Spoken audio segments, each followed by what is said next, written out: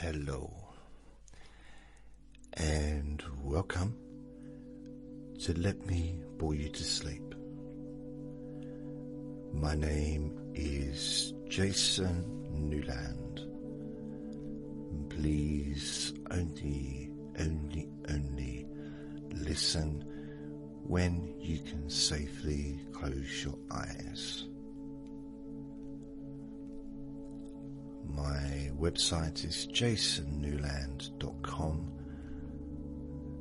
where you can download my recordings.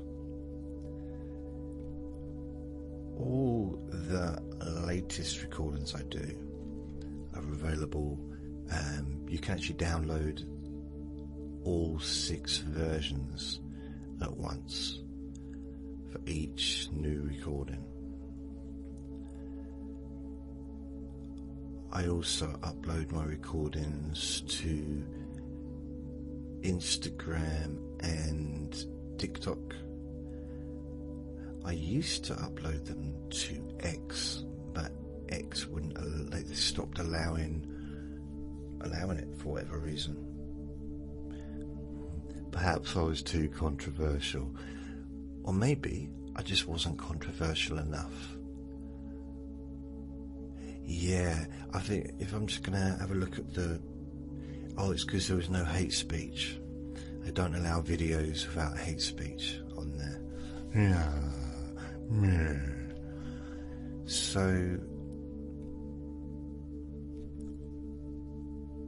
I'm still in the process, the last bits of process of uploading my hypnosis videos to the podcast called Relax and Sleep Hypnosis Daily. So that's still doing that. There's only about 10 left, 10 different recordings left to upload, which is good. And then I will start to look at the next one, which I think will be sleep hypnosis. It's never ending.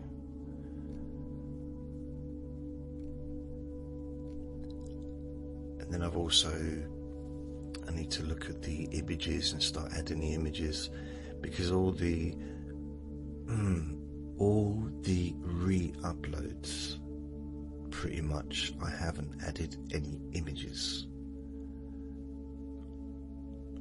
All the newest recordings that I'm doing, I just add images like I normally do.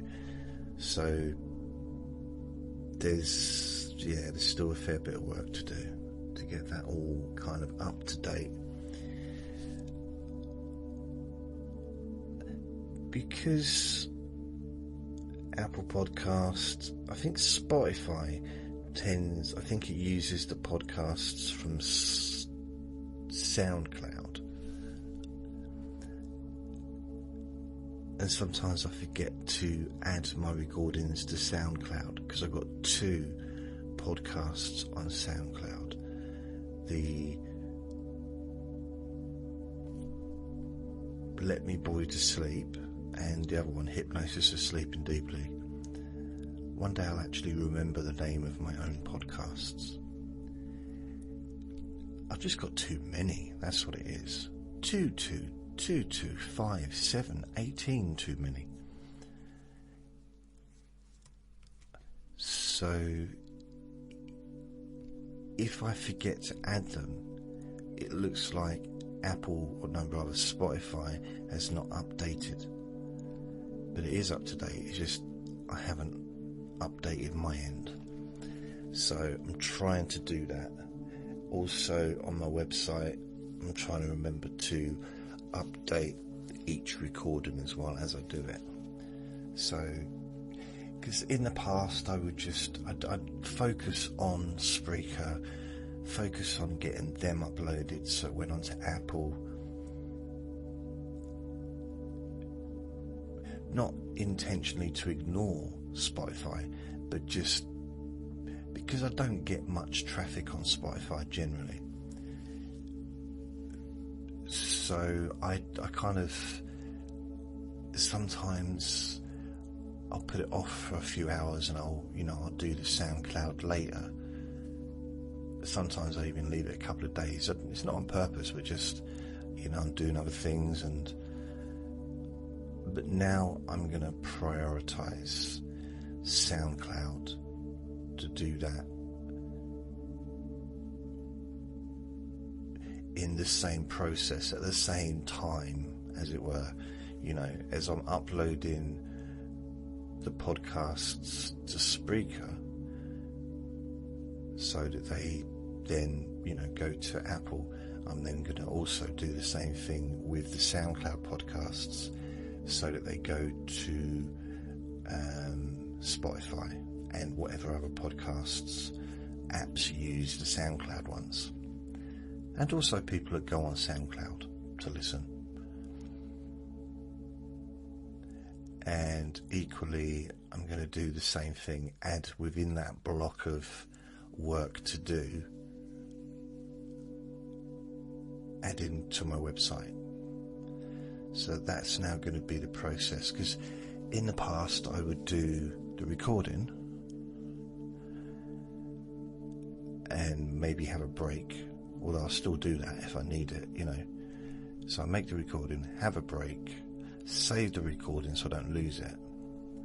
Something like Friday LMBYTS, and then just save it so that it's not gone, and maybe go back to it, an hour or two later. Let's say I've had my breakfast, or take the little one out, and then I come back and I'll edit it.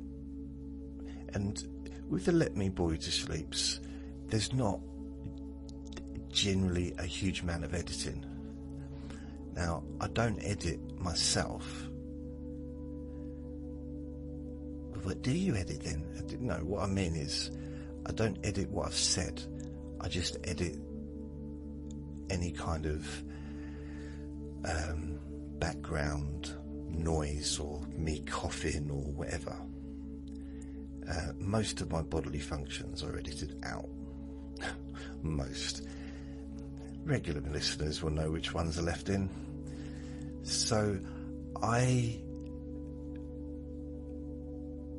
what I do, so let's say Vinny barks, or there's someone at the door, or there's an interruption, the phone rings, I cough, I need to go to the toilet, there's some noise in the garden, whatever it might be, I tap the microphone continuously for about 10 seconds, so it really lodges up the meter on the screen, so I can see that there's a disruption there.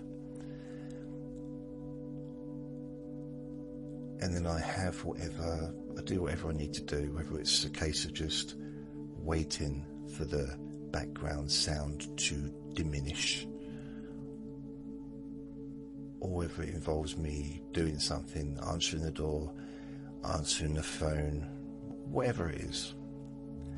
And then when I come back, or when I'm ready to start again, which might only be for a few seconds, might be for a few minutes, it really depends. And then I'll tap the microphone again. It's not the actual microphone itself, there's like a shield, I forget what they call it, but if it's for S's and it's like a spit shield or whatever it's called, an S shield. So I tap that about, again, for like 5 to 10 seconds, probably 5 seconds, so it spikes it up, so that way I can just edit that bit out. But I always listen to just before that and just after it, so I know, because sometimes it doesn't necessarily make sense. So what I do quite often in those situations is I do tell you, like, oh, I just had the dog barking in the garden, or just had someone at the door. And you might wonder, why is he telling us that? The reason I mention it is because otherwise what I was just saying to you might be completely different to what I say after the disturbance. Because you can't hear that there's been a disturbance, it might be a bit incoherent. And you know how important it is to me to be coherent. It's really not, is it? I don't know why I worry about it. It's just, yeah, sometimes I kind of... It's not like the background sound or the dog or the person at the front door or the person phoning me or Vinny deciding to start barking. Like, none of them seem to wait for me to finish the sentence.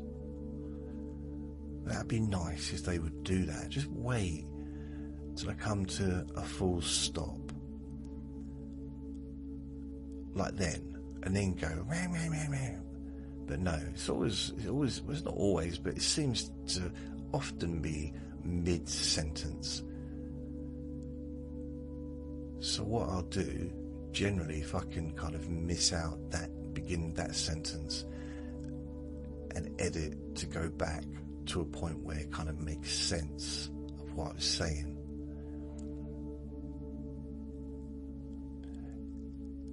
So yeah, it's a little trick. It's not my I'm no expert on editing, but I've been doing it for a long time, so I think I'm fairly competent when it comes to editing my recordings. But I don't edit myself. I don't edit what I said. Generally, occasionally I do, and occasionally I forget to. So sometimes I think, yeah, I think I might leave that. I might cut that bit out. It's very rare. It's even rarer when I think to myself, yeah, I need to cut that bit out, and then I forget to do it. That's why I need to do markers. I need to like tap on the mic to remind me that that needs to be deleted. So it's really just disturbances and background sounds and things like that that get edited out, not what I've said. So I don't think I really say anything particularly controversial anyway. I mean, when it comes to things like politics, I'm very on the fence. I kind of just do, I almost, if I hear, not just politics, but anything, if I hear someone else's opinion, I almost start to move in their direction. I'd be a terrible politician. I'd be in the House of Parliament or Commons or whatever during a Prime Minister's question time on a Wednesday lunchtime at 12 when they do it, because they seem to spend quite a lot of time not doing it. And I would literally have to sit in the middle, because I'd start off being a Conservative, and then 10 minutes in I'd probably be Labour, and then 18 minutes in I might end up being Liberal Democrat or whatever they call themselves. Then I'll be with the Scottish Party, then I'll be with the Northern Irish Party, then I'll be with the Greens, then I'll be an independent, and I'll literally all within an hour or half an hour I just move around like, oh, I agree with that. Oh, I disagree with that, but that's one of my people. Oh, no, got to move. So, yeah. Some would argue I'm perhaps not the most stable person in the world. Maybe. Never really wanted to get into politics, because so much of it is just people's opinions. And also,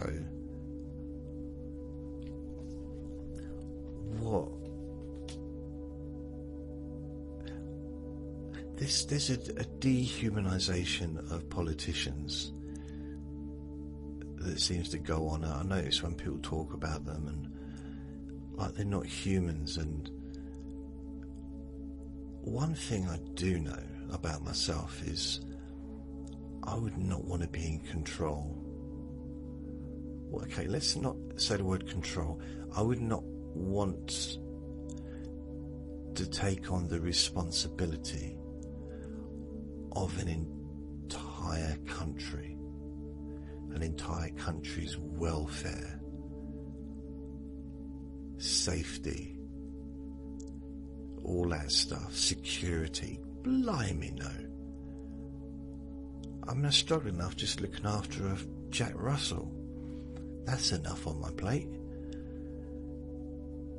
So there's this invisible respect that I have for the government. Not because I agree, and I'm not getting political at all, because I'm not going to mention any specific thing. But it's not because I agree or disagree with what's being said or done, necessarily, sometimes, but it's because I know that I couldn't do any better. And I know that for sure, 100%. Because for every person you help, someone else is going to feel not helped. And that's the way in life. That's just the way it is. It's the same with this podcast stuff I do. You know, it's every time I make a change, it annoys someone. It delights some people, it annoys other people. It's just like, it's not just about trying to please everyone, because of course that's impossible. But I don't want to upset anyone. I'll take pleasing some people but not upsetting anyone to trying to please everyone. Because of pleasing everyone, again, it's never going to happen. But I do want to kind of please the people that are, or my listeners, you that are listening now.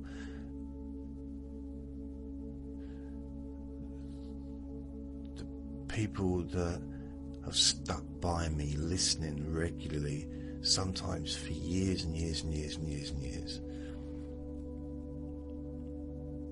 So the idea of not pleasing or doing something that's kind of rocked the boat or caused distress is upsetting to me. So that's why whenever I make a change and it doesn't go down very well, I change the change almost immediately. In this recent case, I have been on it almost immediately, but it's taken quite a while to do. I mean, I was going to say to complete, but it's still not completed. I'm still going through it, so yeah.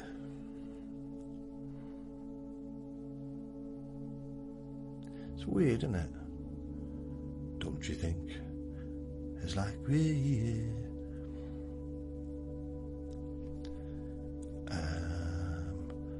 So sexy. So I'm trying to do this.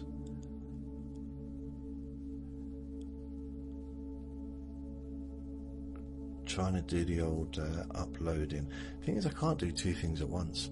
I've literally got my laptop completely free to use, nothing else going on there, and I can just upload or re-upload the recordings while I'm talking, but I can't focus on that.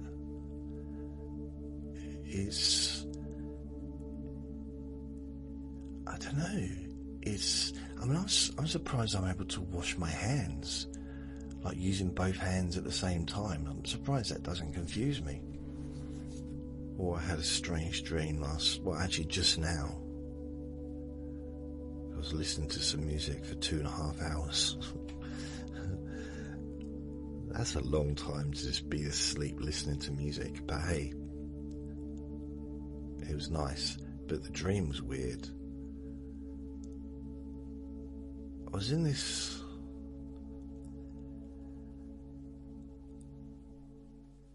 I was in a relationship. Wow, I'm just thinking about it. Yeah, it was a very weird dream. I don't actually want to mention it really. It was too strange. I don't like the idea of wish fulfillment, because I know 1,000,000% that I've had dreams that I do not even one molecule of me would like that to happen in real life. So, was it Freud that said it was that all dreams were wish fulfillment or something? Maybe sometimes that could be the case, but you know, if I'm dreaming about someone that I really, I don't know, let's say if I'm in the past and I've been working somewhere and in an office or something, and there's been a female that I liked, maybe thought I'd like to date, maybe, I don't know, or just liked and didn't really think anything more of it, and then I have a dream of maybe having a romantic adventure with her, then maybe that is a wish fulfillment. You know, maybe in that situation, but no, you know, in other situations, I don't think so. I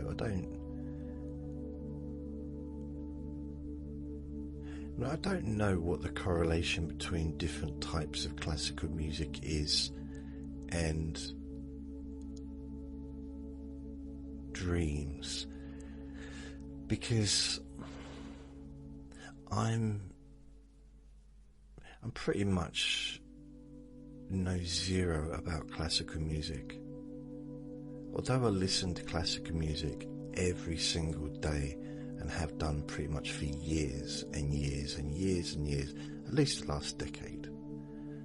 You know, pretty much I listen to classical music.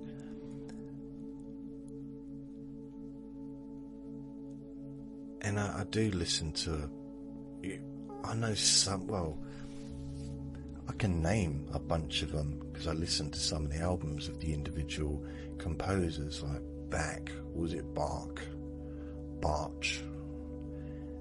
Beethoven,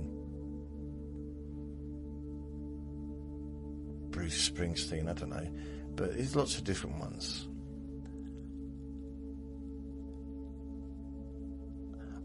There's some, is it Chopin? I know some, I just like the slower ones. Although I do like to listen to a live concert on YouTube, because generally it's not really true. I mean, if I'm in bed listening to classical music, it'll be on my phone and it'll be on Apple Music. If I listen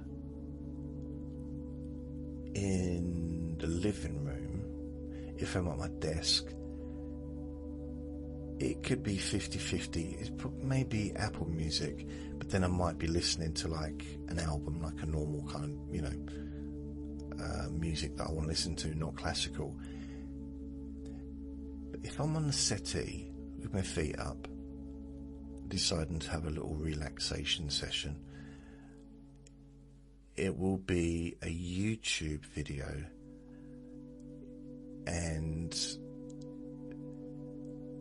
I quite like adagios. I don't know what they are, but I quite like them. But I do also like to find the London harmonica, whatever, the different, because you've got the New York, you've got the Austrian, you've got lots of different far harmonica. Anyway, they're orchestras. And something I quite like about listening to them is there's a real... I quite like the quiet, the gaps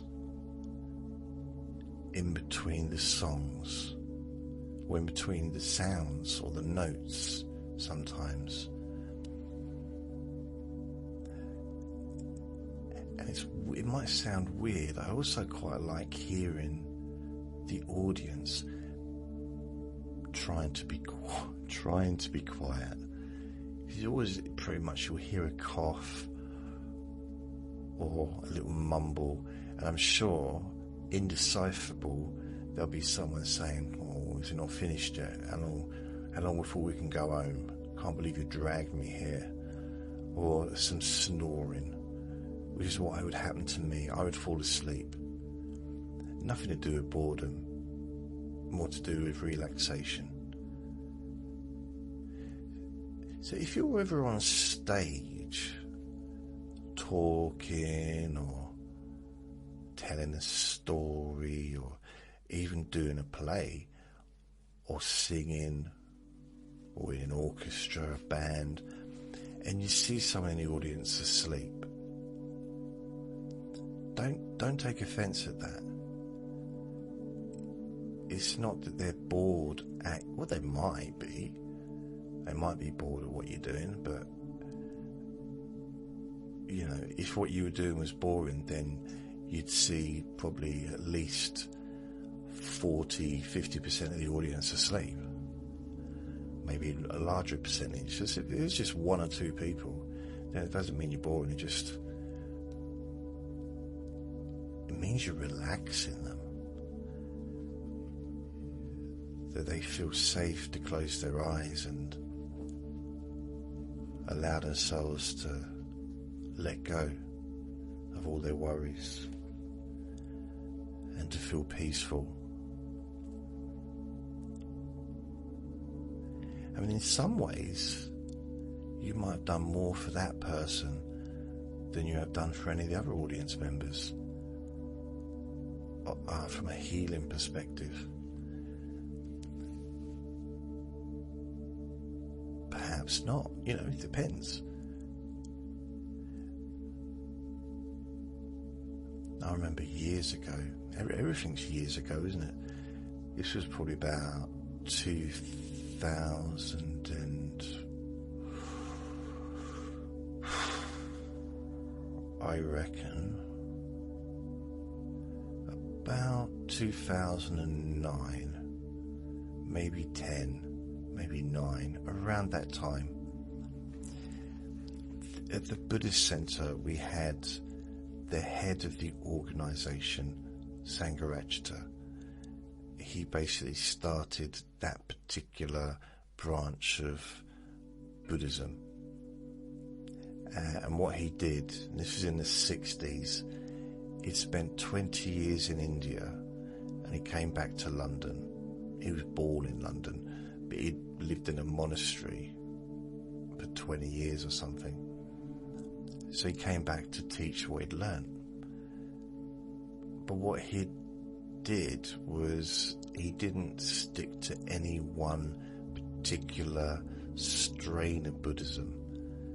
So it wasn't Tibetan Buddhism, it wasn't Theravada, it wasn't Chinese, it wasn't Japanese, it wasn't Indian, it was a mixture of the different types of Buddhism that spread around. And he started that group. It was in a room above a pub in London. I think it was North London. And there's tapes. All his recordings were taped. All his lectures or his talks were taped. I listened to all of them. I used to have them all on a CD or a CD-ROM, so I could download them and listen to it from my laptop. And that was over 20 years ago that I had that. Anyway, so he started that organisation, and and then loads of Buddhist centres started and opened all around the country over the next 50 years, 60 years, whatever long it's been. So I used to go, I've been to two different Buddhist centres, 2 different towns. So anyway, he came, I think he was doing a tour. It was kind of like a book tour or something. He had a new book out and he was just touring around all the different Buddhist centres around the country.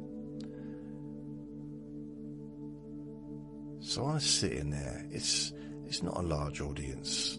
There maybe there was 100 people there, but it wasn't a big centre. There wasn't a big space.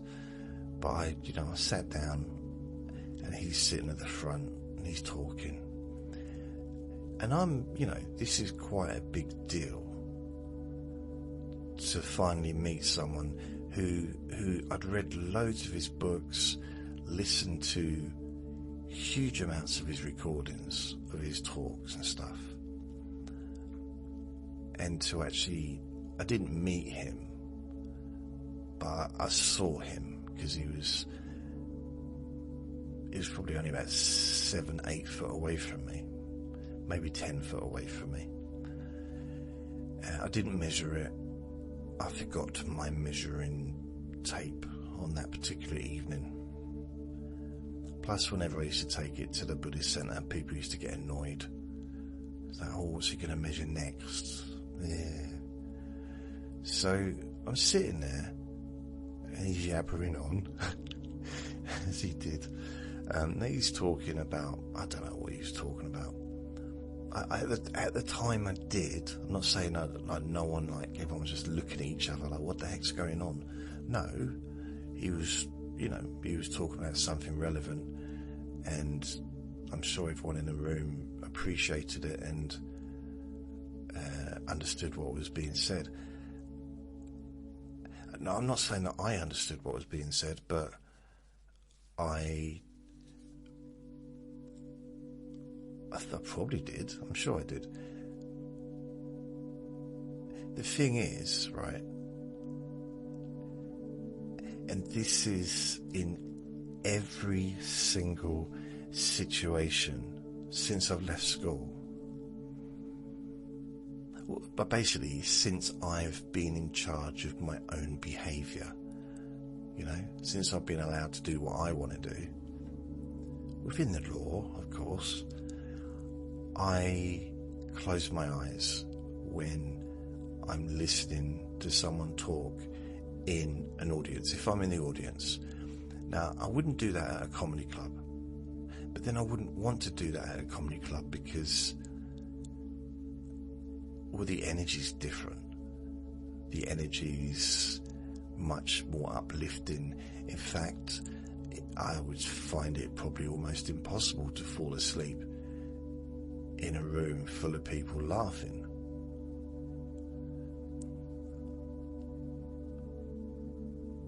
But this was a situation where everything was really calm and slow. And I did fall asleep. And I did snore very loudly. And he punched me. So yeah, that was a bit weird. And he got arrested, and the whole Buddhist movement that he created crumbled within about 2 months, and yeah, ruined a lot of people's lives just because I snored. No, none of that happened. I did snore.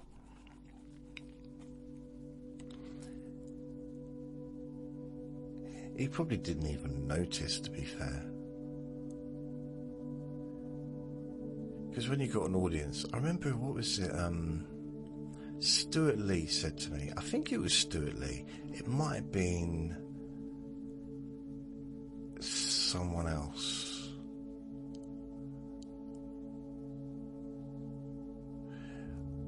It might have been, I think it was Stuart Lee though, a comedian.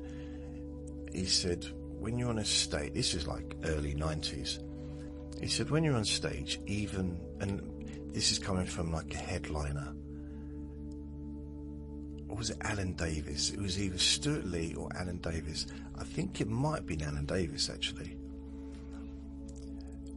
because I ended up doing a few gigs with him. Just coincidentally, I was doing a free spot and he was the headliner, and because I knew probably 90% of the comedians on the London circuit to talk to.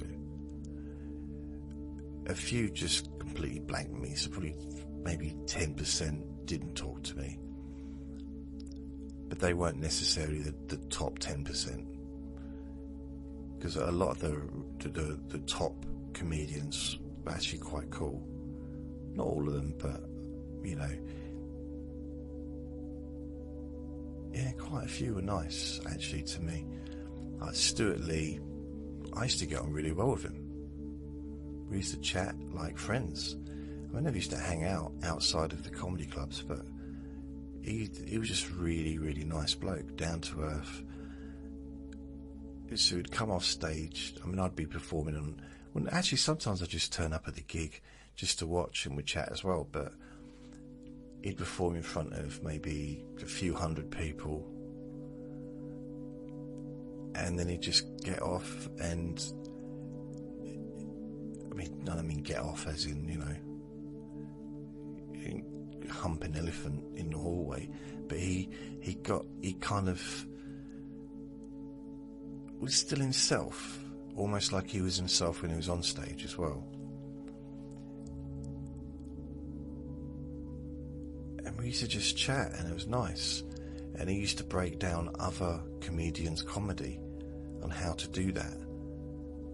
Because at the time I was absolutely obsessed with Mark Thomas, who was another huge name on the comedy circuit in London at the time. And he went on to have his own TV shows and everything like that. But I used to follow Mark Thomas around and watch him. I was a fanboy. In fact, I had his telephone number, and I used to call him up, and he'd give me.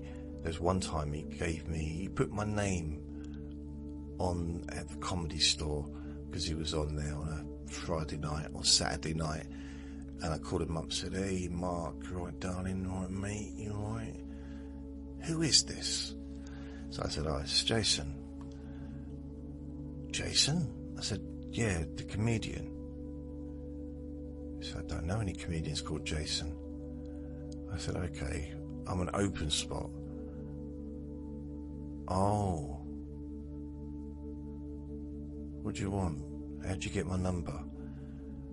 I said, "You gave it to me. You gave it to me at the last weekend. It was Friday night." He said, "Oh yeah, I got to stop drinking." But yeah, he put my name down, and it was cool, and I went and said thank you, and saw him in the green room and everything like that. It was weird because I wanted to be like him, and I was never going to be like him. It just was not going to happen. It was not going to happen. Even if I'd found a way to be good and to be successful, I was never going to be like him. It was just he was a very different person to me, and he was like super fast, and that I wasn't going to be like that.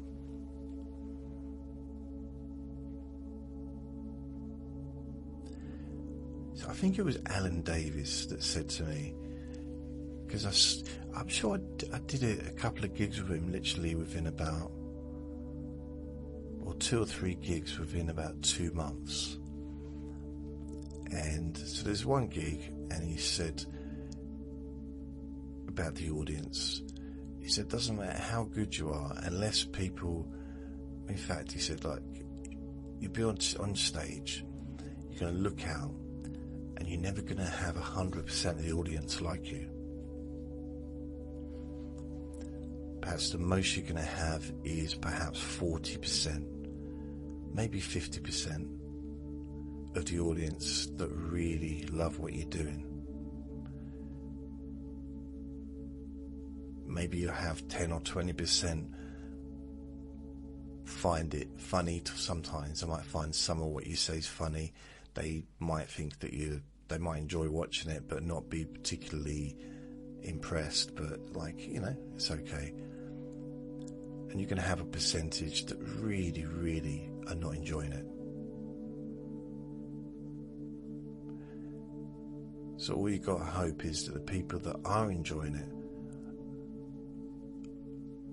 make more noise than the ones that aren't, so that the ones that are enjoying it, their laughter is all you hear. I mean, you could get a heckle and stuff, but generally I didn't really see that much heckling. I mean, I saw thousands of heckles over the years, but considering how many different shows, how many different comedians I saw doing their set, loads of comedians, loads of sets without any heckle, no interruptions, thousands. But then I've also seen lots that have. I mean, some comedians, they'll get like one little heckle, and it might be something they can get material out of. I mean, I remember, I'll come back to Alan Davis in a minute. One of the greatest that I saw, one of the greatest dealers were hecklers in the early 90s, in my opinion, that I saw, was Mark Lamar. And I don't know if you ever saw Mark Lamar on stage, or some people might. If you're in other countries, you might not know who he is. So he was a headlining comedian when I started. So he started probably late 80s, and he was really, he had everything. He had the look, he wore a suit, he was flashy, he was arrogant on stage, but he was very funny. And also, he didn't even need an audience member to say anything or to heckle in order for him to get 5 or 10 minutes worth of material out of it. All he needed was a member to be scratching a table or playing with their drink, maybe just moving the glass or looking at another member of the audience. It's just one little thing he'd see, and it'd spark off like 5 or 10 minutes of him ripping into them. Not even in a vicious way, just making fun, and it was funny. And I don't think I've ever seen, off the top of my head, really any other, during my time doing, involved in that, never saw another comedian do that, or to do it as well as he did.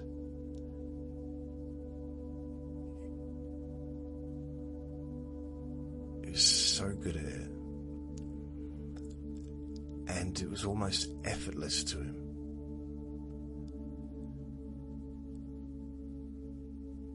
I know behind the scenes there's a huge amount of work goes into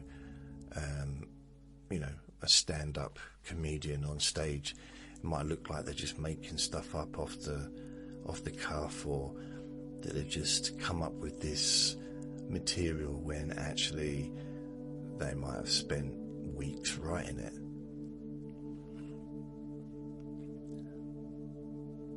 It was just really, I don't know, it's one of my favourites when it came to that, and Stuart Lee was as well when it came to the comedy, doing comedy. Now Alan Davis, he went on to do TV work as well.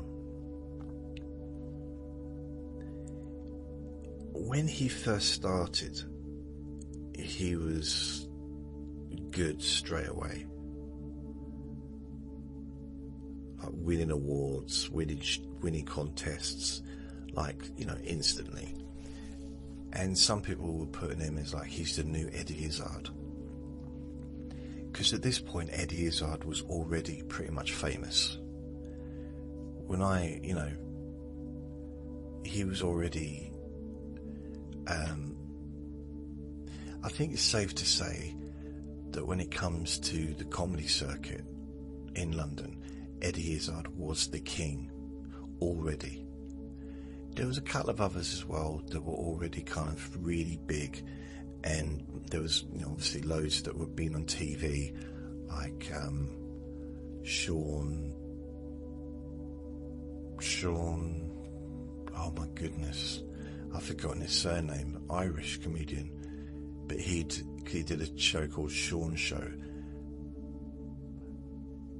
so he was already famous anyway. Another comedian, I suppose, Eddie Izzard and Sean Locke. Sean Locke was the comedian's comedian. So there seemed to be two comedians that the general comedians, you know, like the headliners and whatever, would get excited about going to see. Eddie Izzard's was one, and back then, I mean, and Sean Locke. So if Sean Locke was doing a gig in the closing show at the Comedy Store, which would be late at night or early hours of the morning, I'm not sure really, a lot of comedians would get together, get into a cab and like go there and watch it. So he was the comedian's comedian. I don't think I ever met him, never met Sean Locke, because again, he was already successful, really successful, before I kind of got involved in that. Eddie Izzard, I never met him to speak to him, although he did do a charity gig at a club I was at, probably 97, early 98.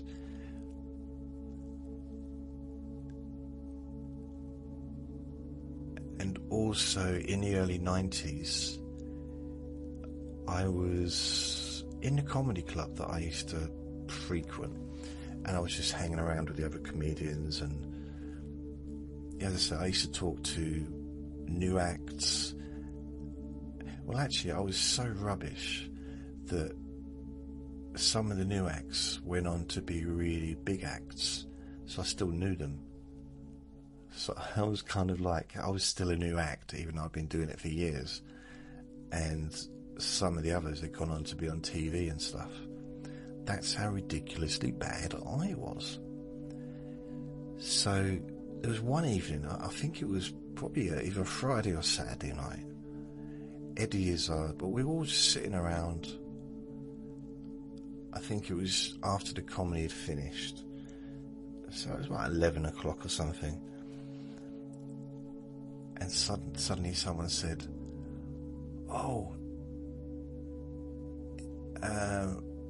just got a phone call, we're going to go and... How would they get a phone call? We didn't have mobile phones back then.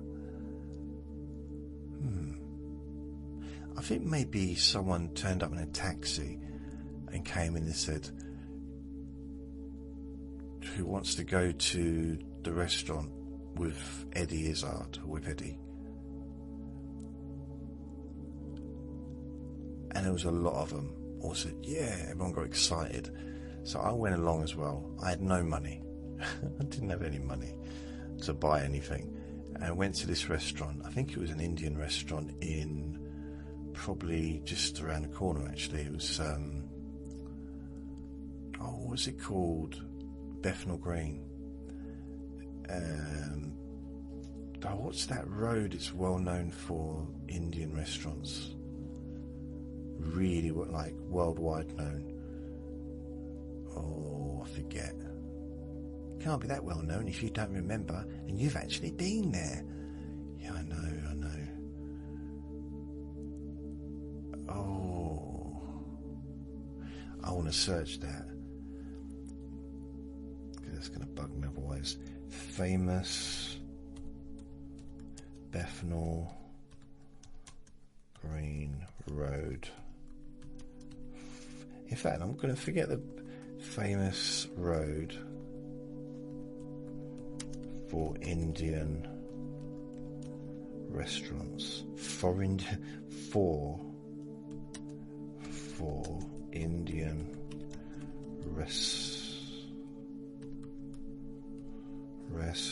how do you spell restaurants? UK. Brick Lane.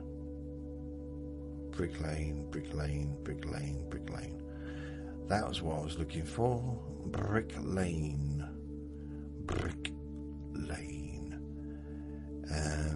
It says here the best 100 Indian restaurants UK. Let's see how many. This is the British Indian goodfoodguide.com. Let's see how many of them are in Brick Lane out of all 100. This is 2025. Right. The 100 best restaurants. Each restaurant has earned its place through sustained excellence in flavour, technique and genuine hospitality.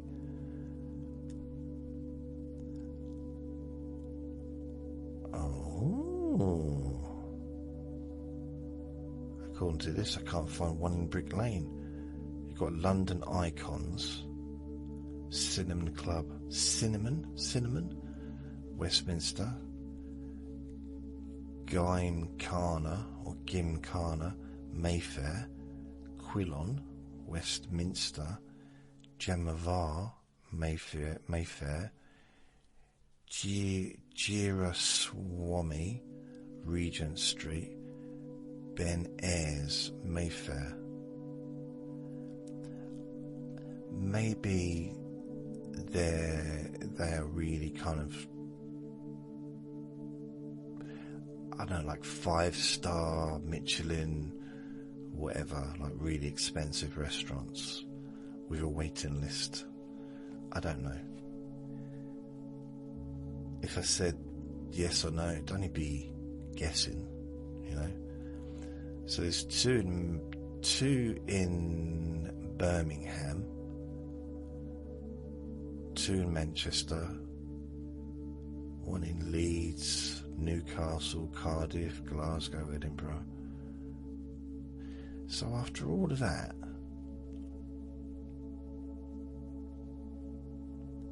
not one in Brick Street. How weird. Because Brick Street is, okay, London is, you know, when it comes to the rest of the country outside of the south, do not really class London as the capital.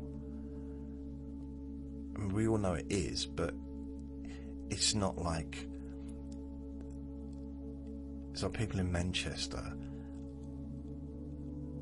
are not, or Liverpool or Bradford or Nottingham, they're not impressed by London, like, or London's the big place.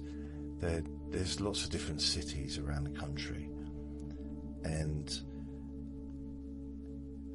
I get the impression that people in the south, we go to London, it's like London is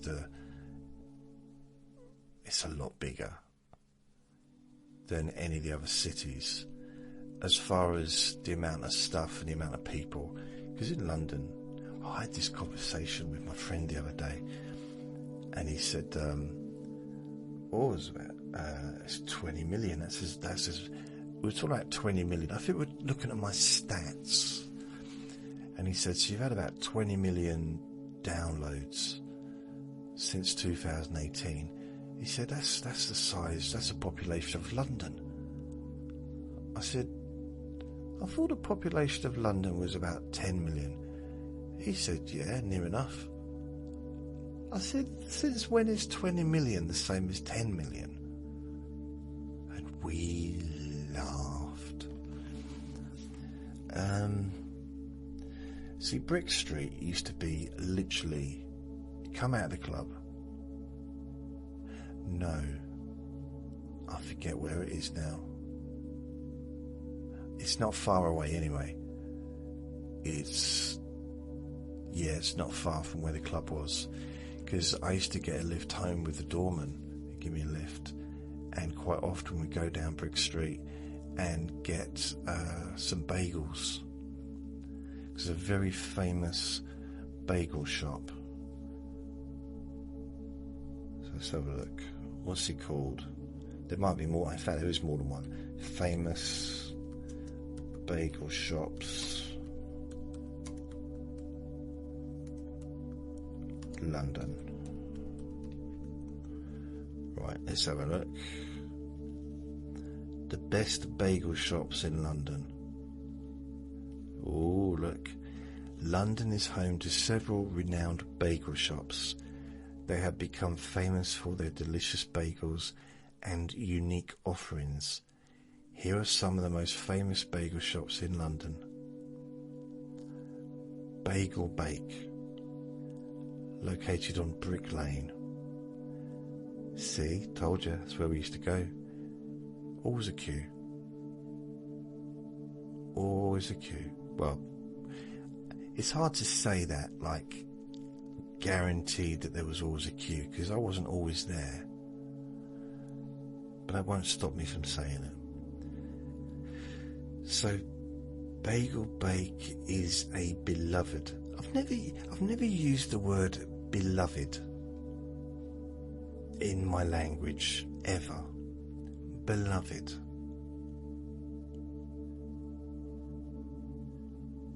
No, never.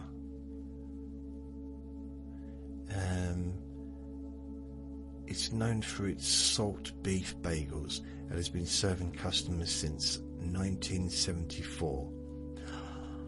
Oh, I forgot this. It's open 24 hours and is a must visit to anyone looking to indulge in a classic bagel experience. I think I used to have cheese on mine. I don't know why, but they are delicious. Really, I would never buy bagels from a shop. And the only reason is because after having a bagel in possibly the best bagel place in the world, I'm exaggerating, but I still believe it. It's hard to just go back to I've never really been into bagels. I didn't even really know what they were. All I knew is I liked them, and I liked them a lot. It was, honestly, especially because they'd come out and they'd be warm and absolutely beautiful. So, if there was a bagel shop around here, it'd be gorgeous. I'd be eating bagels every day. I love them. So, I don't know, because there's other ones called Papol's Bagels. It doesn't say where these are. They're in London. There's one in Finsbury Park called Happening Bagel Bakery. And there's one called B Bagel. The 14 best bagels in London.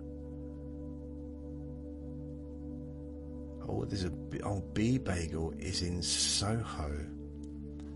So that might have been there a long time as well.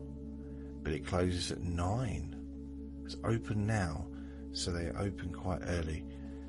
Oh, there's also a Bagel, Tottenham Court Road. I'm guessing it's the same company. There's another one in Soho called It's Bagels. But from what I look, you can actually sit in there as well. So I think if you have a cup of coffee or whatever, it would be quite, bagels would go there.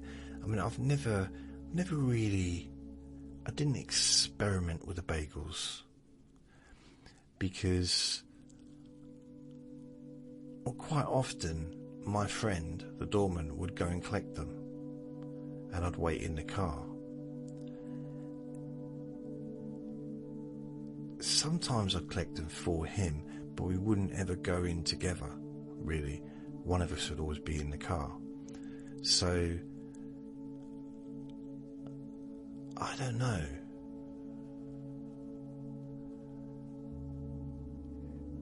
I wasn't a big fan of going there at like 3 in the morning, I'll be honest, on a Saturday morning or a Sunday morning. Just because of, the people are around at that time of the day or night. So I preferred it when he went, because he was huge and I knew that he was okay. I didn't really fancy going myself, although when I did go, I walked very, very fast. It's amazing how fast I can walk when I need to. But I didn't enjoy the journey, even though it was only across the road. The good thing at that time in the morning, the queue wasn't large. It was generally just a queue of people waiting to probably have them cooked, because there'd be 24 hours. Eventually they're going to run out at some points or get close to running out, so almost guaranteed to have a really fresh bagel.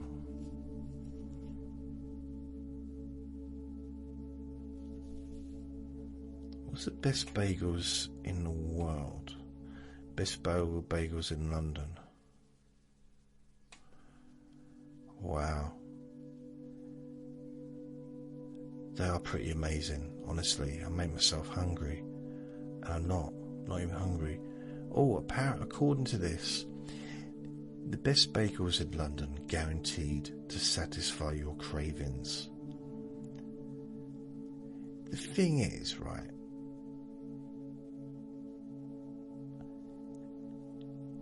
this is called thehandbook.com. So it's a website. I guess it's like a lifestyle, food, fashion, beauty, travel, culture, stuff like that. There's no way of knowing, really, is there, whether or not the bagels or the bagel shops that they recommend on this page is really the best, or whether it's just one that they're maybe being paid to promote. I don't know. But they're putting down Bagel as number one.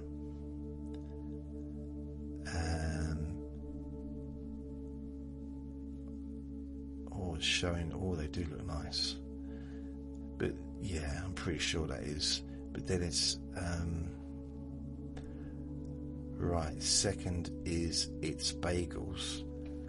These are classic New York style bagels. It's Regent's Park Road. The B Bagels is various, but we already looked at that earlier.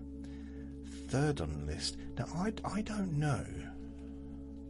Oh no, I've got it wrong. Papo's Bagels was number one. Now, this might just be in the order, because they're saying, it might not be in the order of best, the best to least best. It might just be, that's not me what it means though, isn't it? Now, if you've got a list, we're going to give you the best bagels in London. The best bagels in London, guaranteed to satisfy your cravings. The 12th of February 2026 by Lotic Wondro. Read time 6 minutes. Yeah, for you, for me, probably about 25 minutes. So Papo's Bagels comes at number 1. It's saying you've probably seen this circling around your TikTok and Insta feeds. But apparently it's worth the hype. I don't know where that's in. Shacklewell Lane, E8, and then B Bagel, then It's Bagels in Regency Park Road. They sell New York style bagels.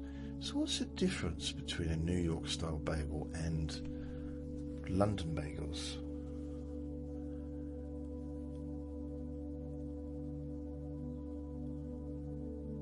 From garlic and everything seasoning to pumpernickel options. There's a bagel for every occasion. Load it up with your fillings of choice. So I guess it's a little bit like not Sidewalk, not Underground. What's that sandwich shop? It's gone right out of my head, the name of that. You know, when you just choose your fillings. Subway. Underground. Yeah, Subway. So I guess it's a similar kind of thing to that, isn't it? But instead of a foot long bread, you've got bagels. If you're looking to get your hands on the viral rainbow style bagels, this is the spot for you. Available on the weekend, you can enjoy this colourful combination loaded with your favourite filings. Okay. I mean, it's got one cut in half. It's nice. Oh, it reminds me. At the comedy club, the one that I talk about that I used to frequent from 91 onwards, it's closed now, it's gone. But it's been gone for over 10 years, I think. Opposite, there used to be... I mean, there was... in the early days, there was nothing there. Literally, you'd walk down that road, and the road was broken into 3 parts. You know, there'd be a road in between each one.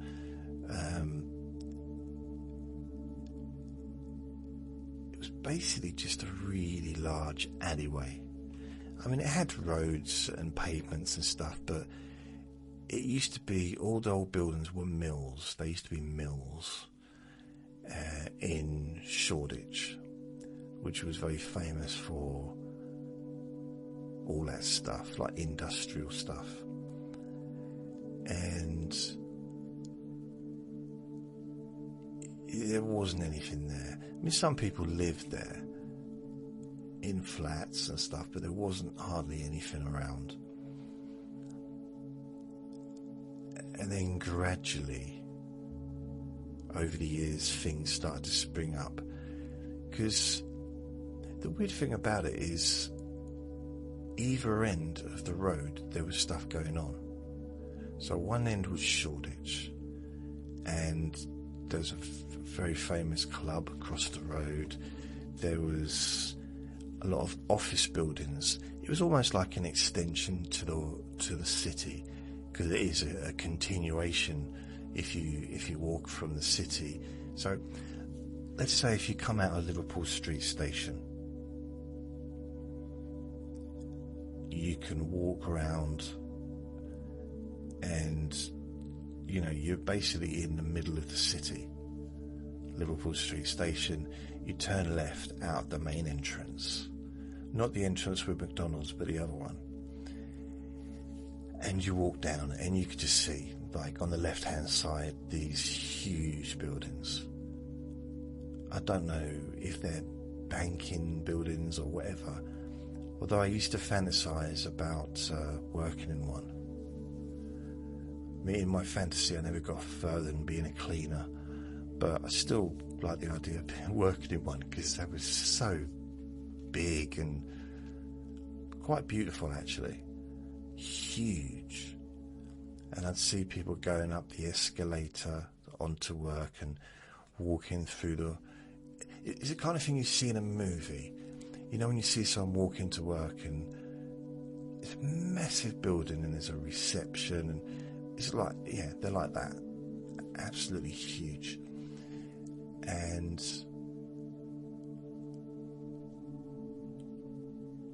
I remember just seeing over time some of these buildings being built.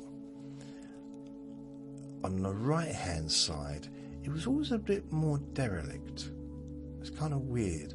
I don't know what it's like now. I'm sure it's been cleaned up a lot more now, but walking down Liverpool Street, I'd also used to be a policeman, or the army. I think it was police.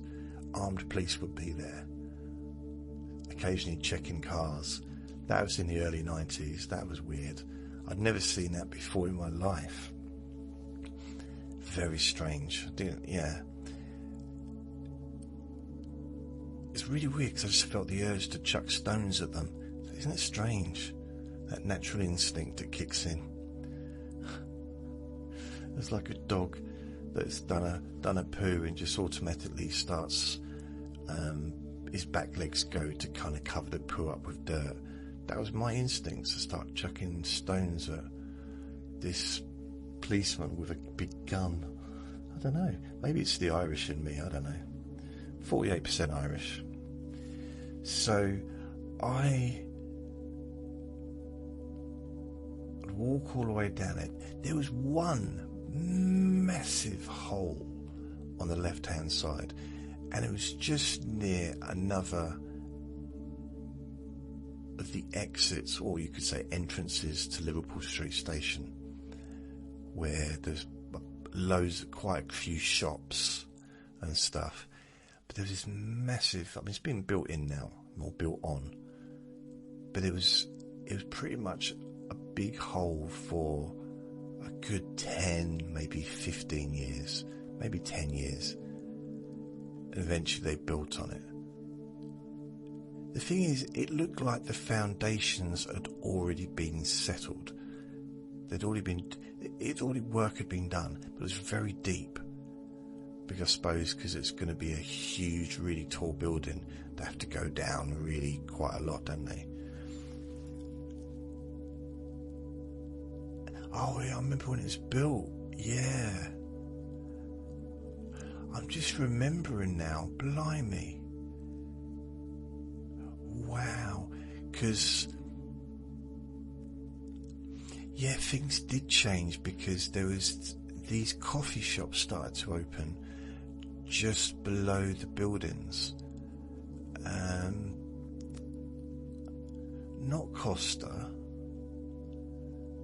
not the popular ones that are around the country, but there's one in London that was really, it was more kind of, it wasn't cheap, to be fair. Coffee, I'm going to see what a coffee place is. I forget the name of it, but people used, mind you, thinking about it, maybe when I was in London, I didn't know about Costa or anything, because they were quite a new idea. Because in the 90s, I remember I used to be, when I was a security guard and I worked in the West End, I would go home, but before I went home, I'd go to an Italian coffee place and have something to eat and have a cup of coffee.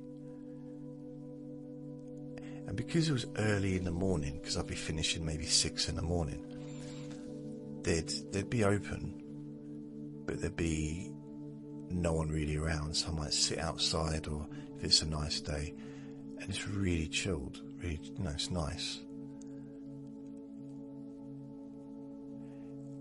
And that seemed to be the way that London was back then. If you wanted to go for a coffee, you went to, it was the Italian, they'd like be on the corners, and a lot of Italian places, especially like in the West End and the city kind of area, or you go to a cafe.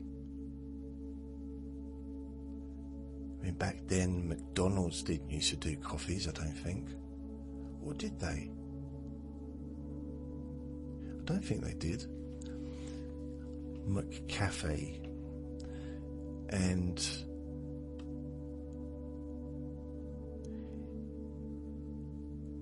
I can't remember the name of it.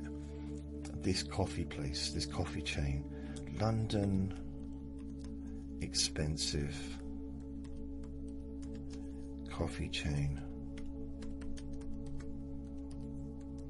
Liverpool Street.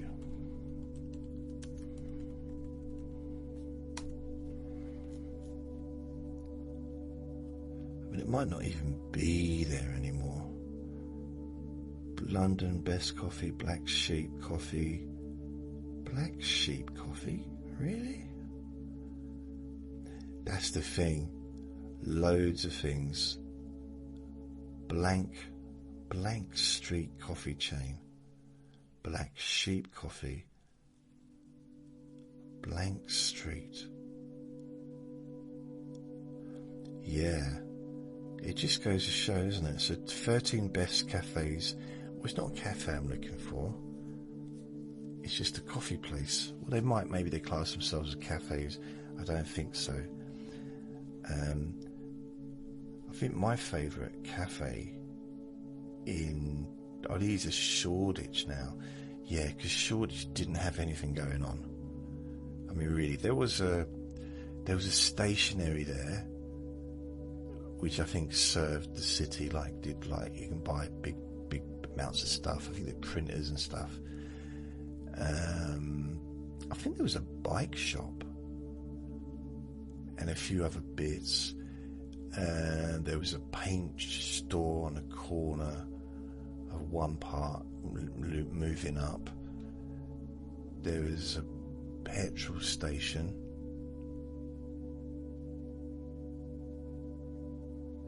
As a point,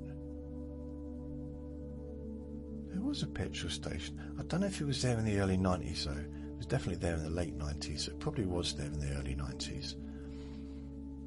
Because I used to get, sometimes when it's like, I knew I was going to be late at night and I wasn't going to eat anything, I would get them,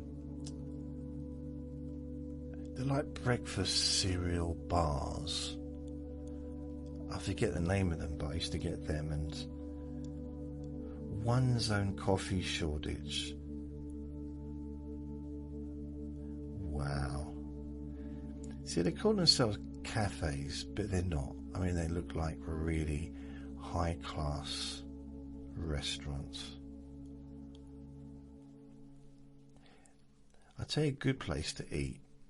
If you're in Liverpool Street, I mean, there's places in Liverpool Street Station itself, but if you come out the main entrance, like the main entrance, the ones with the escalators and the big stairs and stuff, directly opposite the entrance, there is, well, I would say there was a newsagent's and a cafe next to the newsagent's. Maybe not, or might not be right next to it, but there is a place there. That's a good place to have something to eat. I used to go in there sometimes early hours of the morning on a Saturday or Friday, Sunday early hours, with a couple of comedians, and we just go in there and have a cup of coffee and maybe have some cakes, because we had to wait because there's no train, so we're waiting for the next train to come to take us back to Stratford, which wasn't until 6. So we'd be hanging around for a couple of hours Oh, the good old days. The good old days. Also opposite Liverpool Street Station is a police station, but it's pretty much hidden. Unless, of course, you're naughty, then you see exactly where it is. Cafe Plaza, Hoxton, Sabini Bar, blimey, it looks like a jeweller's. Wow. So, London's most expensive coffee, zing, bing, ting, it was something like that. Okay, coffee, expensive. Well, if I just put in coffee, Liverpool Street Station, ooh, I don't know, because it's still not, is it?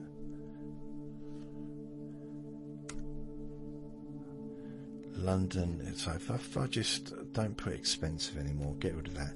Is it, maybe it was Zzz's? No, it was Zzz's, isn't that like a pizza place? I mean, I've told this story before, but Alan Davis, I remember I said to him before I went on stage on this one occasion, I said, if this doesn't go well, I'm quitting. So I went on stage and come off stage, and then he goes on stage, and you know, that's it, see ya. Right. I see him about probably 3 months later at another gig, and the first thing he says to me, he says, I thought you'd quit. I thought you... He didn't say anything on the night about it being really rubbish, but he literally just said, oh, I thought you'd quit. I thought you... Such a cheeky monkey he was. It was very funny though. It was annoying, but it was funny at the same time. The thing about him, he's always he's such a friendly person. He's one of these people, I imagine you could say stuff and get away with it because he said it with a smile, you know. But I remember when he first came out, well, not first, but when he was kind of first well known on the circuit, he was being compared like the new Eddie Izzard, because he had a certain style, very creative kind of style to him, which was apparently similar to Eddie Izzard, but I'd not really seen Eddie Izzard, so I didn't know. I'd seen a lot of Alan Davis on stage, but I don't know. All I know is he was very, very funny and very popular. I can't find. All I want is a coffee, London Coffee, Liverpool Street Station. Right, okay, if I put in Liverpool Street, London,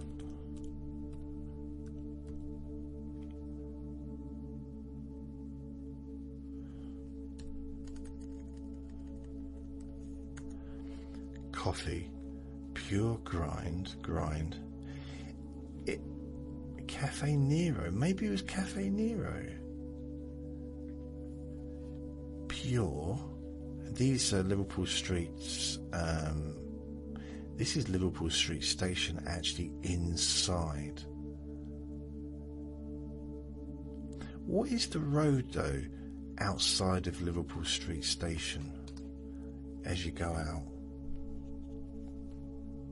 Oh, some of this food looks lovely. Maybe it was Black Sheep Coffee. Perhaps it was Costa, because I'd not really heard of places like that before. Ooh, Nude Coffee Roasters. Ooh, it's a bit cheeky, isn't it? Costa Coffee, Costa Coffee, Costa. Right. Ozone Coffee, blank.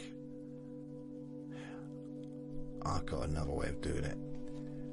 Okay, if I'm gonna go to ChatGPT, so I want to find out.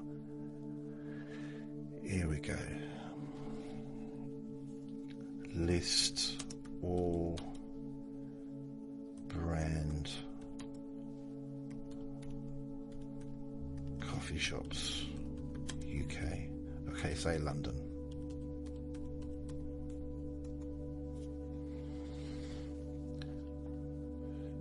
Major branded coffee shops: Costa, Starbucks, Cafe Nero, Pret a Manger. That's the one. That's the one. Pret a Manger. So we don't have those. I've never lived anywhere that's had a Pret a Manger. I've never been in a Dunkin' Donuts, and I think we might have one here. Pret a Manger. Isn't it weird? It went out of my head, but as soon as I saw it in print, well, on my screen anyway, it's like, wow. So if I put in Pret a Manger near Liverpool Street, it comes up straight away. Food near Liverpool Street Station. So let's see what comes up. The Ivy, Yarn. Because the thing is, if it's no, not restaurants. Pret a Manger, 19 to 20 Liverpool Street. Oh, there's another one at 100 Liverpool Street, London. Blimey. I thought there was more than one as well. So I used to go in there on the way, because there was a period when I was doing university, I would come up to London a couple of days a week and help out in a comedy club in the office, and I would generally get myself a coffee and something from Pret a Manger, like a sandwich or whatever. So, and probably a cookie. I'd probably say, yeah, or a cake, something like that.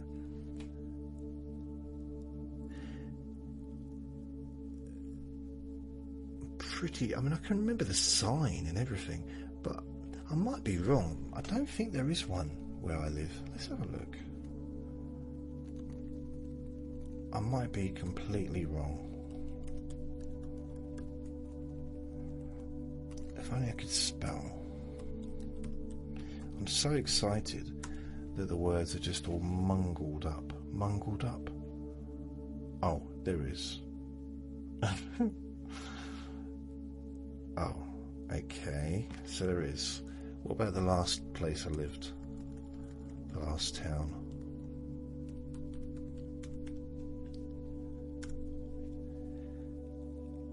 Oh, it's permanently closed, but there was one. So,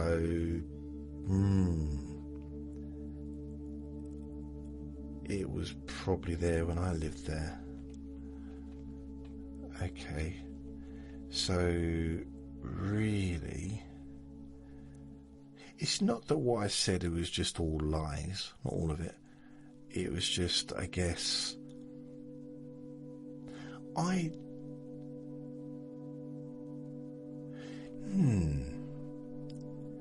because I don't remember Pret a Manger being somewhere to sit.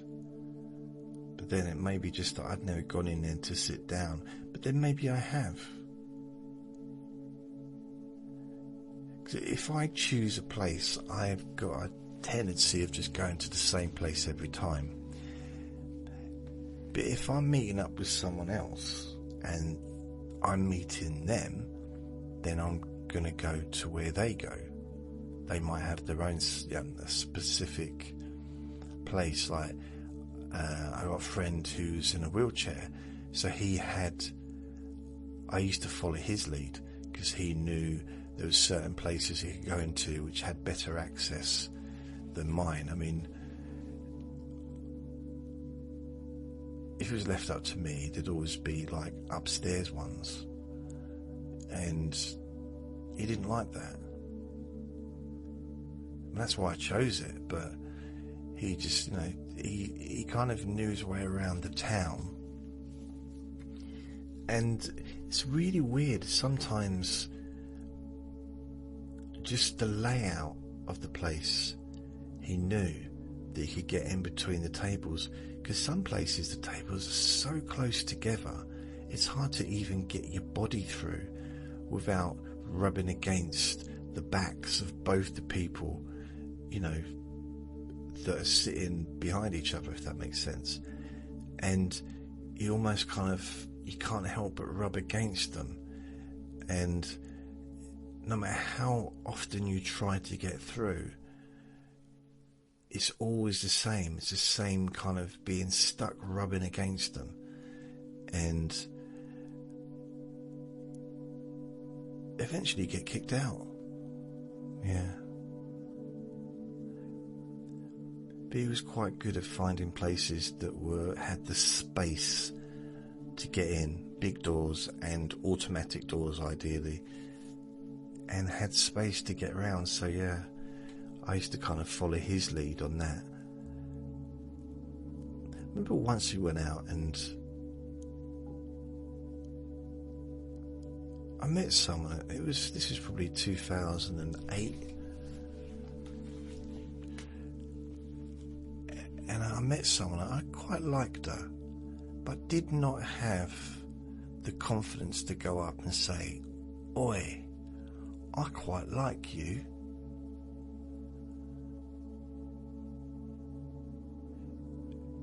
And in reality,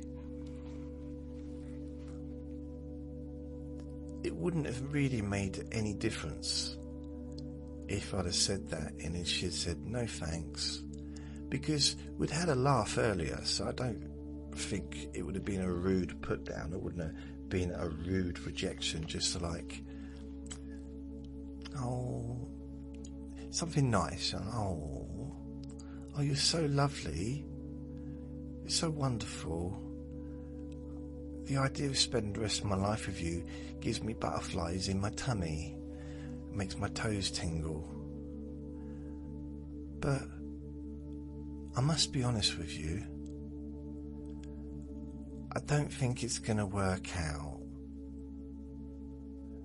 Don't ask me to tell you why, but just be sure that it's not you, it's me. And I'm not angry, I'm just disappointed. Whose fault do you think it is? Whose fault is it then? Sorry, I went into cliches.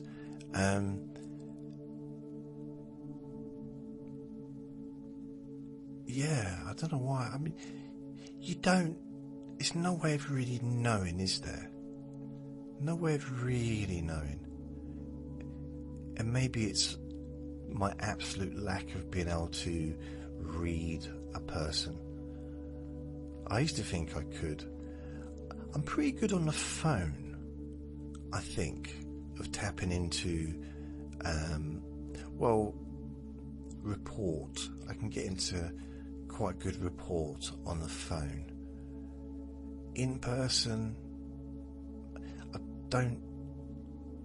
I guess I don't have that confidence or reassurance. On the phone, even if it's in a work situation or making appointments, I know I sound okay on the phone. I sound alright. I don't mean well, but I mean I sound, I've got a fairly okay voice.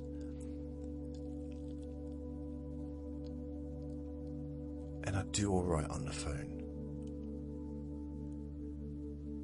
But at the same time, I've had years and years of training and experience of working on phones.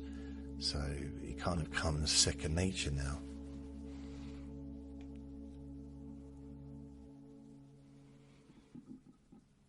Oh, my tummy's rumbling. What an unusual situation. Rumbling tummy, tummy, tummy, tummy, tummy, rumbling, rumbling.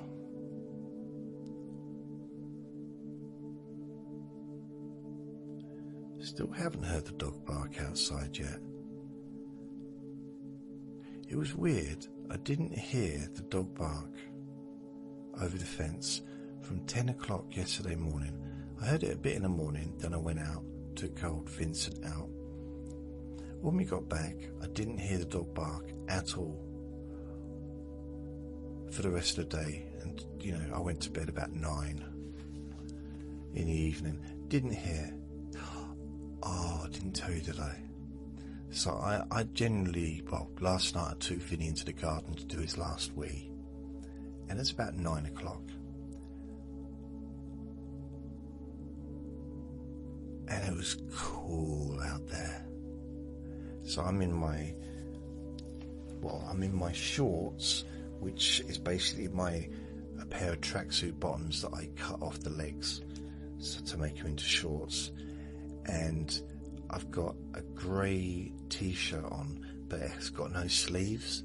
Do you know those ones that just, I think it's for men that have muscles and want to show off their shoulders and stuff. Doesn't quite work the same on me. It's a different aesthetic. Is that the right word? Has a different aesthetic result.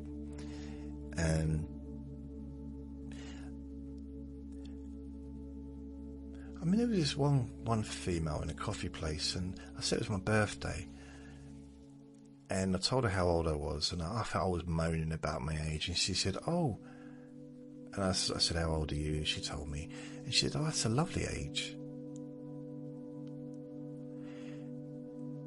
Now, I don't know. The thing is, I was in love with her, right? I'm talking seriously. I wasn't stalking. Every time I saw her, I fell in love with her every time. It's very weird. Even when she was grumpy. She wasn't the most smiley person in the world at work. But it was something about her. I don't know what it was. And for a few years, I wasn't sitting in there every day, all day for 3 years. I went in there because I was in there before she started working there. I used to go in there because it was a really good place for me, it was the best place to go to have a coffee and to get some, like a snack, or, not a bagel, but like a roll with something in it, or whatever. A toasted sandwich. Because it wasn't, it's closed now, but it wasn't one of the major brands, It was an independent one, and I quite liked that. But anyway, I remember, it was my birthday, and she said, "Oh, it's a nice age." And I didn't know what to say. So I pushed her over. No, I didn't push her over. I said, "Oh." Now, I've relived that experience probably a few thousand times since, which is a bit silly, but if I'm honest, that is true. Many, many times and I've kind of reimagined the situation, like, what would have happened if I hadn't pushed her over? No, what would have happened if I'd have just said, "Do you want to go out?" Just one sentence. Because she might not have been opening the gate for me. It might not be. She might have just been being friendly.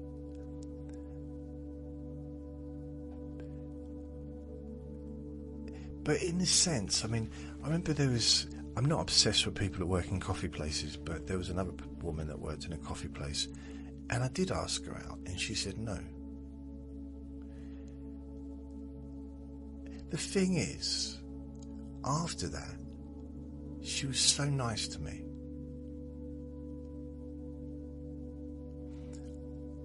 I think she started seeing me differently after I'd asked her out. And she'd come up and serve the table, and she'd ask me how I was. And she'd put a hand on my shoulder and stuff like that, which she didn't used to do before.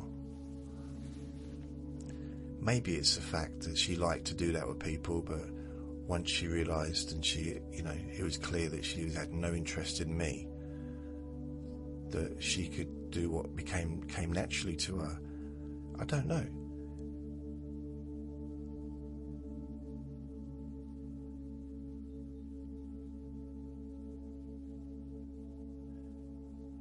I didn't used to go around just asking people out, although there was another at work, at Churchill's actually. There was this lady on the reception, and she was really friendly to me, but she wasn't being really friendly to anyone else. I mean, she's being friendly to everyone, but she seemed to like me. I don't know. I was wrong. She didn't. But I thought she liked me. So I asked her out. I thought, well, to hell with it. Why not? It wasn't that long after I'd left London, and I still had a little bit of confidence left. Because when I was in London, I was used to dating and quite regularly, so it wasn't like such a big deal. But then I realised that if you're at work and you ask someone out and they say no, first of all, there's a chance that the whole building will find out, which did happen.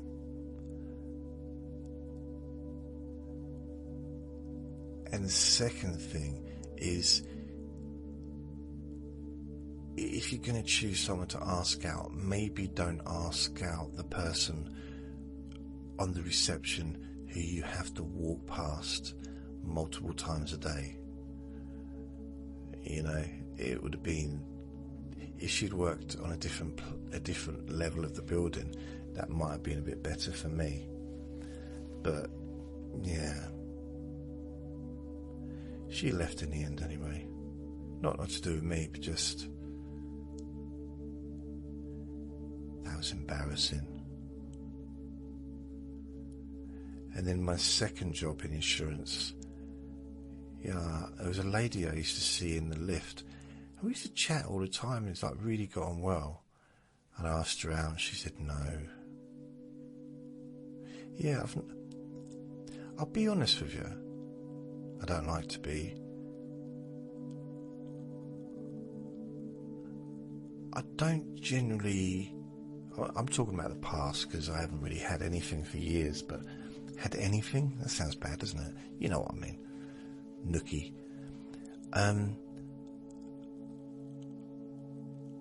When I was in my 20s, I generally didn't really ask people out. It'd just be kind of have something happen naturally. If there was a connection, then there was a connection, and it was quite easy to work with, especially when I was a DJ and stuff.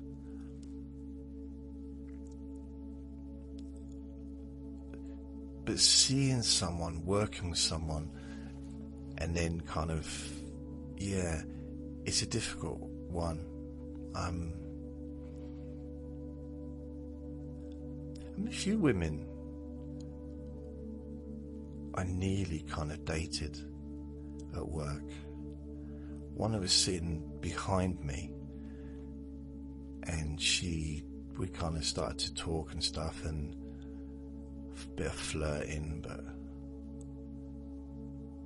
the thing is, we were waiting for the lift, and I pushed her over.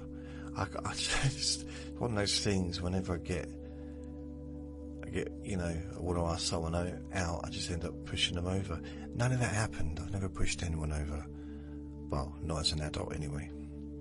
I don't mean I've never pushed an adult over. I mean, since I left school, I've never pushed anyone over. That's what I mean. And I wasn't continuously pushing people over at school, because most people were bigger than me. But in the first year, I did do a bit of pushing. I was a little bit naughty in the first year of high school. I improved. No, I didn't. I didn't improve. I was going to say over the next few years I improved. I didn't. But I was better behaved. I don't know. I'm not sure. I can't remember. I can. I just don't want to talk about it. So there. You can't make me. Can't make me. Okay. Well, here's what happened. No. Trying to think anyone else that I asked out, that I embarrassed myself with. Or anyone that said no. It's embarrassing. I asked one lady out that worked in a travel agency, and she said yes. This is when I was 18.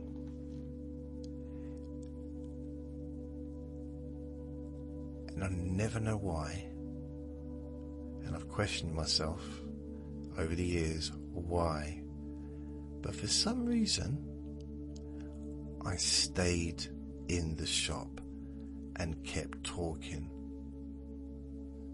for the next hour, to the point where she said, I don't want to go out with you now.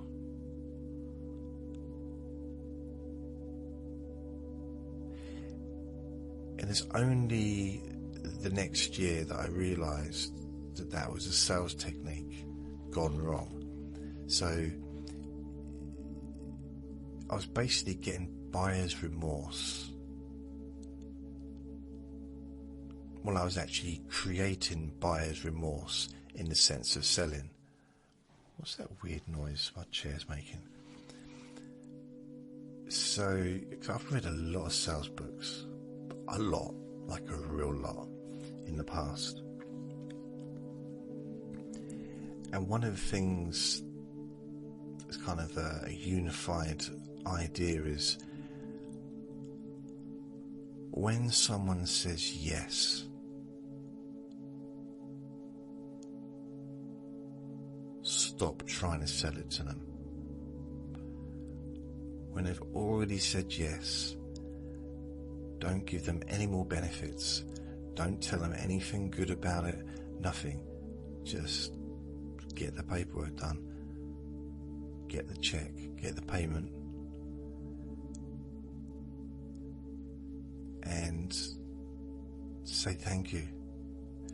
I mean, I'm sure if you're in person, once you got the payment sorted, and maybe you discuss in delivery, or if it's a kitchen, discussing getting it fitted or whatever like that, then yeah, there might be, oh, forgot to tell you, you know what I mean, there could be an extra added thing on, like, oh, you get a free giraffe with every kitchen or something like that. So that's what I did with that situation. I oversold. Not that there was much to sell, because it was basically my personality. My personality put her off, because I think she thought I was quite sweet and nice. I mean, she was way out of my league, but I remember once I went on a date. Oh no, I'm not going to tell you about that one. It's really weird. I have memories of quite a few of the people I've dated, but there's one particular female and I don't remember her. But I remember going to the cinema with her. But I don't know who she was, how I ended up getting to the cinema with her, where I met her. I never saw her again. And this is when I lived in a tiny little town. So basically we went to the cinema, and I was 16, 17, and I was hoping for some action. Well, by action I mean maybe holding hands, maybe kissing, something like that, in the cinema. I was a teenager. I did something I'd never done before. And I put my hand on her knee. And she removed my hand from her knee. Like, picked me up, by my wrist and just dropped it into my own lap. And I didn't like her anymore after that. First of all, because obviously there was rejection. And it's not like I wasn't, okay, technically, you could say you keep your hands to yourself. And suppose, yes, you can argue that. But, this was supposed to be like a romantic, kissy. Well, maybe from my perspective. If she'd have touched my knee, I wouldn't have got angry with her. I'd have just asked her politely to remove her hand. I wouldn't have, been stroppy about it. Plus, she hurt my wrist when she grabbed it. I mean, she had a bit of a grip on her, which also kind of put me off her a little bit, because I thought, oh no, she'd end up pulling it off. And then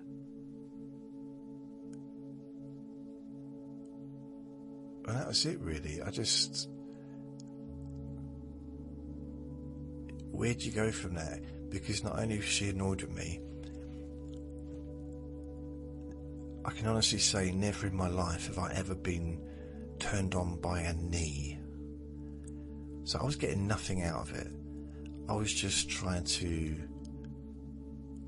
connect with her physically, just like in a friendly way. Almost like, just pinch the knee. I didn't pinch it. I didn't steal it, and I didn't nip it. It was kind of just like a tester to see whether or not she liked me, because she'd come along to the cinema, so I kind of assumed that she did like me, and I didn't realise maybe she just wanted to watch the movie. That didn't really enter the possibilities in my mind, to be honest.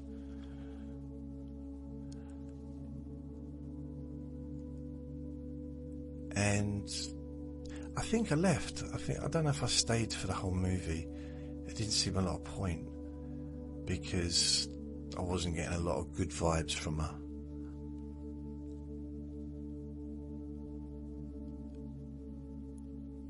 And I've never touching her knees never really been a thing for me. Although when I was at Butlins, I was talking to her. I had a female friend. She had a boyfriend. I got on well with him as well. But I was talking to her, and we were a little bit drunk, and we were kind of flirting a little bit. It wasn't going to go anywhere.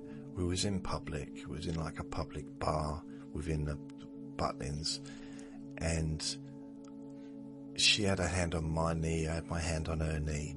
It was more of a giggle, more of like a, there was not really anything going on. And then suddenly some bloke came up to the table and said, it was a best friend of her boyfriend, and I was like, and he was moaning and said, no, there's nothing going on, we're just laughing about. And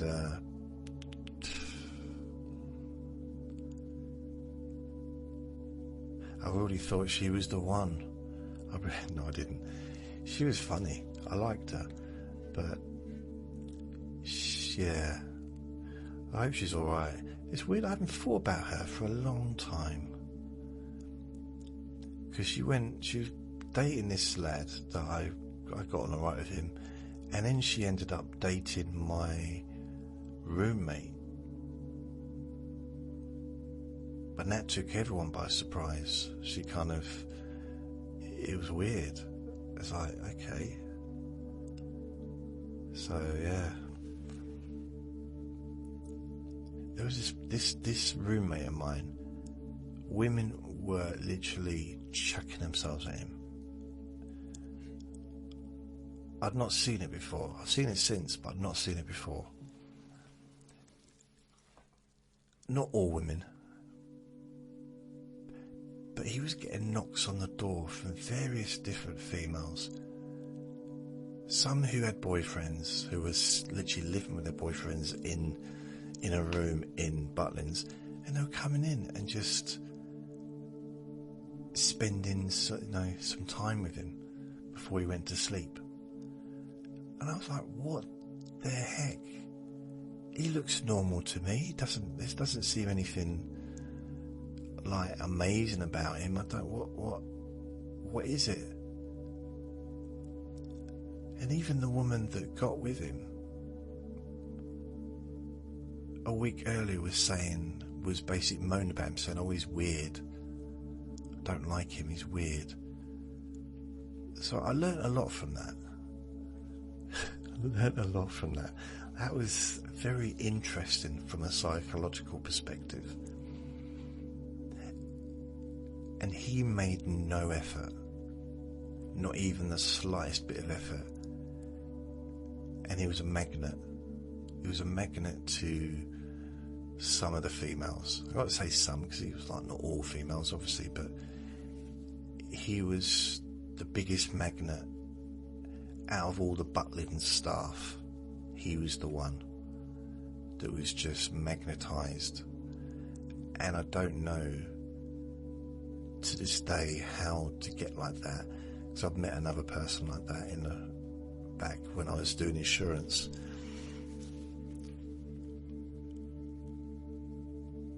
And women I went out, became really close friends, and we'd go out, and he was being stared at by women, like nearly everywhere we went. He was turning heads, as well as the men that weren't happy that their girlfriends or wives were looking at him. There was something about him. We'd be in a nightclub and women would come up to me and say, can you introduce me to your friend? I'd say, no. I'll go on. I said, no. And he'd be surrounded by women as well. And this isn't an exaggeration. This was every single time we went out.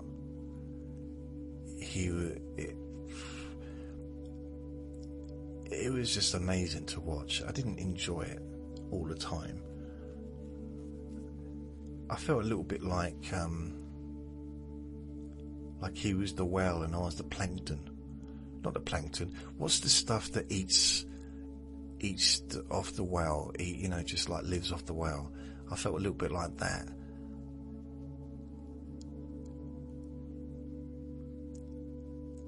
Very strange. And he knew. It's not like he didn't know it. He knew that it was happening. And I remember once the manager or one of the big people because we worked together in this big company, and they called him in and told him to stop sleeping with so many of the staff. You've got to stop sleeping with the staff members. And he said, nothing to do with you. So I think a lot of it was jealousy, possibly, but at the same time, it wasn't producing the calmest working environment sometimes, when there was people all kind of trying to get one person's attention. And then maybe there'd be like 10 different people trying to get the attention of one person. So yeah. And then I'm talking about myself. And then, of course, sometimes him as well. Just for 1 hour, I would love to live like that. Or for a day, or a week, a year. It's just to be a magnet like that. I mean, there's downsides to it, but the upsides make up for the downsides, I'm pretty sure. I mean, the downsides was he's constantly having men sort of tell him to, like, or, tell him off when he wasn't doing anything, he was just being himself. But yeah, he was super good looking. I mean, there's no doubt about that. I'll tell you what he looked like. If you remember, if you're in the UK, Gareth Gates. He looked like Gareth Gates, but his eyes, different eyes. So he had the same kind of face as Gareth Gates. So really, really good, super good looking. He was probably about 6'1", slim, and this was during a period when Gareth Gates was really famous as well.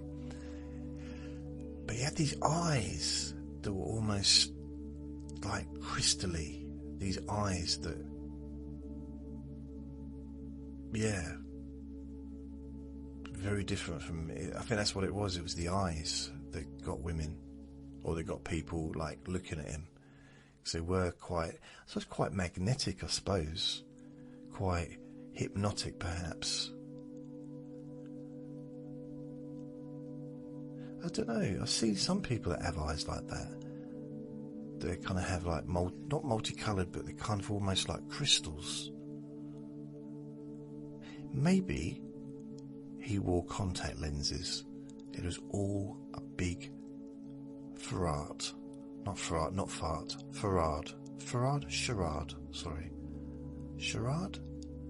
Farade.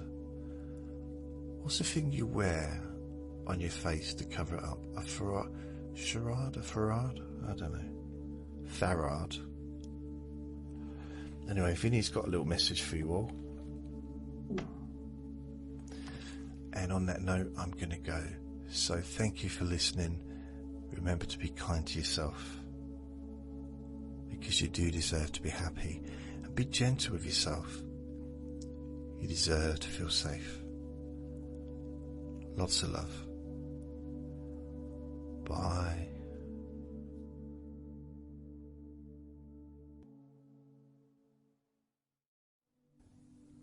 Relax in a more deep and meaningful way, maybe in a way that can not just allow you to feel calmer now and throughout the time we spend together here, not just relaxed at the end of the recording when it's finished and you can enjoy that sense of comfort and peace, but also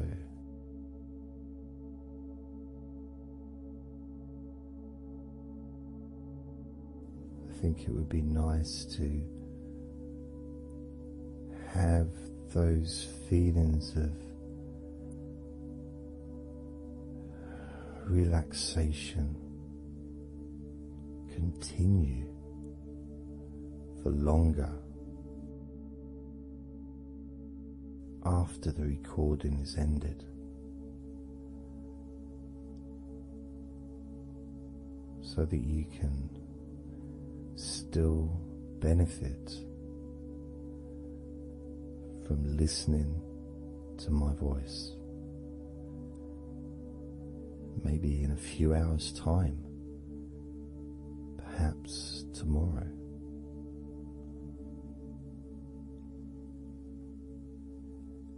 And then by listening regularly, especially if you find, like some people do, and myself as well, sometimes I find one particular recording that really resonates with me, and I just listen to it over and over again, like every morning, every evening.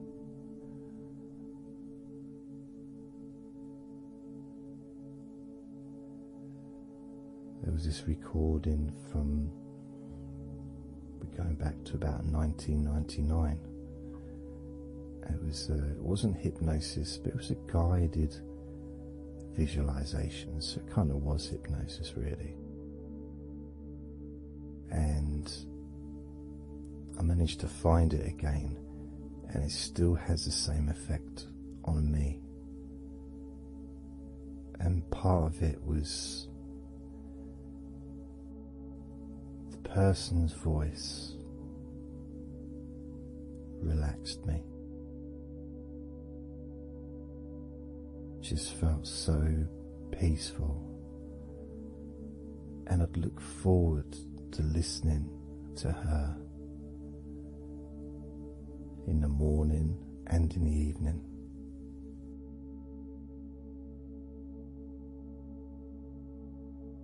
And I knew before even pressing the play button that as soon as I'd done that, pressed the play button, this was in the days of CD players, pressed the play button. In fact, it might have even been a tape recorder. I'd lie down on the bed, and then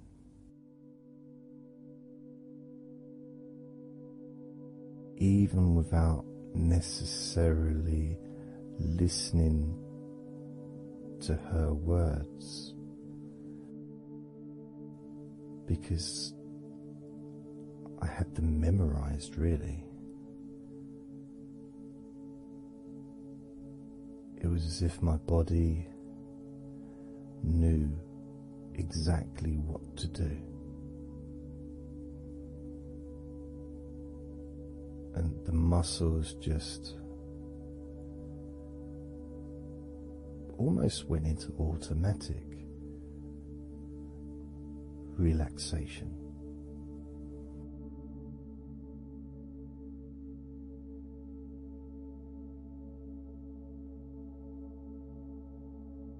And I remember my mind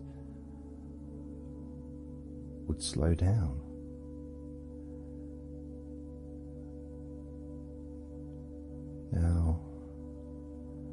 Now, I was listening to this recording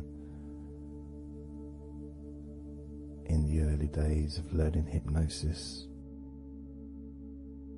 and long before I ever made any videos or audio recordings myself, because I didn't start doing that till 2006.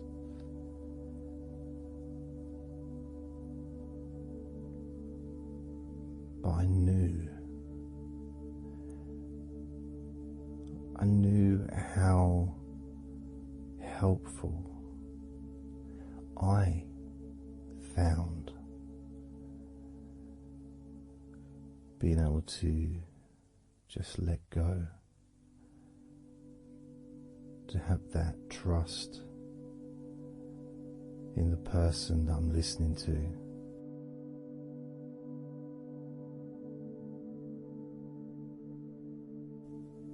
Knowing that it's going to be just as relaxing, if not more so, each time you hear my voice. You may feel the same.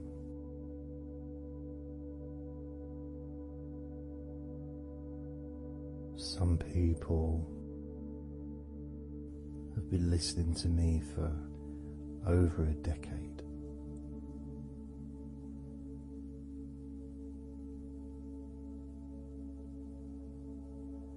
Maybe not solidly, obviously not 24 hours a day, but maybe people come back. Some people maybe listen every day.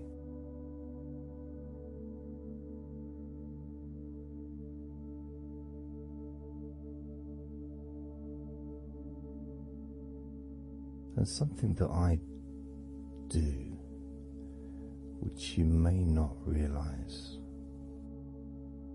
by listening,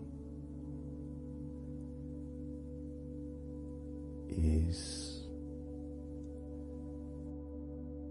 when I record these recordings now, for example, I also am affected by the words that I say. So if I said to you, focus on your feet, notice your feet relaxing, I will be focusing on my feet. I will be noticing my feet relaxing.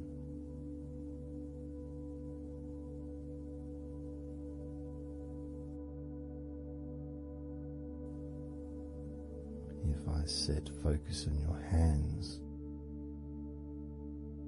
and maybe notice the difference between each hand. Perhaps notice the air in the room, the temperature of the room on the backs of your hands.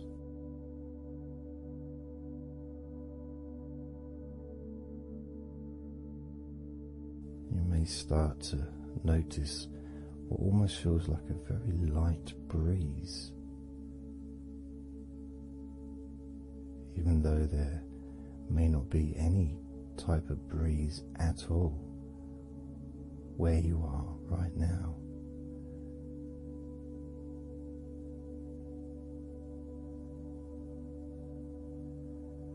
And as you become aware of your hands, I'm also aware of how relaxed my hands are feeling now.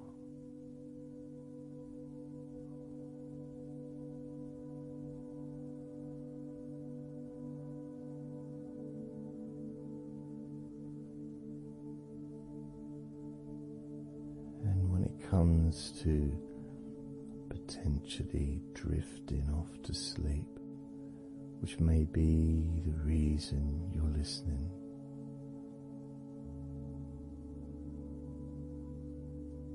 I also feel drowsy when I make these recordings. I also notice my mind drifting.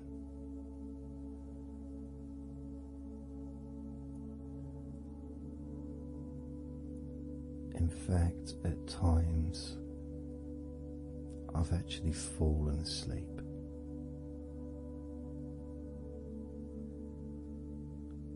Without even noticing. And then I carry on talking.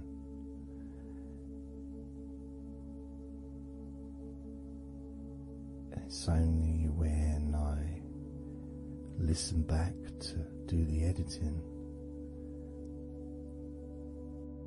I hear snoring, and I think, I don't remember snoring. I remember talking. Is it snoring, or is a pig turned up? That's what I sound like when I snore.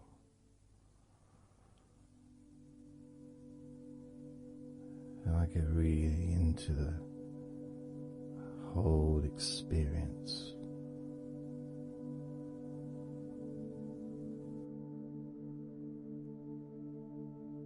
I don't know how you feel,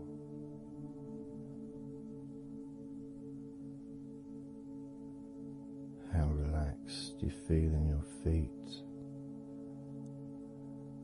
How relaxed you feel in your hands.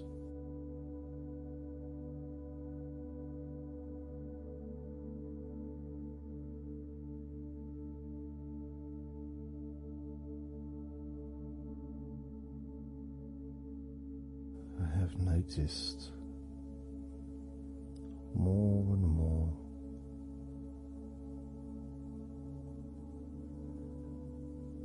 that the more relaxed, deeper level of comfort you feel, the easier your breathing becomes.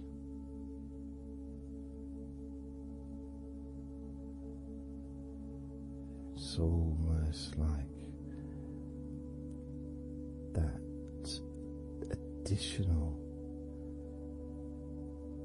muscle relaxation. So this allows you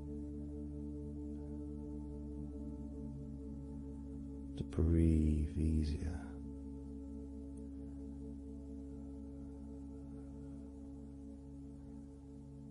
Without necessarily focusing on your breath.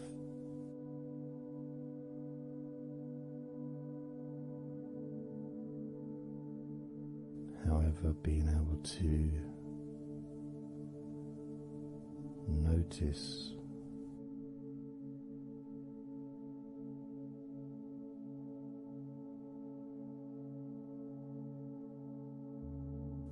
the ease in which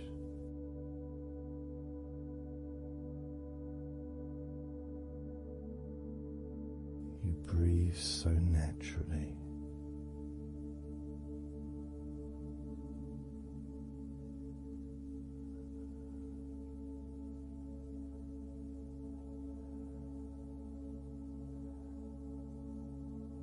Breathe so very easily and smoothly.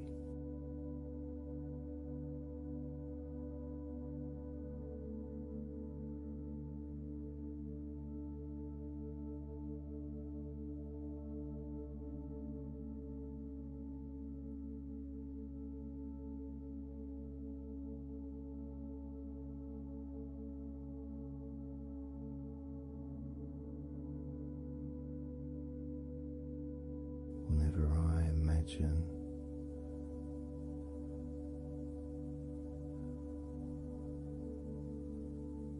my breathing improving,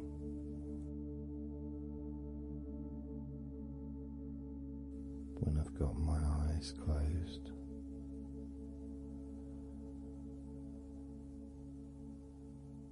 I tend to visualize a beautiful field with trees and flowers,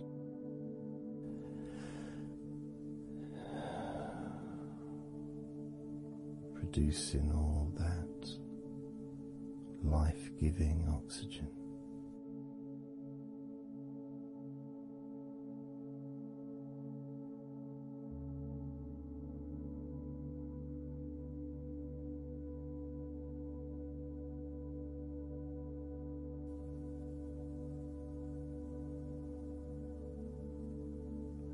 Feels nice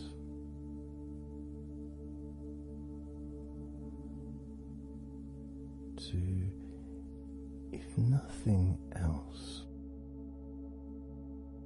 just taking some time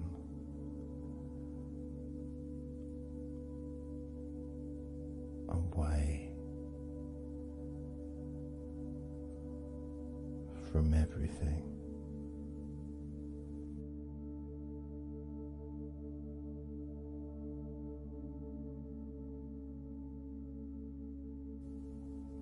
enjoying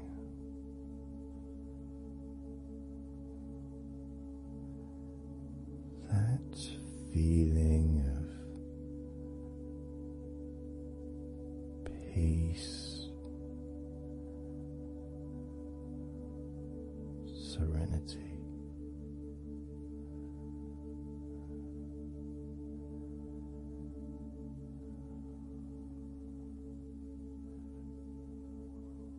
With a joyful heart,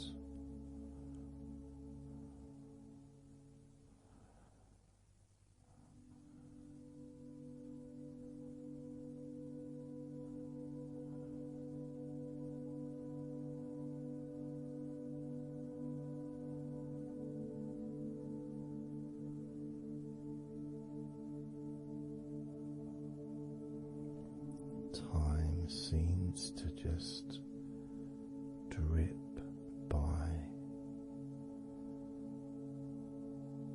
so very slowly.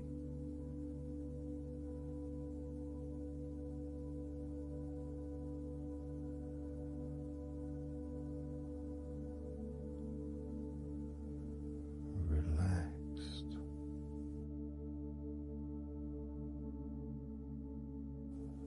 so deeply peaceful,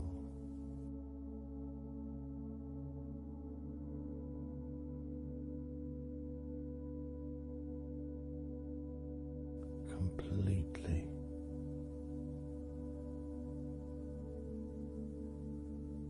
unattached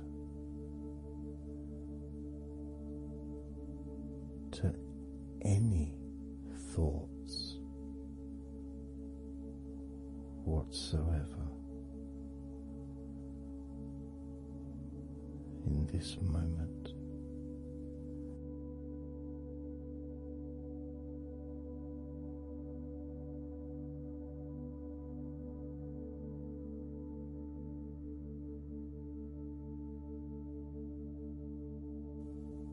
Completely free.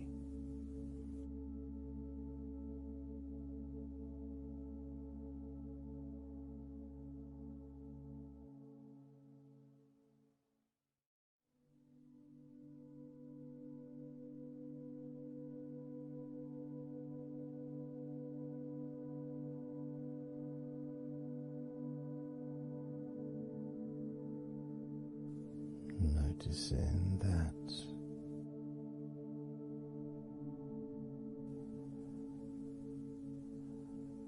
your mind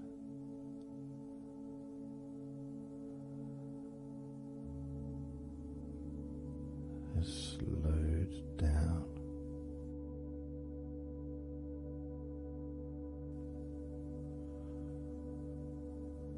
slowed down.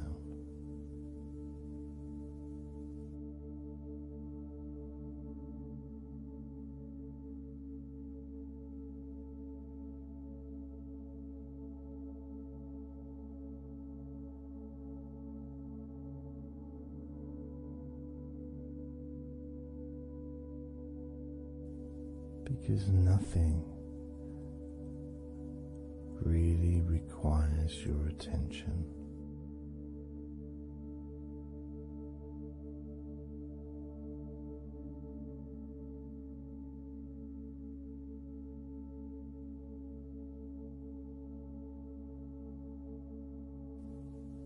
You can enjoy the physical sensations of allowing the stress to drip out of your body.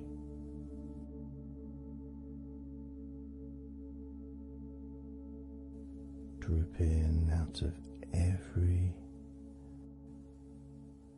part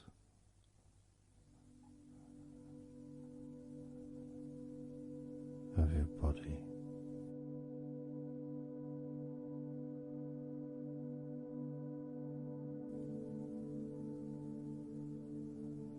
And being released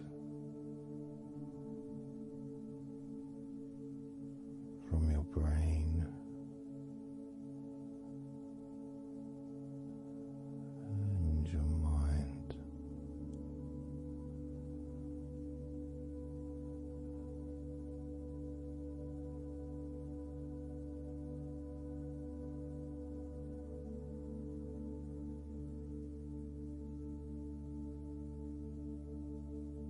Slowly but surely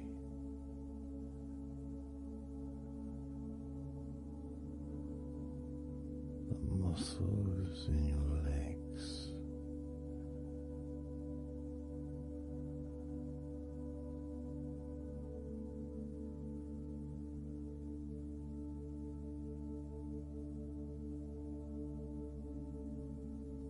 relax, relax,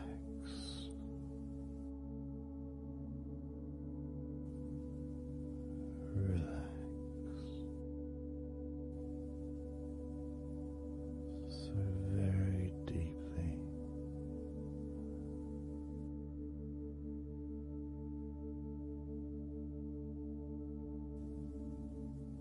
Relax, so deeply.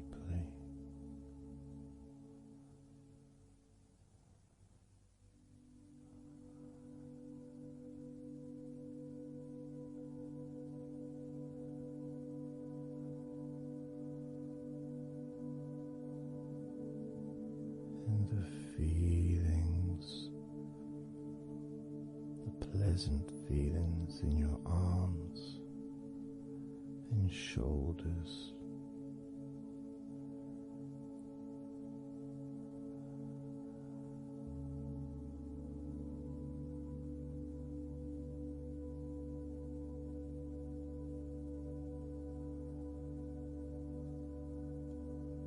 deepening each part of your body further and deeper.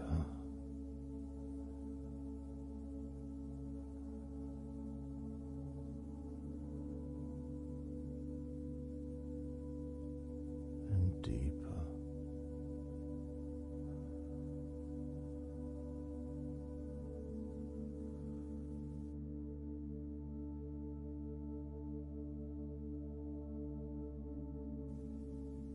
Noticing the feelings in the back of your neck,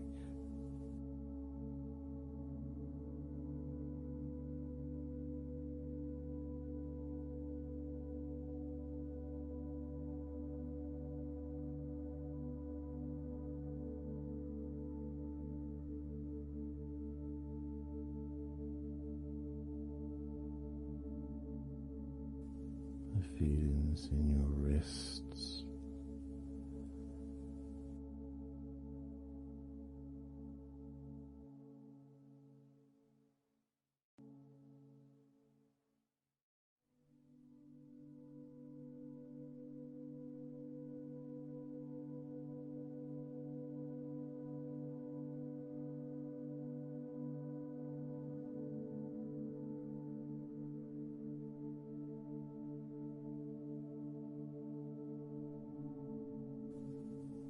the muscles in the front of your body,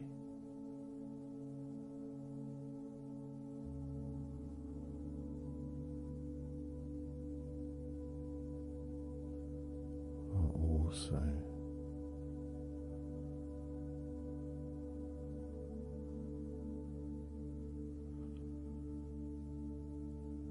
feeling peaceful.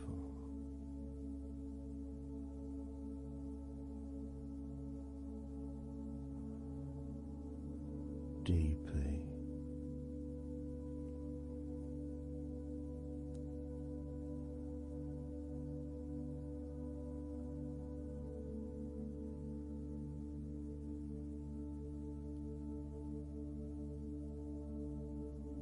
as a sense of peace spreads through your very core.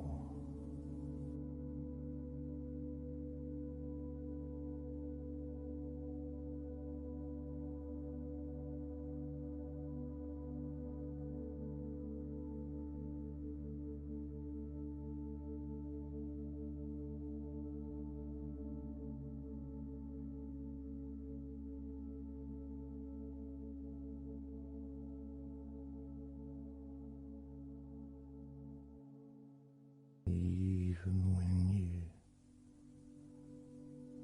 focus on your mind,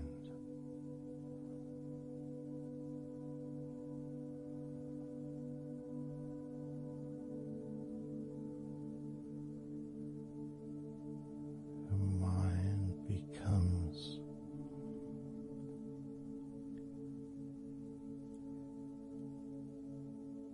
even slower.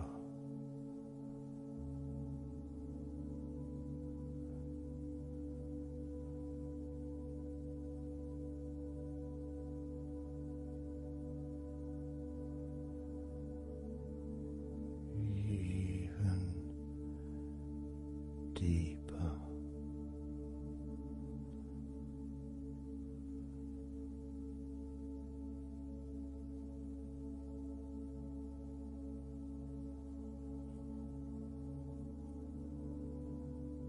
Relaxing.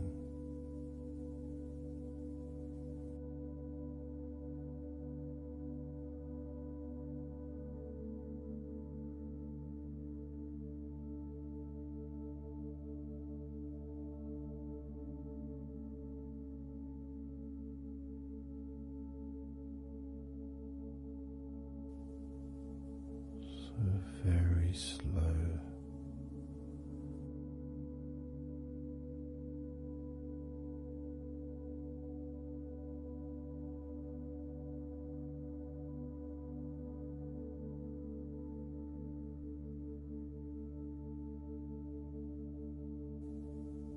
Your stomach.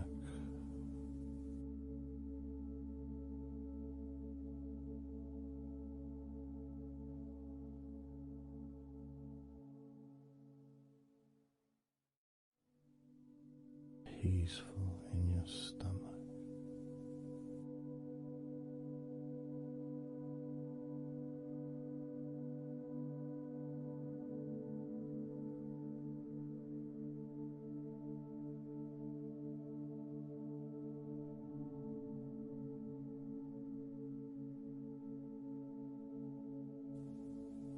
Your back.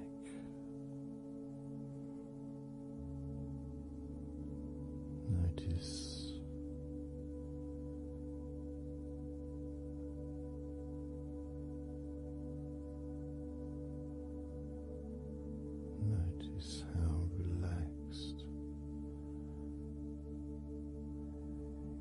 you now feel.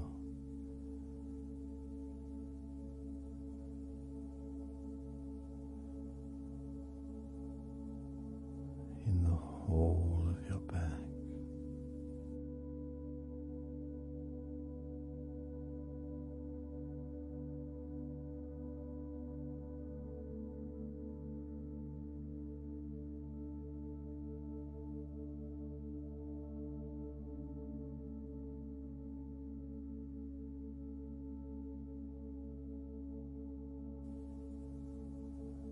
Your spine. From your brain all the way down the middle of your back, sending and receiving millions of messages every day.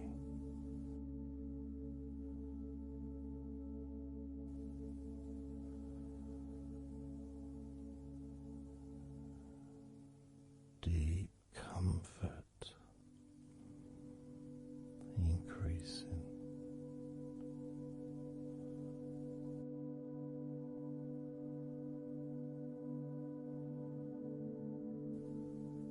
Deeply relaxed.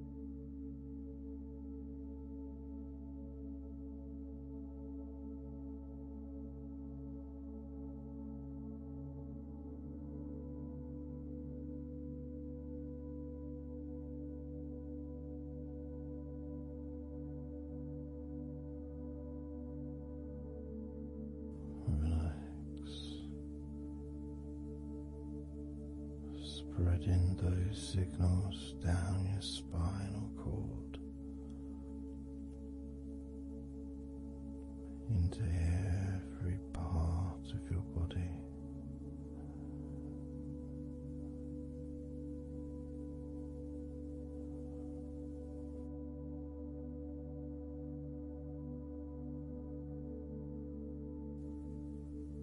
Your shins and your calf muscles.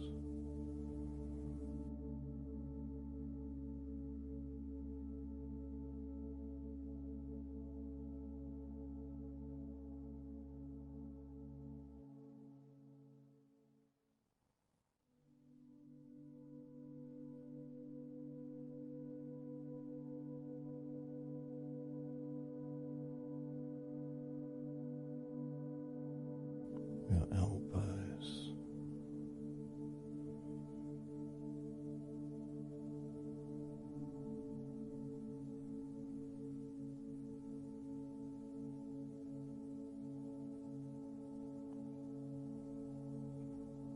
feelings of peace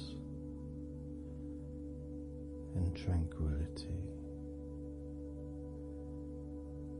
spreading through your body. Tips of your toes to your eyes, your fingers all the way to your lower back.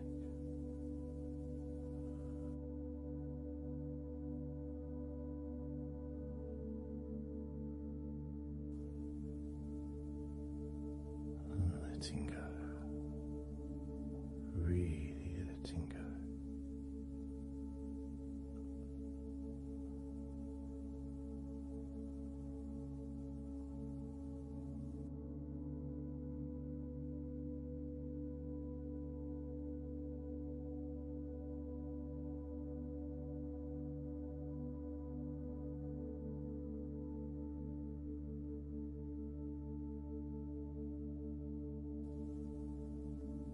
Peace.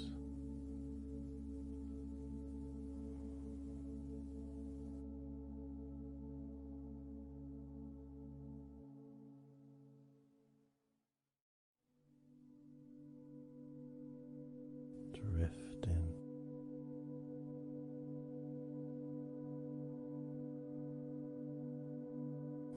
Mind just wandering away.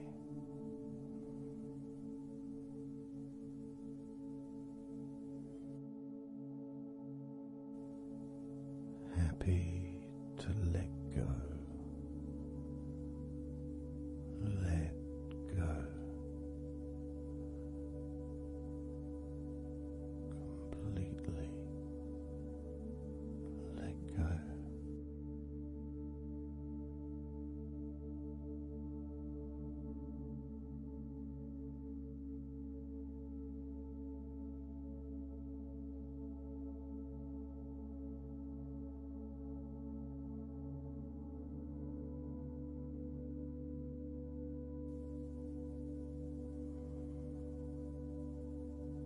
So tranquil.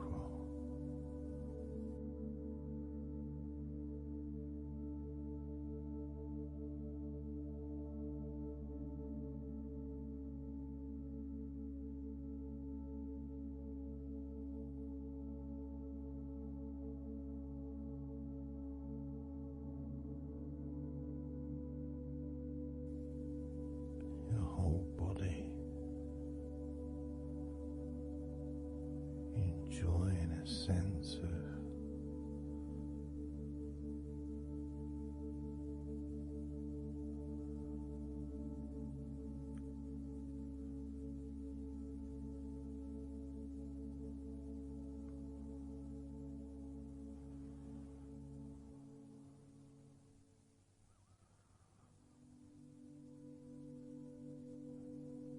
letting go. Even more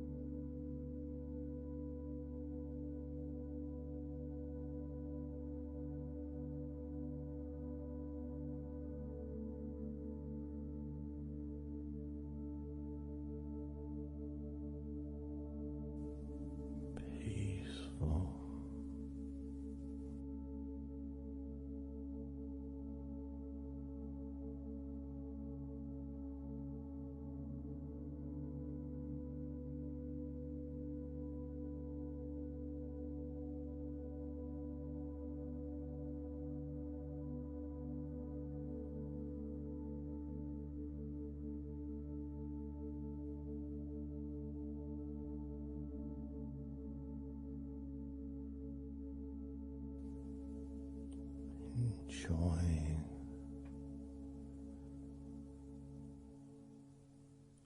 the space, this space of peace and safety.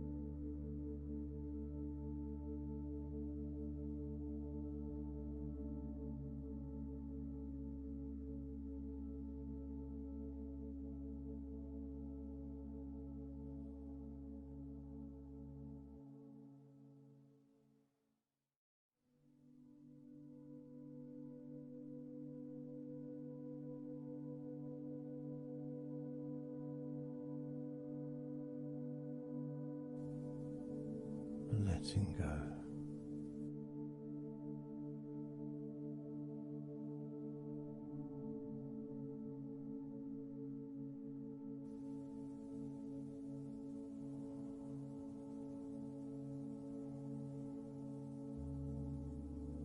Maybe we can just focus on the different parts of your body. Just to notice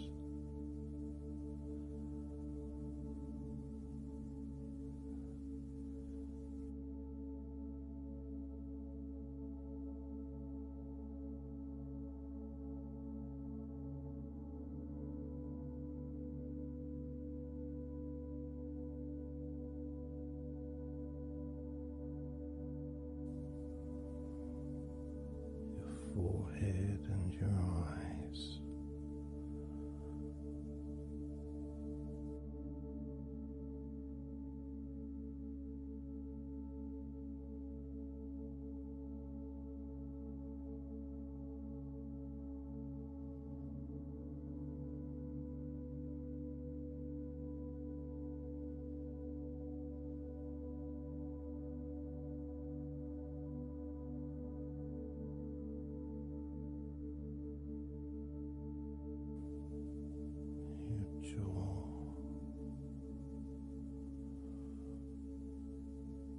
So loose.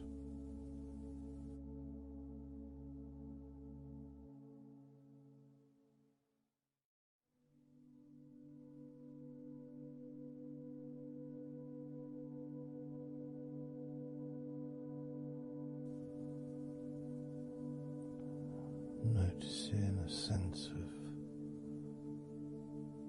complete freedom.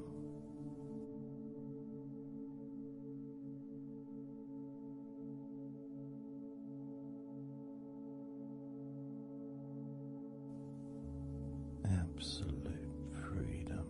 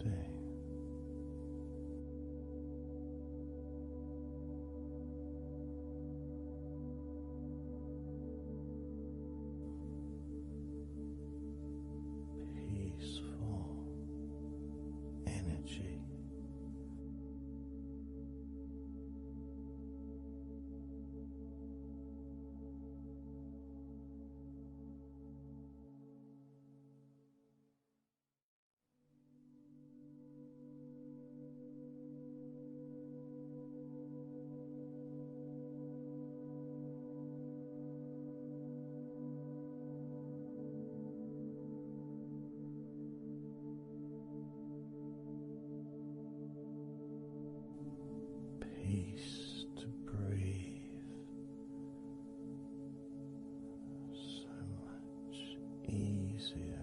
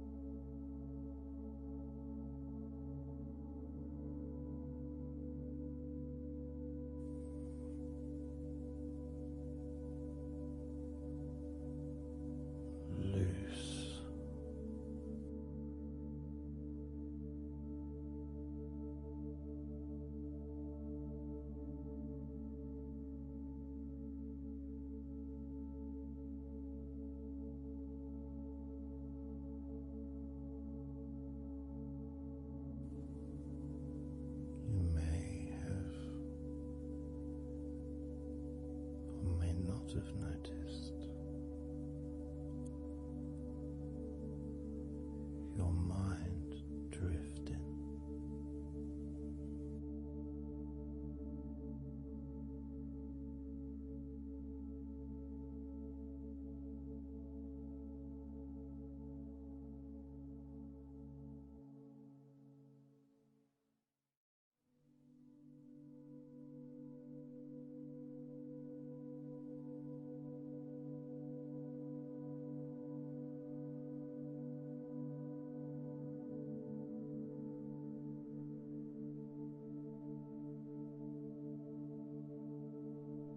Peaceful.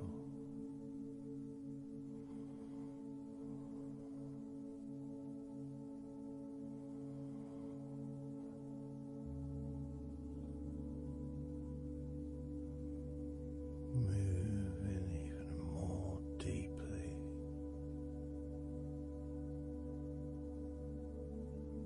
in the direction of total blissful peace. Blissful peace.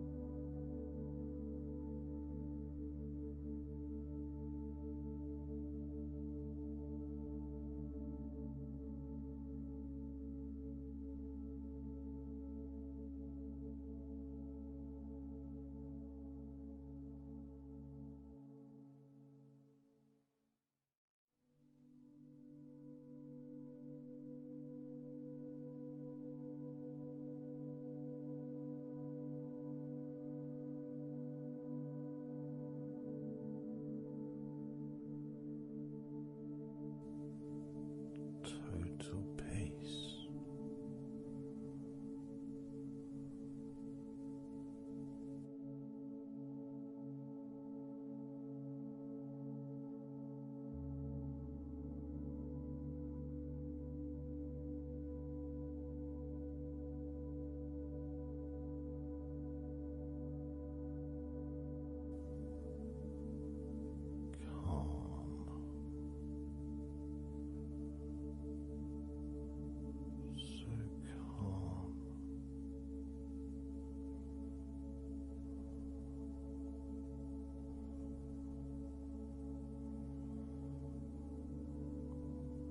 Letting go.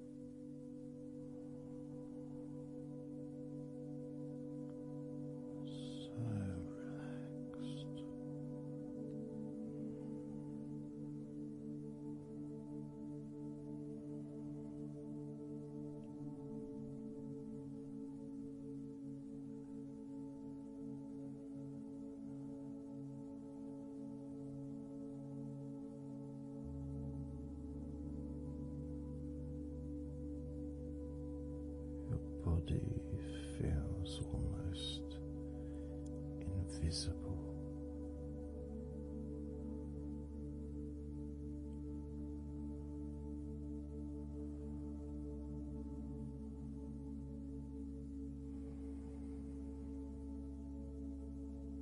So very relaxed and peaceful.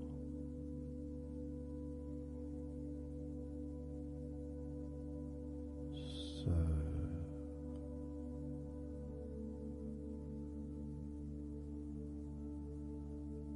peaceful.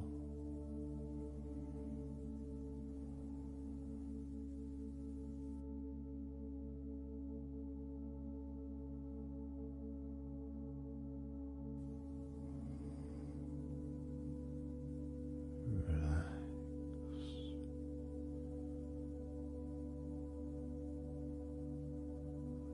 Let go.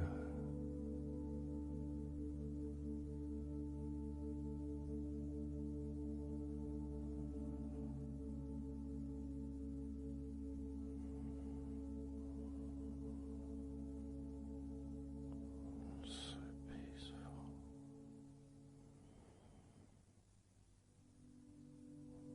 So very,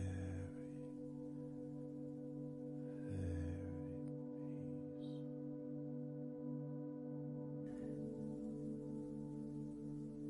And you could start to notice that you are feeling more relaxed. Even though I've not purposely focused your mind upon that sense of physical comfort that is growing within you throughout your body. And your mind starts to slow down. And that could be almost in recognition of, I guess, my speech not being particularly fast.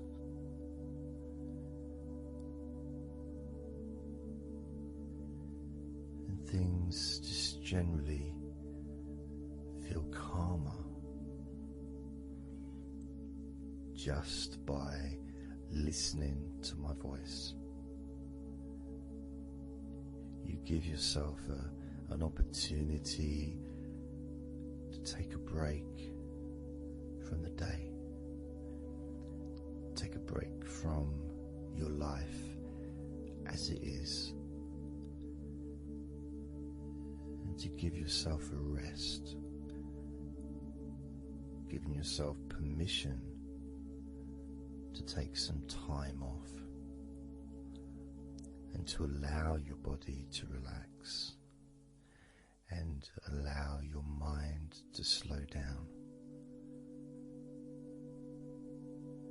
which in turn releases the tension, any stresses that you had in your body.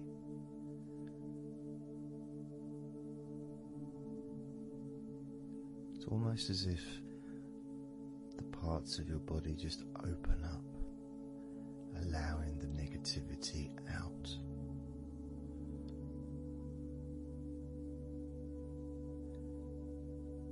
And at the same time, replacing that negativity with positive, healing energy, which then fills your body up and your mind too also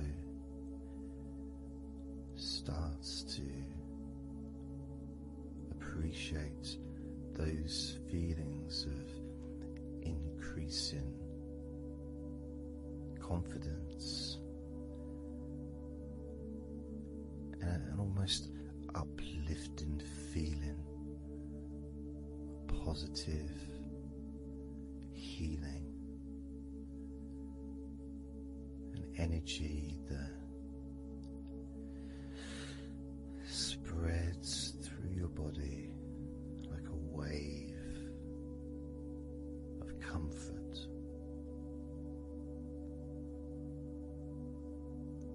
this comes from just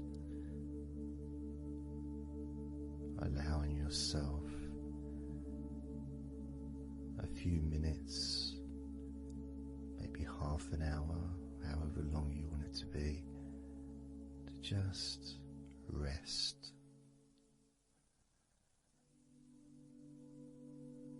And allow your mind and your body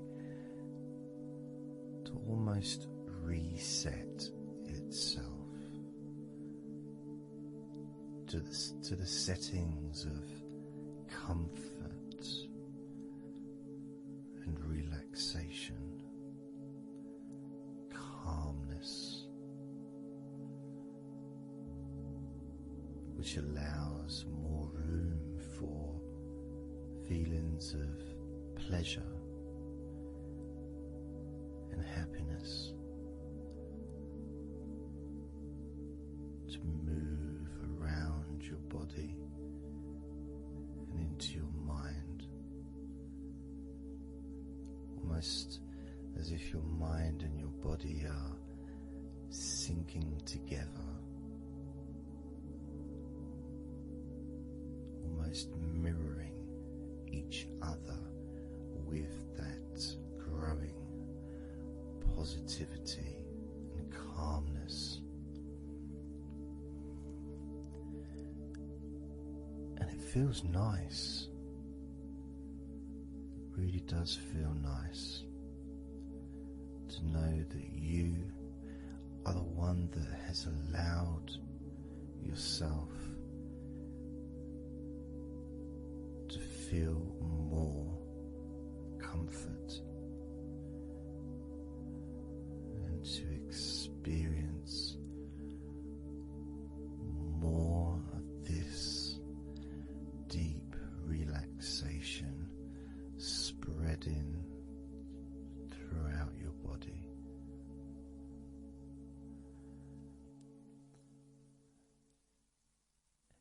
And as I focus on each part of your body, you can notice that that part becomes even more relaxed just by focusing on it. It becomes even more calm and comfortable just by focusing. And as I move down your body, starting at your head,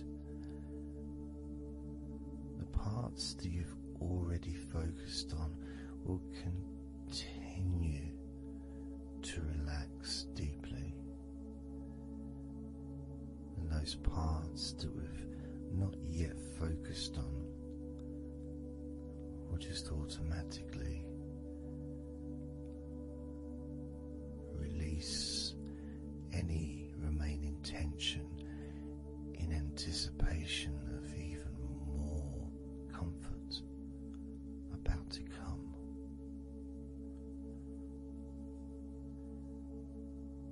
Now, I'm going to start by focusing on your forehead.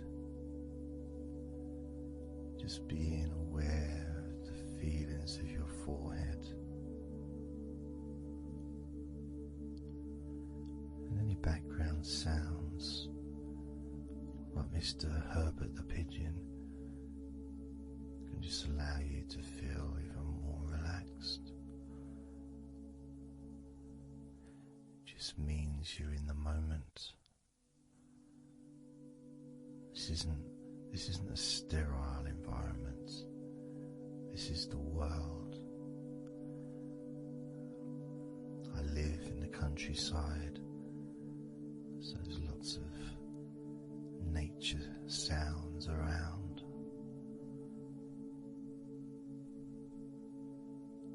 So as you focus on your forehead, just notice how it becomes even more relaxed as you focus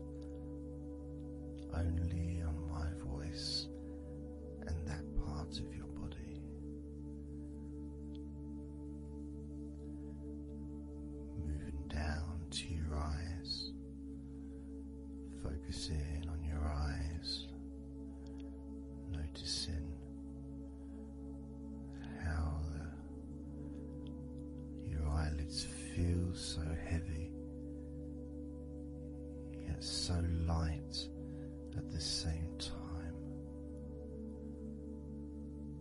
and all the muscles around your eyes relaxing completely,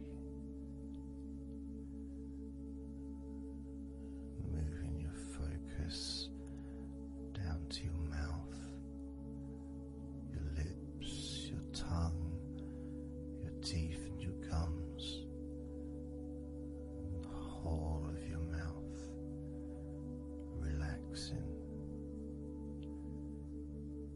calm and loose. As you focus now on your jaw, not just the part of your jaw near your mouth and your chin, but all the way up the sides of your face to your ears, that whole of your jaw, feeling more relaxed and calm.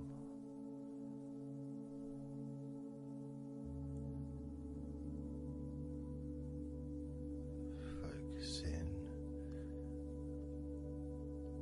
on your neck, the front of your neck and your throat, relaxing and loose and calm. The sides of your neck, the right and left side of your neck, relaxed and loose and calm.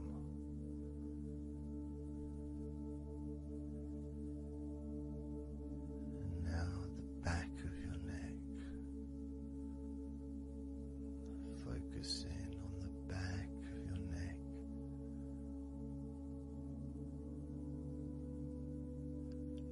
letting go of any tension that may have been there before, and enjoying that sense of increasing comfort and release that you can experience in the back of your neck.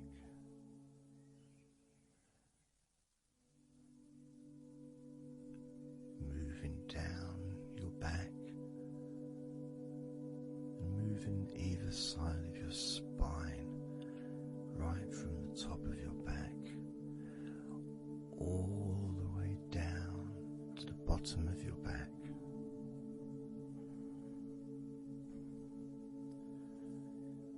Down to your lower back.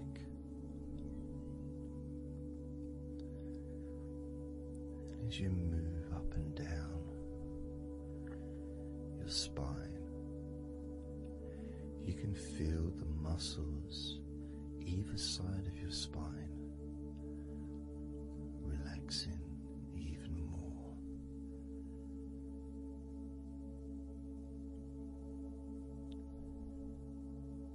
And as those muscles relax, that sense of comfort starts to spread outwards from your spine into both sides of your back, the top of your back, the middle and your lower back. And as you scan gently and slowly up and down your back, as the muscles in the top of your back relax and become looser, the muscles in the middle of your back also seem to just almost divide from each other, separating and almost melting.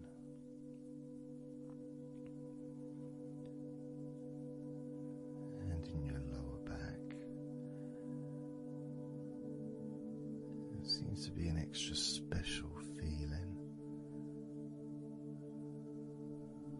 of comfort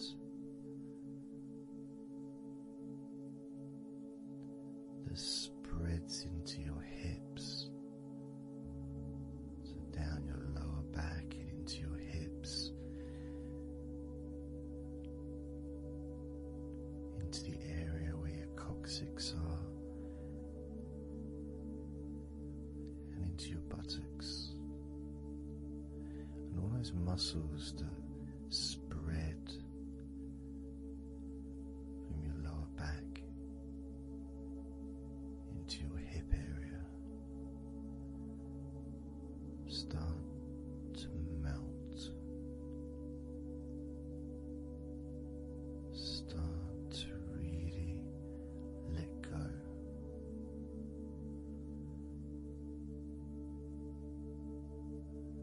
And even though we're about to focus on your shoulders, your back and your spine will continue to let go. Continue to relax so calmly. And as you focus on your shoulders, you may notice that they're already feeling really loose. They're already feeling calm.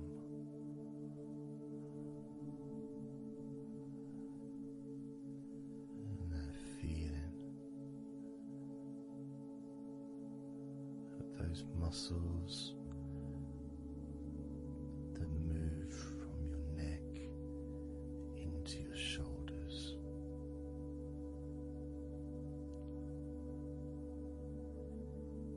feels so soft and gentle, so smooth,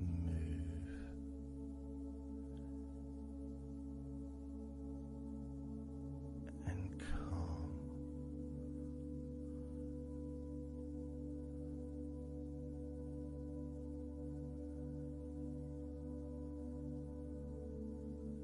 And the feeling in your shoulders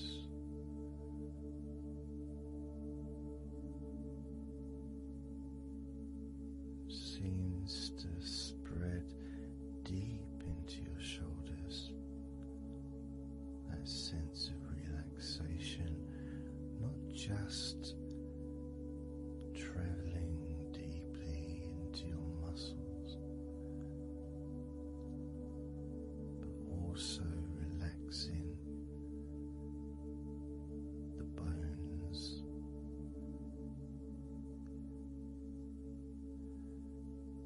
and moving all the way to underneath your arms, relaxing that whole area between the tops of your shoulders and underneath your arms, healing.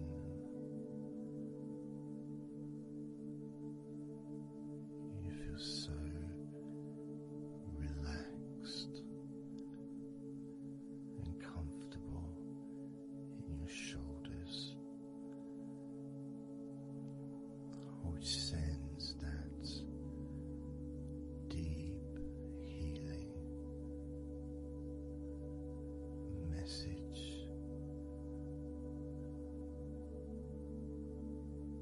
into your arms,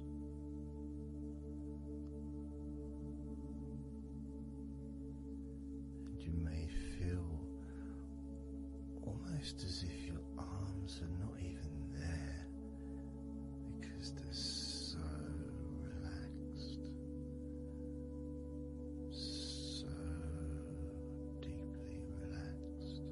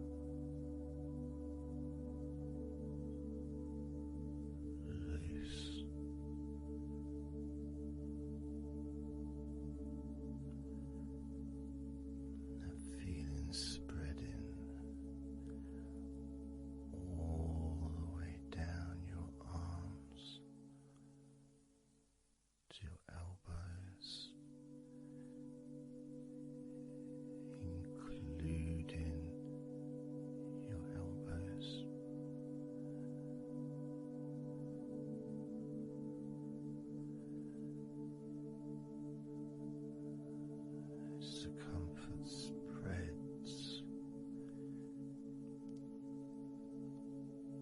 all the way into your wrists,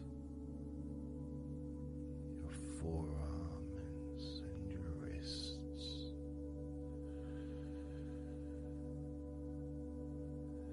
feeling so heavy, yet at the same time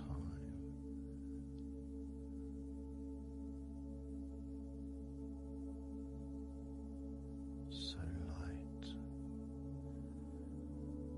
and gentle.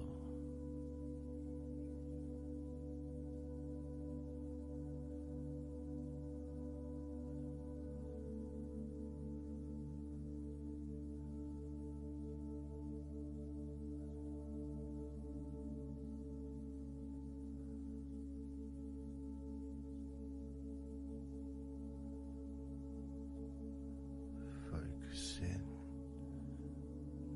now on your hands.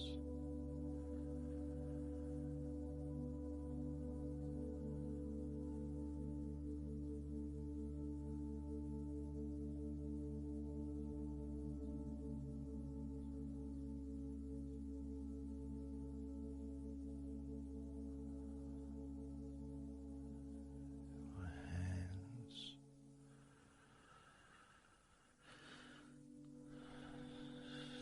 so peaceful in your hands.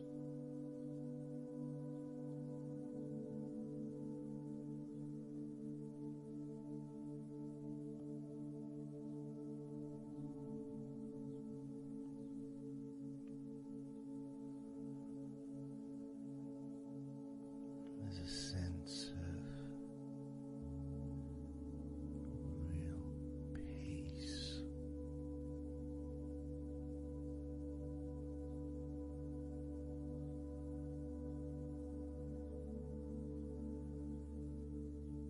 It just seems to feel so familiar when your hands relax deeply.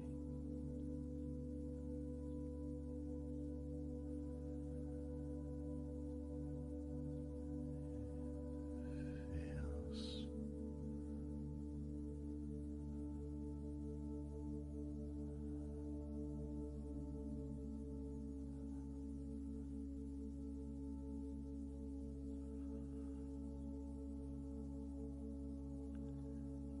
your fingers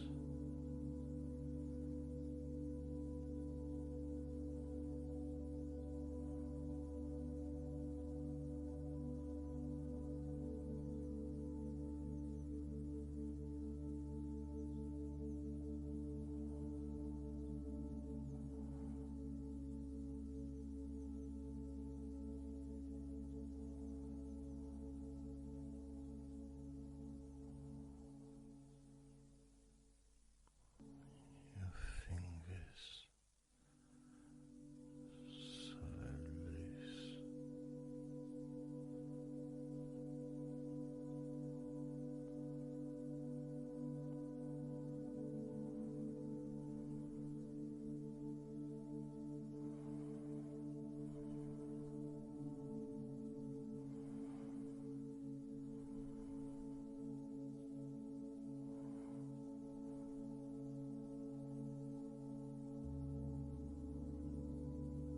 Your fingertips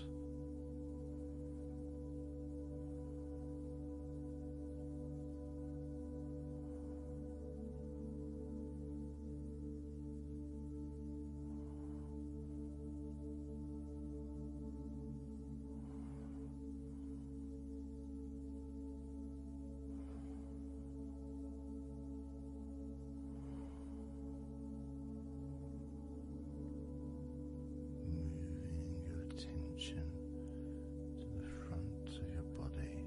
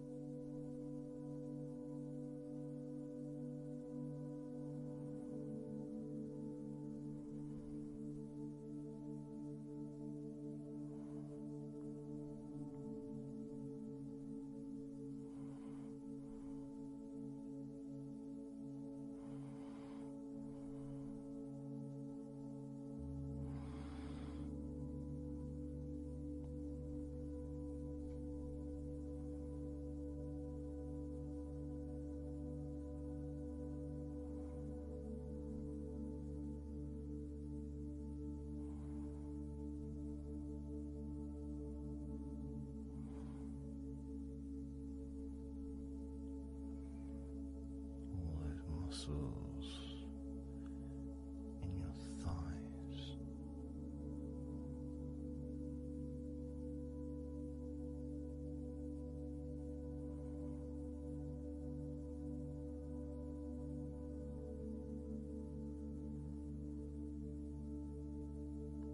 Your knees,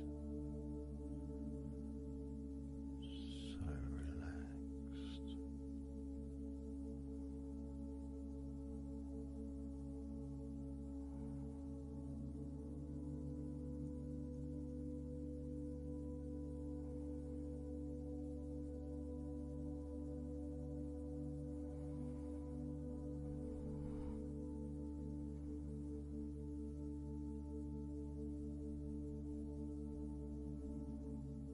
Your calf muscles and your shins completely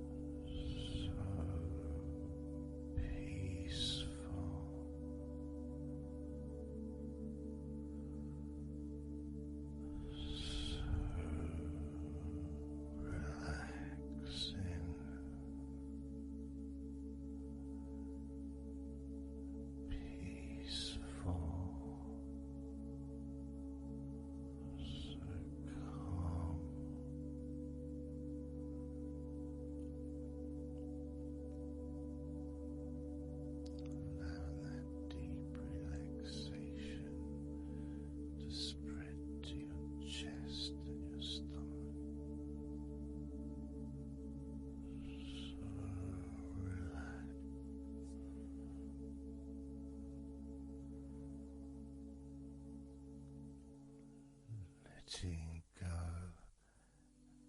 of everything.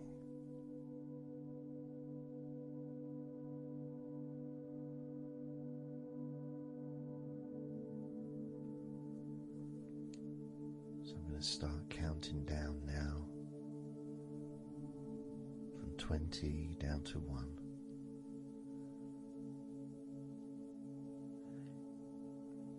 You can imagine in a way it's like just walking down some steps, and each step, all 20 steps, and each step represents a level of comfort. Each step represents a deepening of that comfort.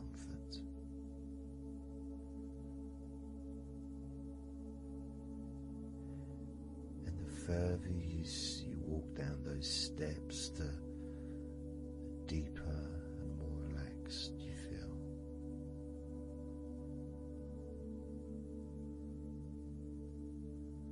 So, starting with number 20.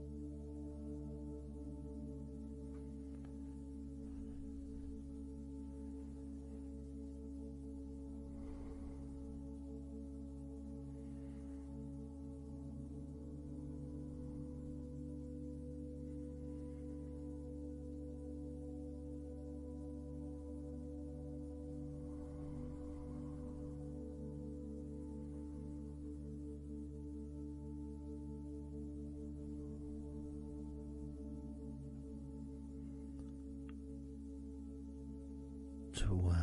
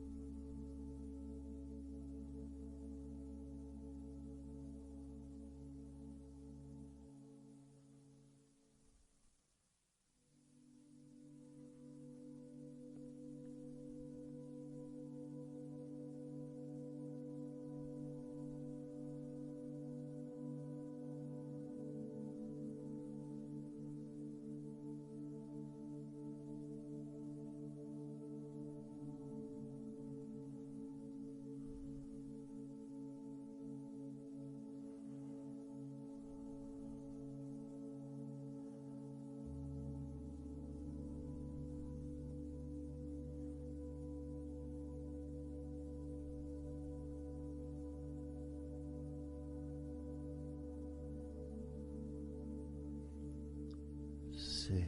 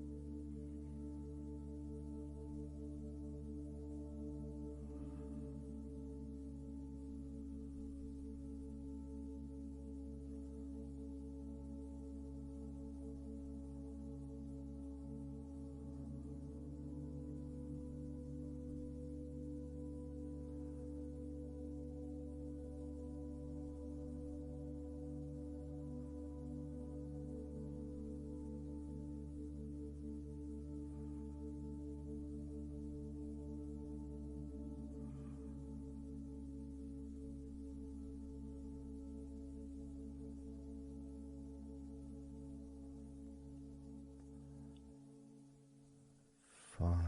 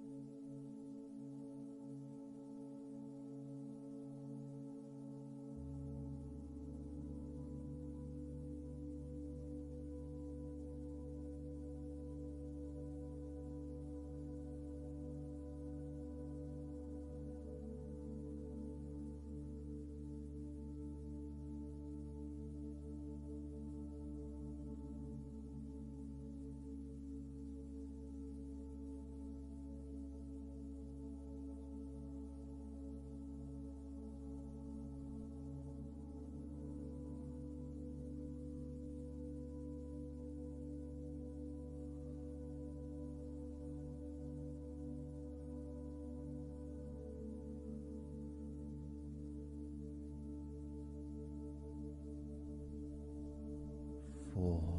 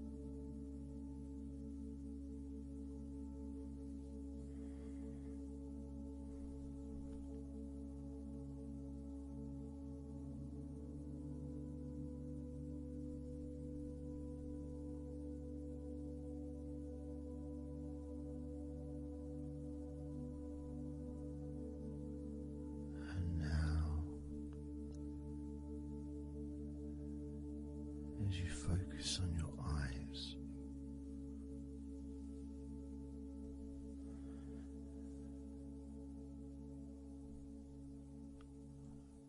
We're going to count down from 10 down to 1.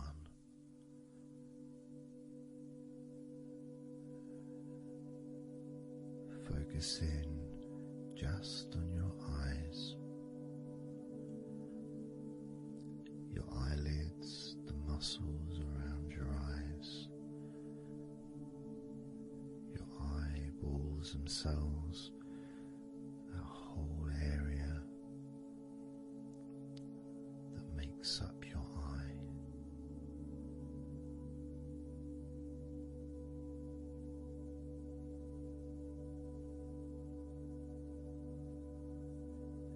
As we count down from 10 down to 1,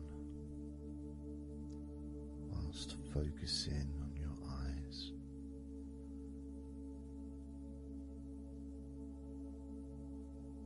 you will become twice as relaxed with each number counting down.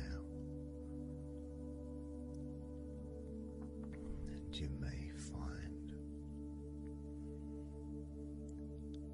that all you want to do is just drift off to sleep, and if that's what you want,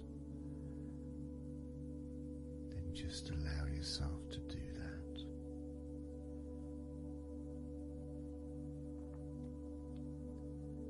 Now, focusing on your eyes, I'm going to begin counting down from 10 down to 1 right now.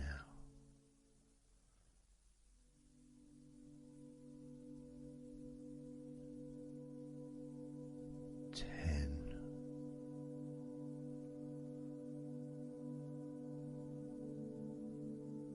9.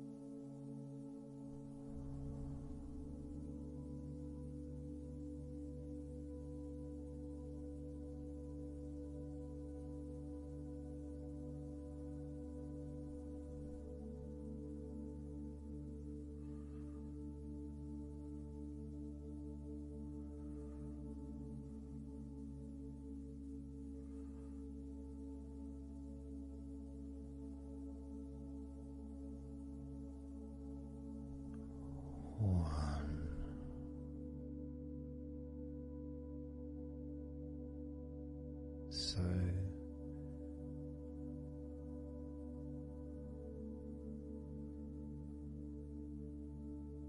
counting down from 10 to 1.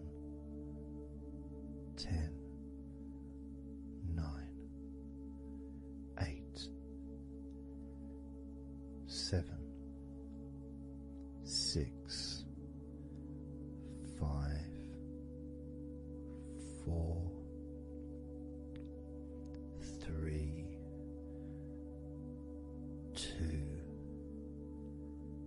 1.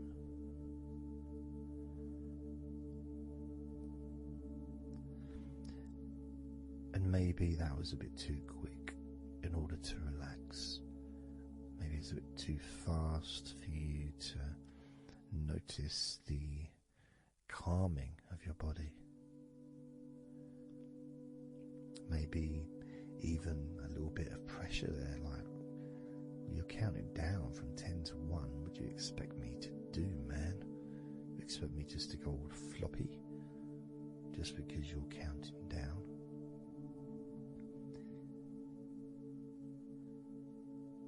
We could try it again, but this time I'll go a bit slower. This time, as you focus on the whole of your body before we focus on your legs, just notice how your body does start to feel more relaxed with every number that I count down. 10,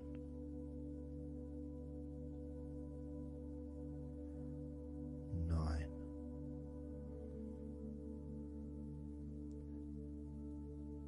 8,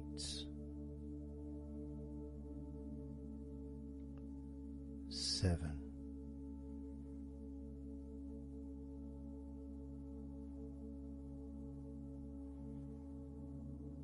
6,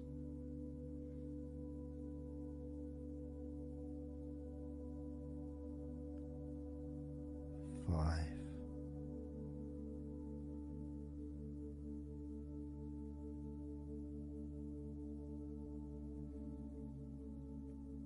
4,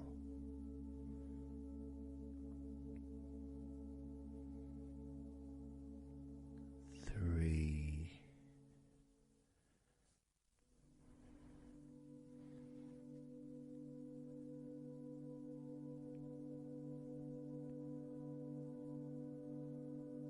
2,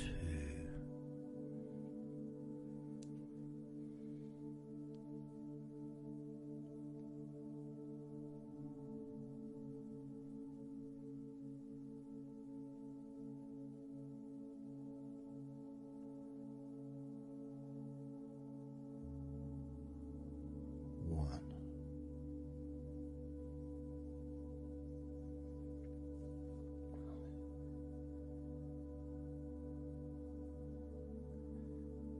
And just notice how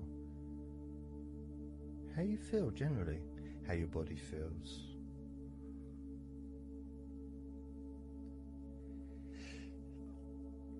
It's not necessarily even about counting down from 10 to 1. It's that space that you have, that space between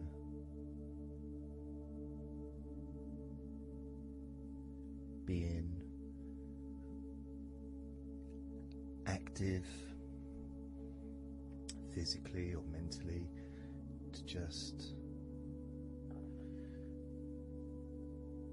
sitting or lying down, just being there, not doing anything, not saying anything, not needing to think about anything. So it opens up a space, a bit of a space, a gap.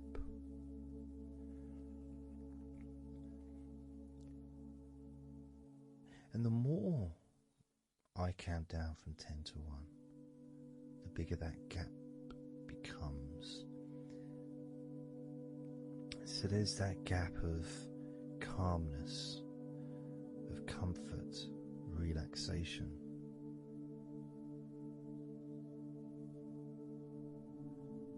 It's a nice feeling.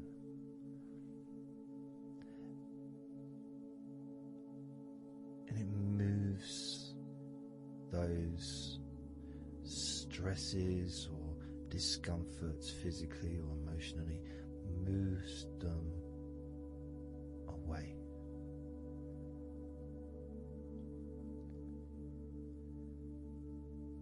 Allows you to just slow down. So I'm going to count again from 10 down to 1 and notice that gap widening. The gap. And as it widens, it's almost like the stress and attention falls into the gap.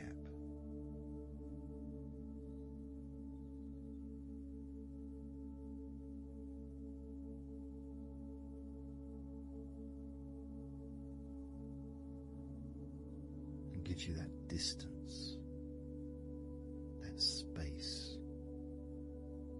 Now, 10, 9,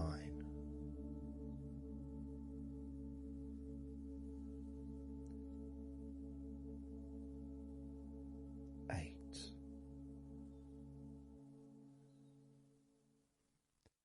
7,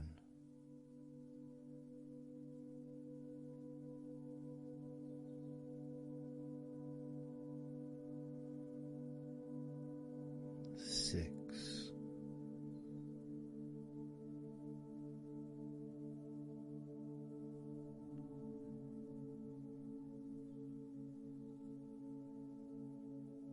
5,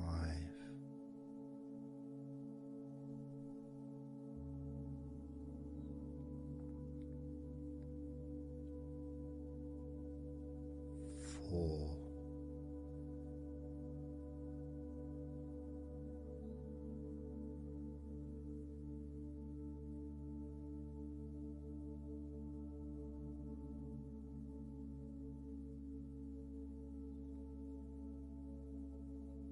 3,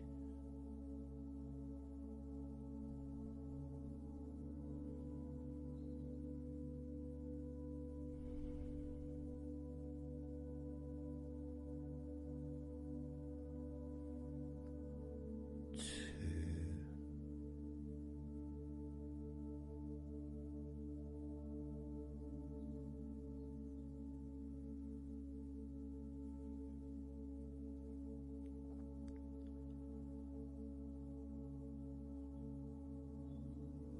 1.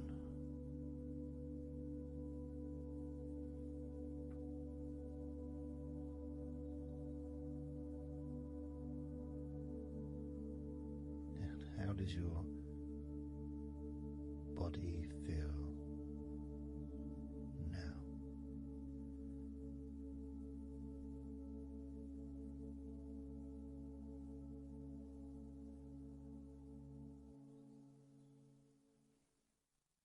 Can you notice that you're feeling calmer?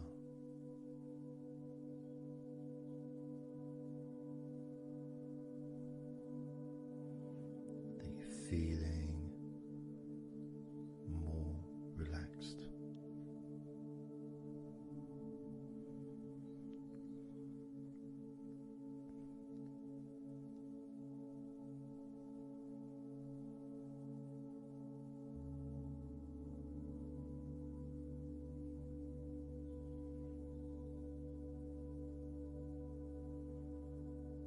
As we now focus on your legs, just your legs.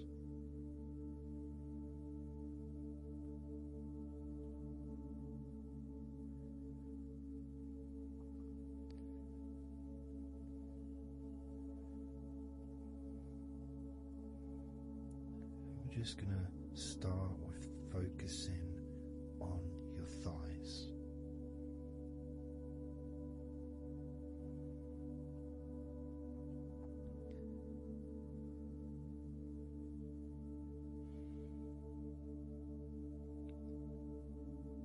Of course, it's not the most exciting thing to be doing, because I'm sure, like most of your body, there's not a lot going on right now.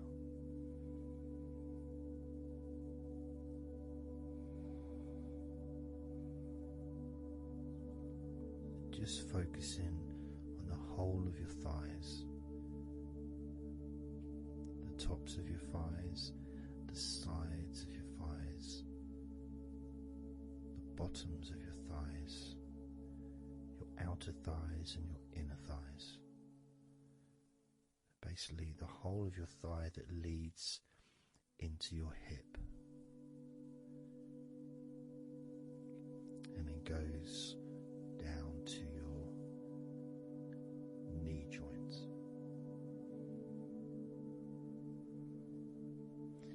Now this is a big area. It's a very heavy area. It's very strong.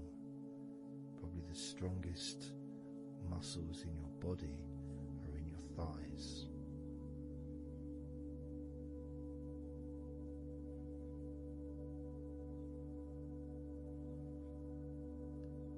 But I don't think we perhaps give enough attention to our thighs.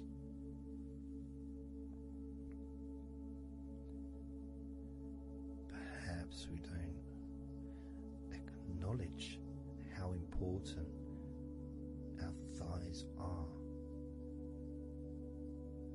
to our lives.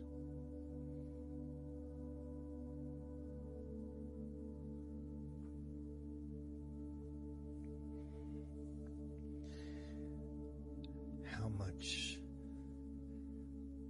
they actually do for us all through our lives.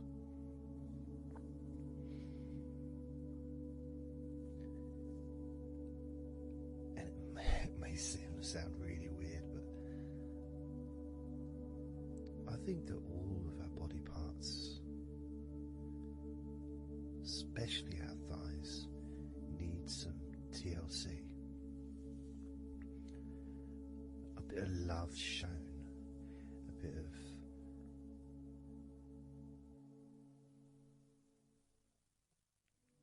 acknowledgement,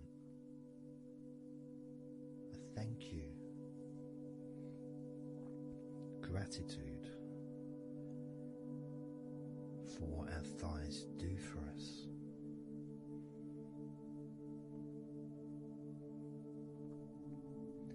And I know this may sound a bit strange. Maybe you think, why am I? Surely I should be out in the garden hugging a tree or something. Well, it's hard to set a microphone up on a tree. That's why I'm doing this indoors, otherwise I would be outside hugging a tree. No, I can't see the television from the tree.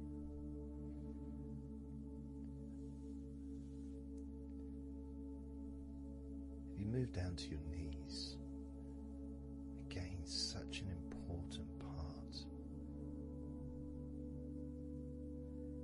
And I think we don't necessarily, I want to speak for myself here, I don't necessarily appreciate all that my knees do for me until I have a problem with my knee. So occasionally if I have maybe I bash it or it's aching for some reason, it's then that I realise how much it does. You know, the benefit of being able to use my legs without any kind of physical discomfort is a beautiful thing that's possibly not appreciated until it's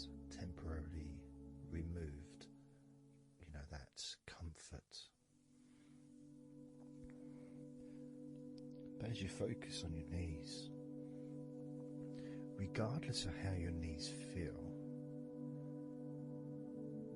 you can have that sense of gratitude and love to your knees for all that they do for you.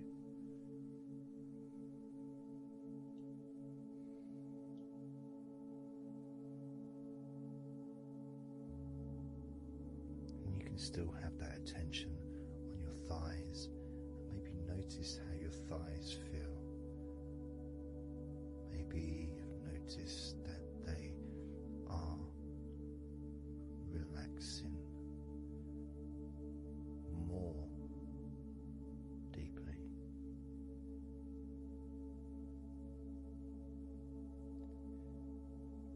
As you focus now on the bottoms of your legs, your shins and your calf muscles, and the bones between your knees and your feet, incorporating of course your ankles.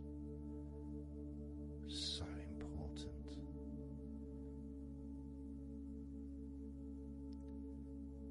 Anyone who's had even like the slightest sprain of an ankle knows how much we take our ankles for granted.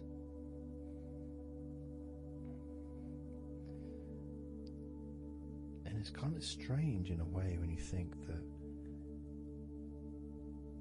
logically our wrists are a lot thinner than the rest of our arms, which is okay, can't see any problem with that because we're just picking stuff up. But our ankles are so much thinner than the rest of our legs.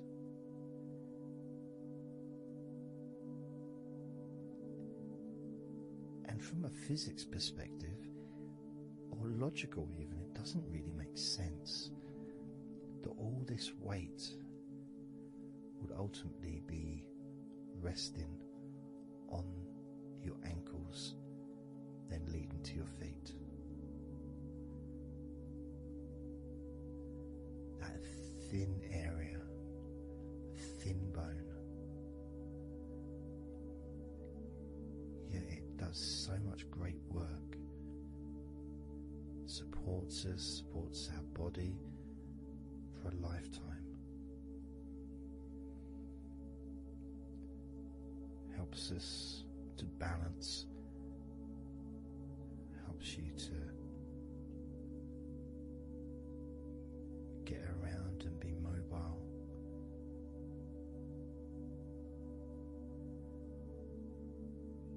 And there's the calf muscles, of course. When I was younger, I couldn't see the point in calf muscles. It didn't seem to do anything. Okay, if I walked around on tiptoes, then my calf muscles get some work. But of course that's not true. The calf muscles are being used whenever we use our legs.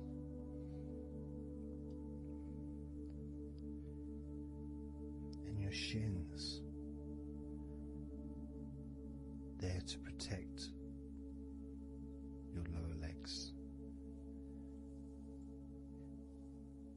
shaped in a way almost as a protector for the bone.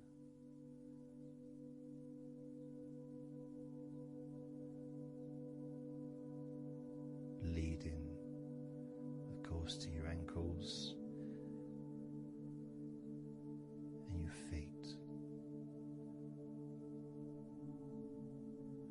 But we're not going to focus on your feet, we're just going to focus on the legs. I realise that now that I've mentioned your feet, you're probably focusing on them anyway, so maybe I should focus on your feet a little bit. You can have them in your awareness, the same as you have your thighs in your awareness, even though we haven't been focusing on your thighs for a few minutes. Focusing on your ankles,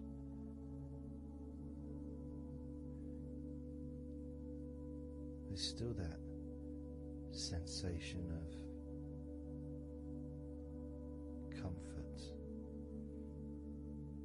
in your thighs. And there's that movement of energy, because the thighs hold lots of different sensations. Of course, there's the muscles, the big, strong muscles that we have in our thighs.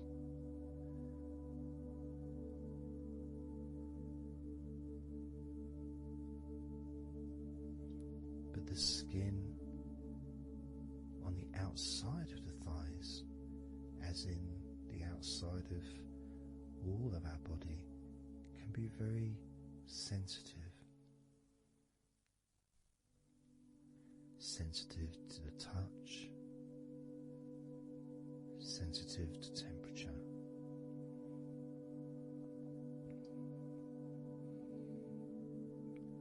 And inside your thighs, the bones, there's the muscle, there's the blood vessels, the arteries. It's all this stuff, it's inside your thighs. And I guess sometimes it'd be nice if you could actually put your fingers inside your thighs and massage.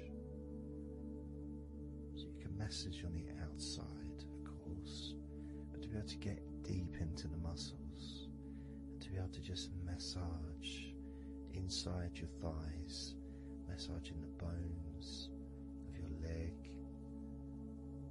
massaging all the veins, and just gently healing your thighs.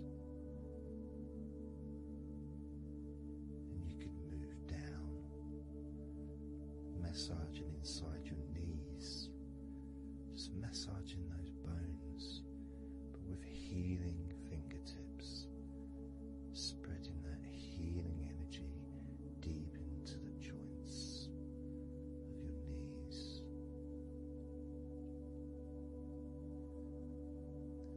Of course, there's the back of your knee, the inside crease where your knee is. It's a very sensitive area. Feels very nice when you stroke it. That might be because it's an area that's not really touched very often. It's almost like a hidden part, that crease in your legs. It's almost like a part that has a sensitivity which is a little bit different.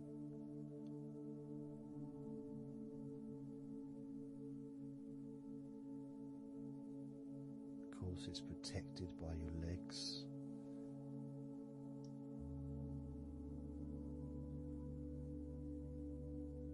So you can imagine putting your fingers into that crease in your legs.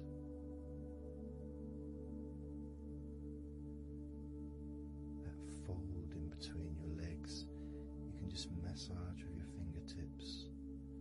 Imagine your fingertips going inside, massaging the muscle tissue.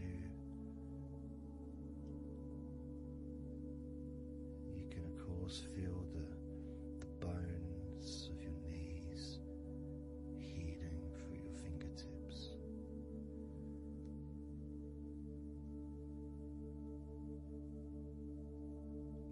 And then as you go down to your calf muscles, now that's a part I'd like to be able to really put my fingertips deep inside my calf muscles, massaging every single tissue of that muscle, healing every part.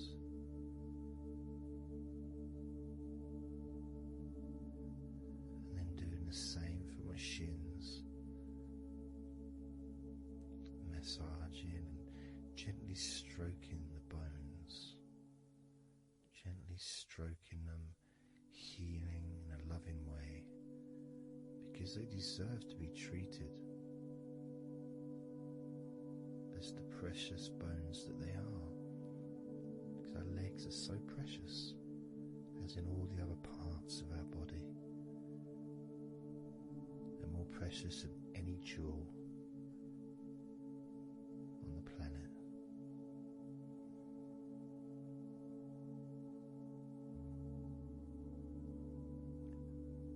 And when you start to think about your legs in this way, it can change your perspective. It might sound a bit silly to start with, the idea of having love for your legs, showing appreciation for your thighs, wanting to be able to put your hands in your thighs and massage the muscles and the bones, and to get your fingers deep in there, releasing all tension, just to show how much you care about your legs, how much you care for what your legs do for you regularly. Your knees, your calves, your ankles, the strength of your ankles, considering how thin they are compared to the rest of your legs, especially your thighs. Yet they're so strong, so flexible, absolutely amazing things. Your ankles are truly a gift because of what they do for you.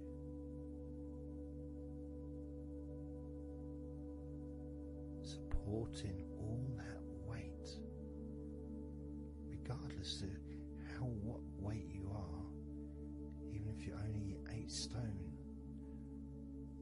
it's still a lot of weight for these little ankles. Now I'm a lot heavier than 8 stone, double that. Yet my ankles support my body all the time. Although they do give off a sigh of relief when I sit down. As in fact my whole legs do. My feet also go whew, and my toes clap.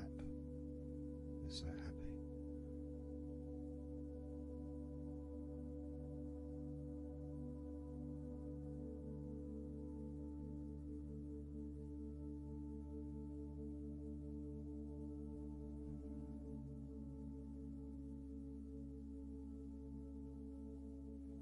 Your legs really are amazing.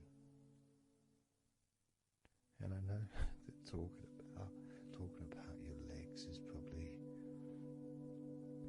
possibly among the most boring things you've ever heard anyone say, possibly. But boring or not, everything I said is true. Your legs are amazing.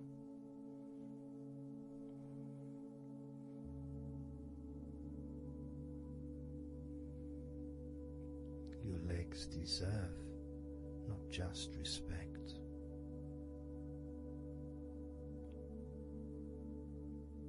but they deserve to relax deeply.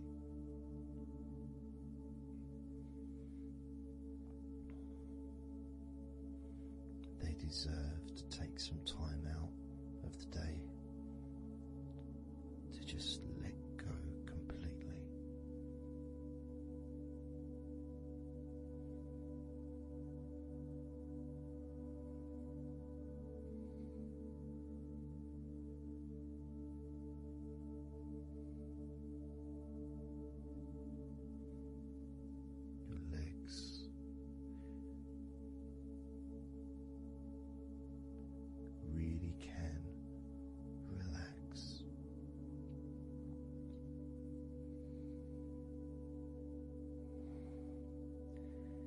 because the legs are such a most, very important part of your body, when you relax your legs, the rest of your body also naturally follows in that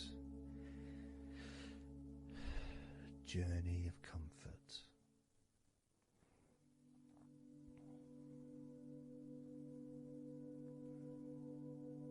I can feel it in my hips. My hips feel really loose, and also my lower back as well. My lower back really feels stretched, even though I'm just sitting in a chair and there's no stretching as far as I'm aware that I'm doing. But it's almost as if the muscles are just relaxed so much that there is a natural stretch as the tension has reduced a lot.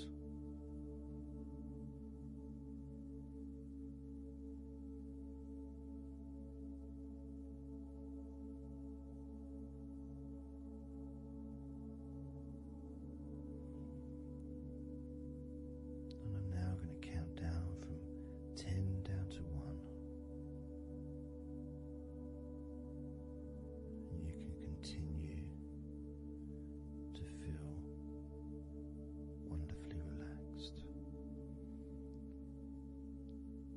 10,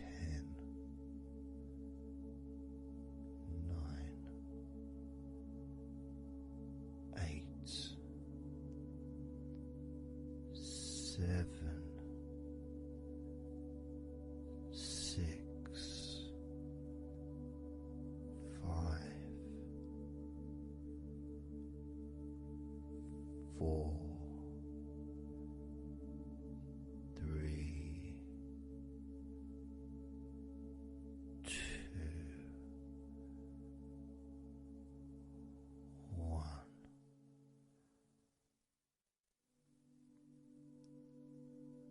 Relax.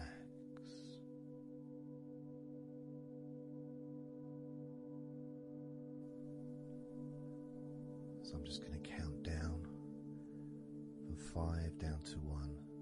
And as I count down, if you just focus on the numbers, just the numbers, counting down, and notice how you feel in this moment as you hear the numbers counting down, knowing that those numbers counting down represent you feeling calmer, not just in your body but also relaxing your mind. And just notice how you feel. There's nothing to do, there's nothing to say, there's nothing to think about. Starting with number 5.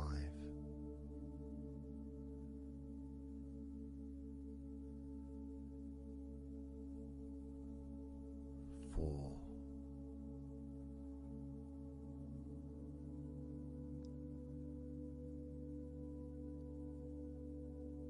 3.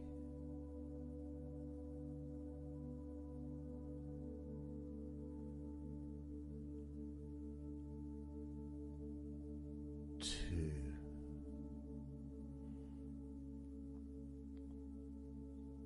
1.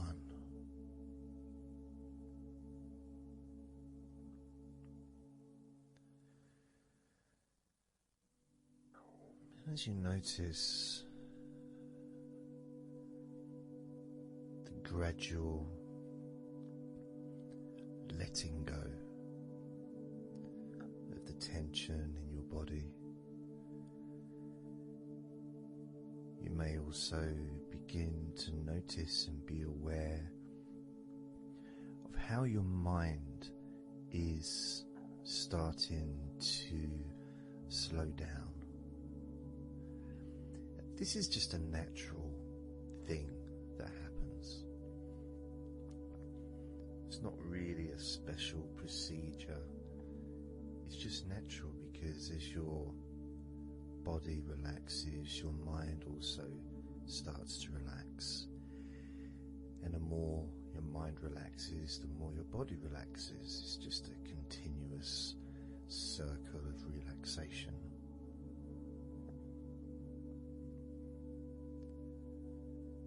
And there's that calmness that comes from relative quietness. You know, even if there's background sounds, either your side or mine, it's still going to be quite calm. You know, you haven't got the television on, there's no music in the background, unless you're listening to the recording with music, of course. You're very likely not going to be sitting in a room with other people. Of course you might be, but generally it's more ideal if you can do this on your own.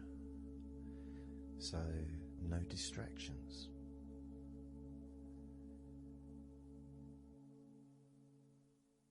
And when you stop thinking about stuff,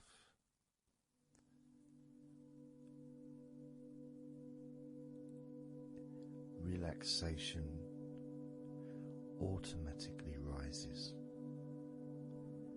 A sense of comfort starts to grow. And without trying to build it up into something fantastical or something magical, this is just a natural process, something that's easy to accomplish. In fact, it's almost, the sense of relaxing completely happens really when you put no effort into it. It's not something that you can really force.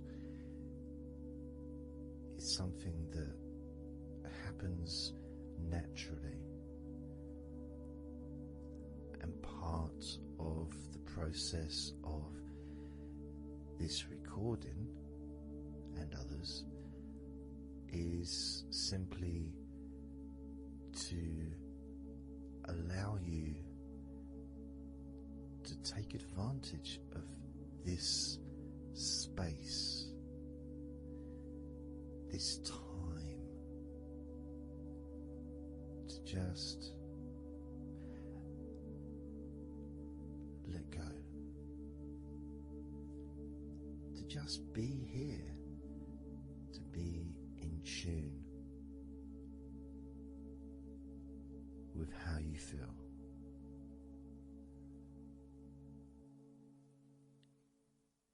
Yet with the intention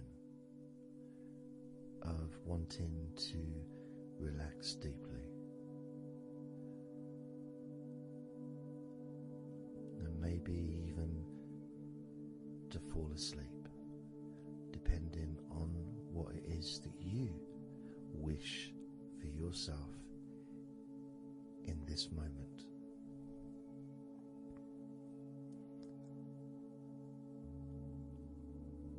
As we know, relaxing is the majority of the process of falling asleep. The actual falling asleep part is the tiny bit at the end. The deeper relaxed you become, the easier you find yourself drifting.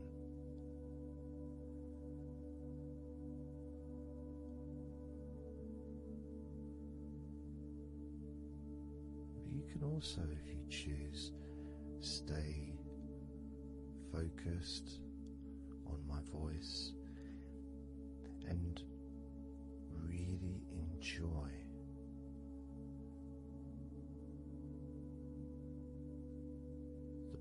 process of gradually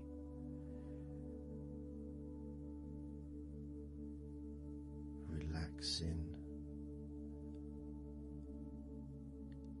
each muscle in your body, effortlessly,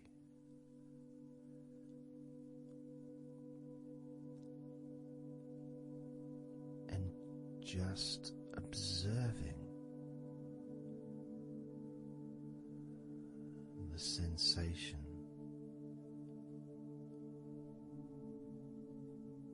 of letting go.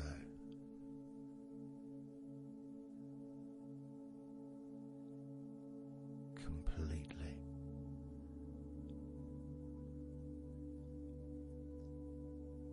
This time I'm going to count from 6 down to 1. And you can notice your mind calming down more with each number that you hear me say. Naturally feeling calm and slow and peaceful.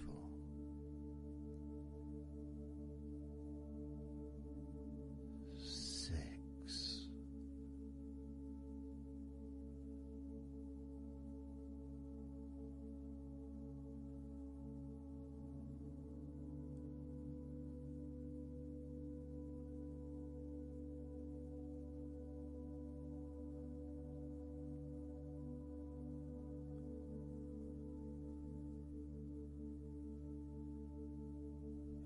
5.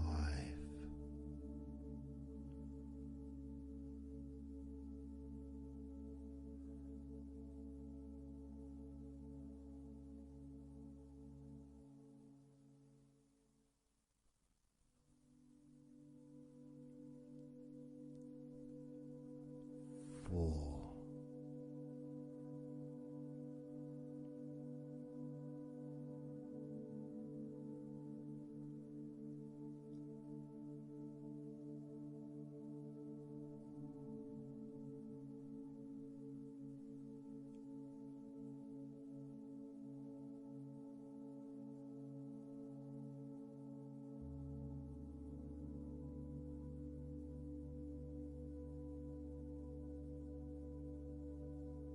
3.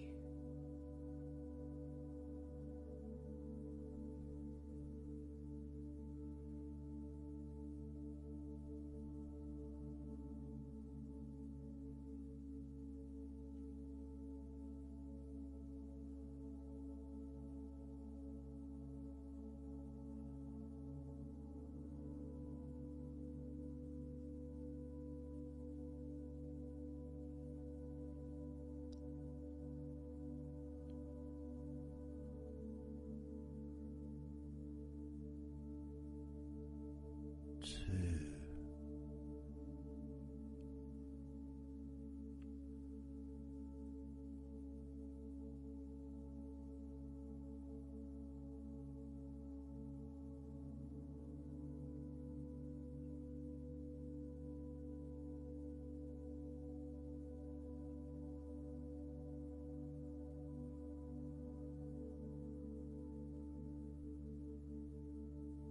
1.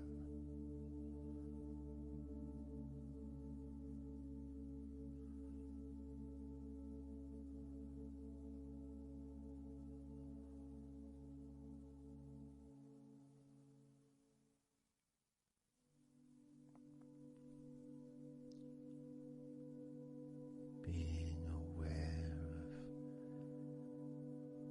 of how your mind has slowed right down, sinking deeply into relaxation.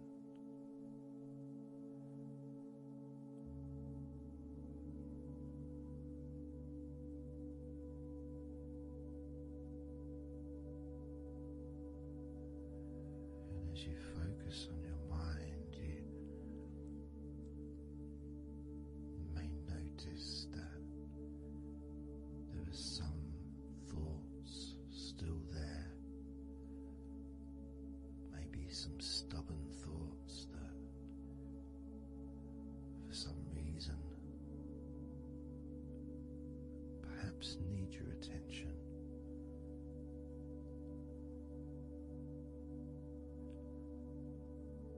So what you can do is send love to those thoughts. Sprinkle those thoughts with love, like little petals from a flower. Just sprinkle it over them. Petals filled with love towards those thoughts, to let those thoughts know that you're not abandoning them. You just need them. You require them to just calm down, slow down, quiet down for now.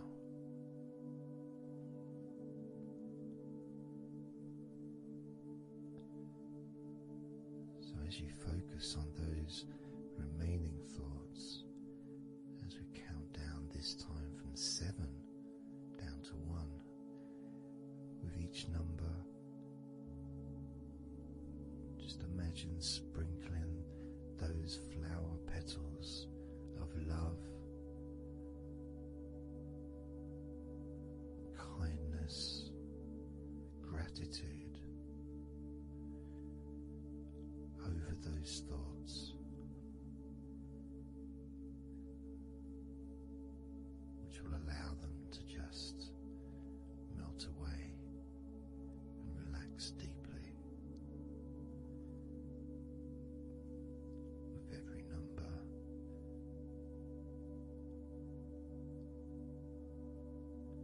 those thoughts will become more and more relaxed.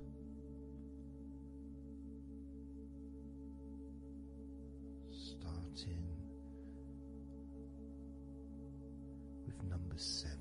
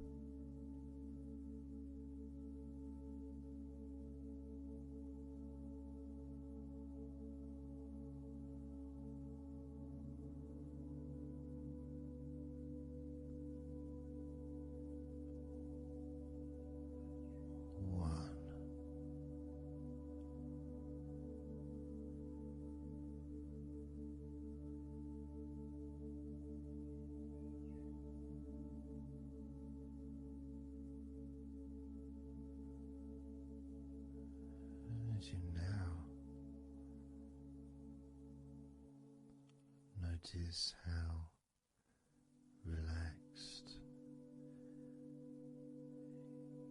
you're feeling in your body.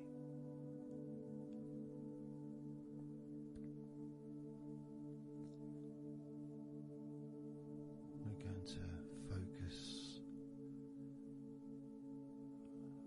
on your hands.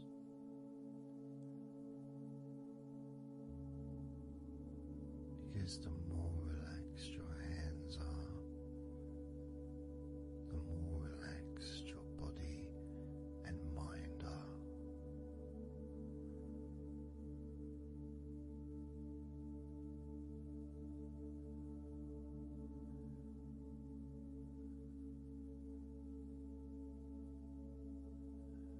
And as you focus on your hands and your fingers,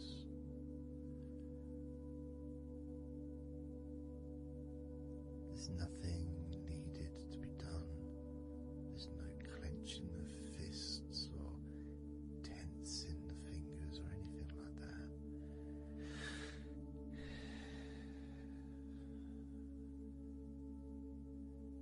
It's just noticing and focusing on your hands.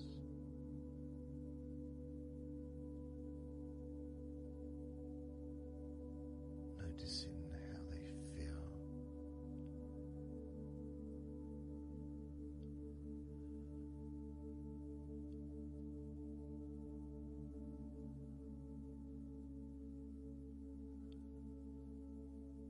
Because the more relaxed your hands feel, the calmer your mind feels, and the more comfort you feel throughout your body.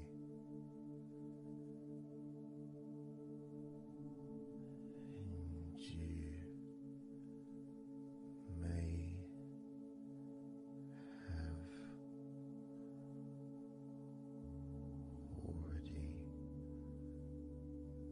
noticed that your mind is starting to drift.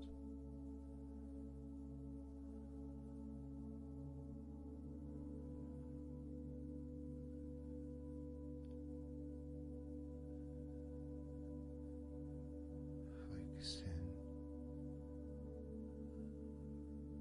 just on your hands and fingers, allowing them to experience a real deepening of that relaxation in your hands and fingers.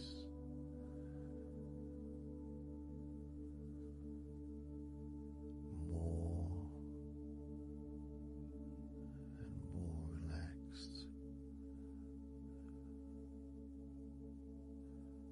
with each number.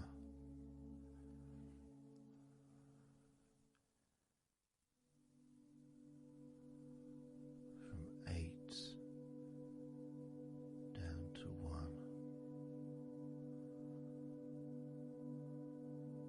You can almost feel that healing and relaxing energy spreading into your hands.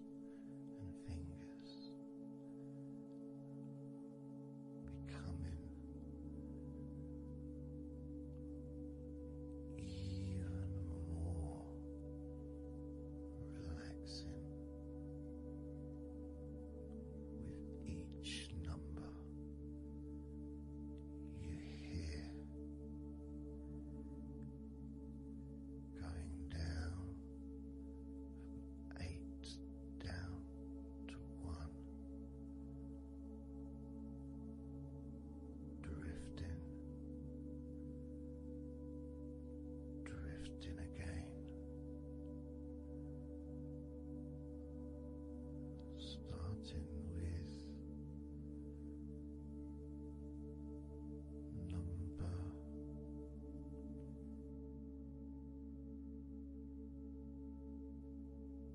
8.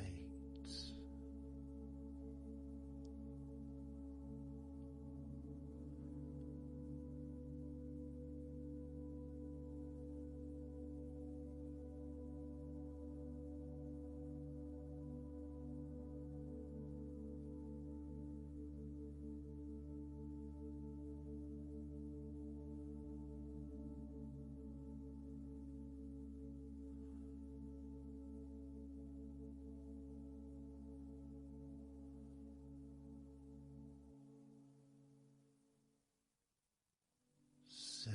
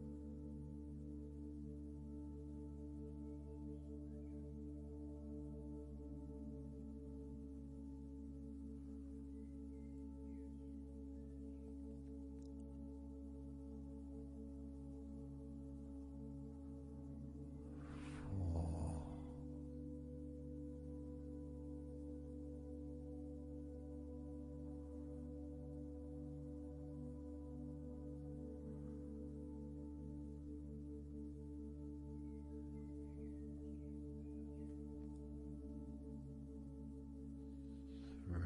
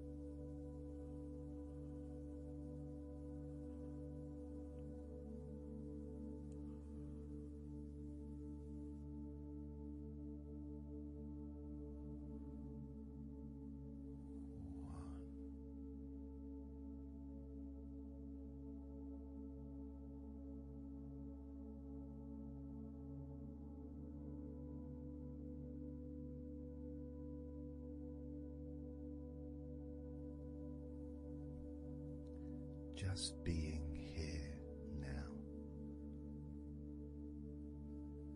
Nothing to think about, nothing to do, nothing to say. And everything just feels calmer. And this is your natural state of being. This is how you just normally feel when you take away all of that other stuff that we add. You know, things like stress and worrying and overthinking and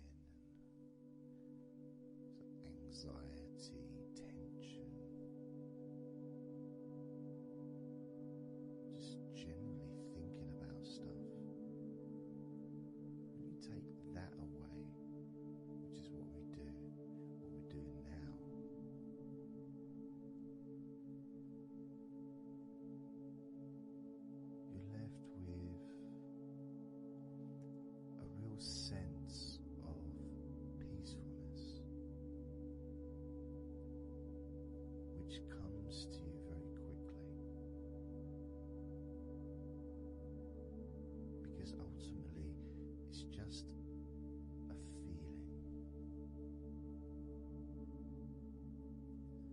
feeling of comfort. It's almost as if you've gone inside yourself and you've found a special place where everything is peaceful, a place where you can feel relaxed and your natural sense of comfort, a place where you can be you, where you can accept yourself for who you are, a place where you're not trying to please anybody else ever, a place where you can actually not just love yourself, but in some ways, more importantly, you can like yourself, appreciate who you are.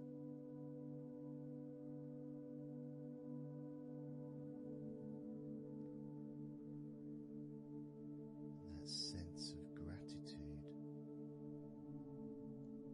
is in the air all around you.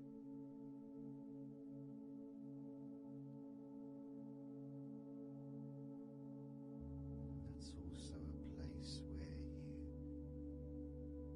can actually feel the healing energy soaking into your body.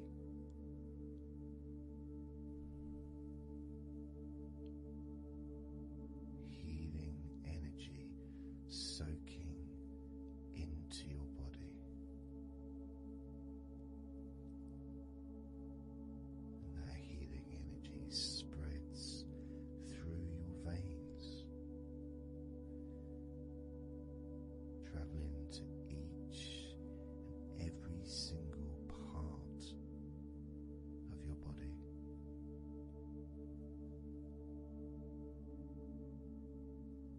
And you start to realize that actually that healing energy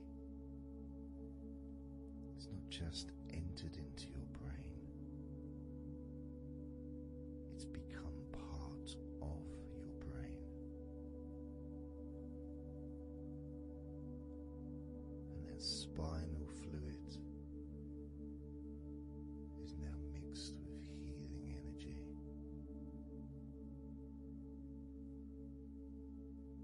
Not just allowing you to feel so much more relaxed and healthy in this moment, but also you start to realize that actually what's happening now with that healing, relaxing energy spreading through your body is actually changing your life. It's actually changing the way you're going to feel, not just now, but tomorrow and the next day, as your health improves. Not just your physical health, but your mental health. Things that used to bother you in the past, for some reason, no longer have the effect that they used to, because something has changed deep within you. Maybe things that used to cause you to feel anger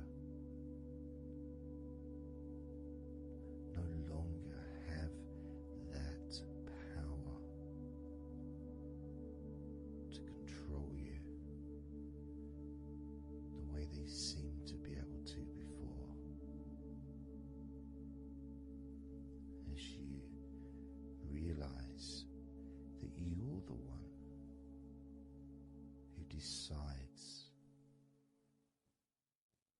what affects you. You're the one who decides to feel relaxed and calm when you choose to enjoy noticing these natural developments of healing continuing to grow and improve your life day by day.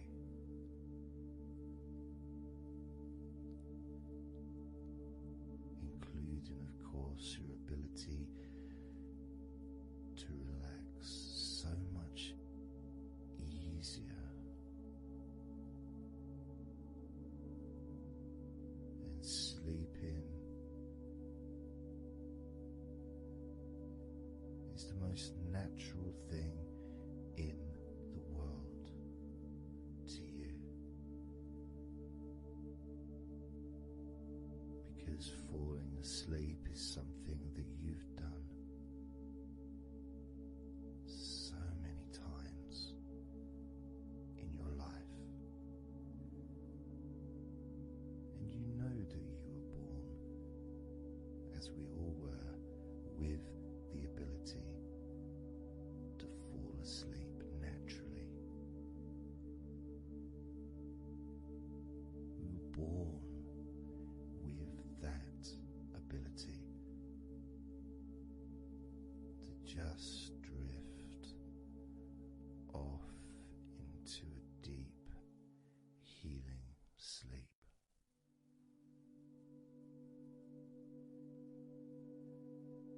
Even when we're kids, sometimes we'll fall asleep when we don't even want to.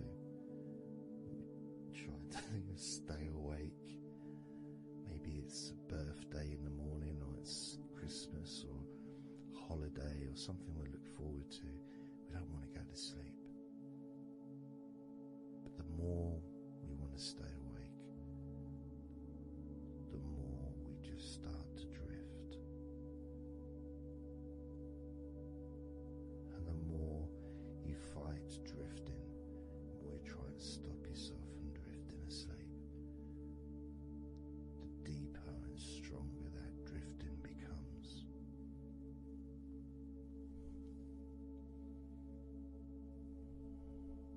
Because we're born not just with the need to relax deeply and to naturally fall asleep, but it's our birthright. It's part of our DNA.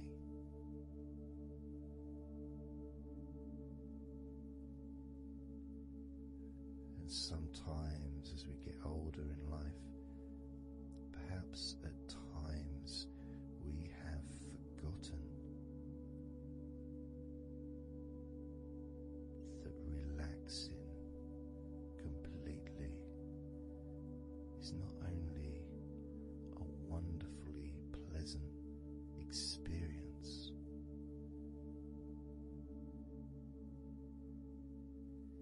it's also really easy.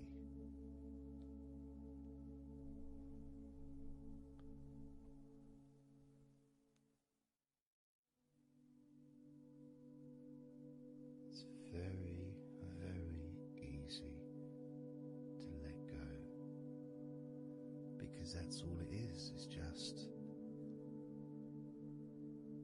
deciding to let go.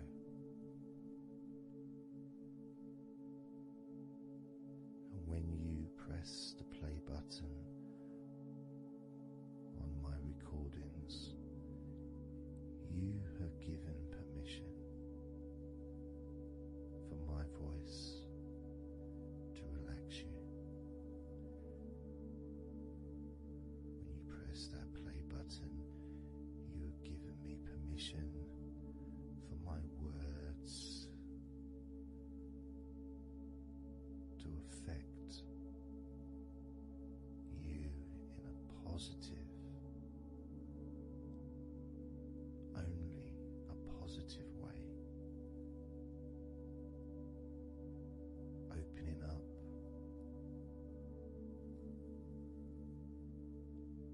your mind to useful and healing suggestions that can have such an amazing effect on how you feel right now, as well as those changes that continue long after the recording ends, those changes within you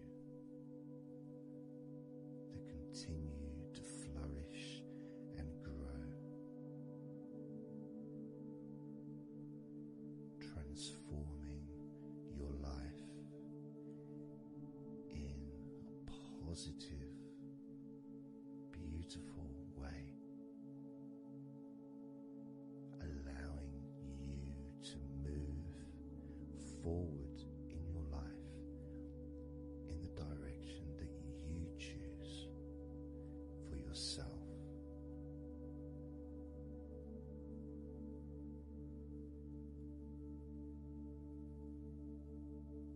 And this feeling that you can experience of safety, comfort, calmness,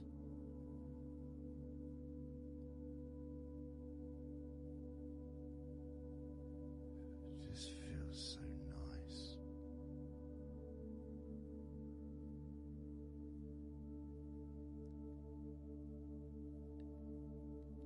It's such a healthy place to be.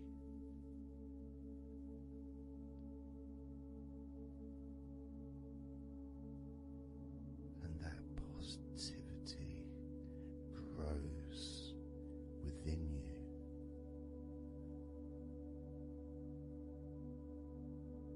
Each and every day, moving forward, you're going to find that you're more relaxed physically and in your mind is more relaxed. And it's not that you're thinking slower, it's just that your mind will be less clogged up with unnecessary negativity. Because from now on, your mind rejects negativity. From now on, you're going to start noticing when negativity arises, and you can just say stop. Stop. And that negativity will turn around and leave you alone.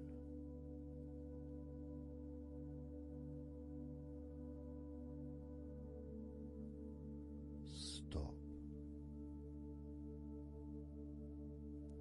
And that negativity will disappear.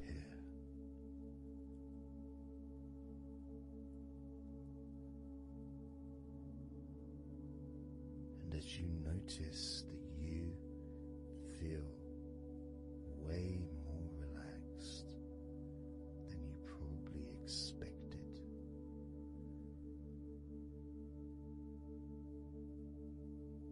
you can now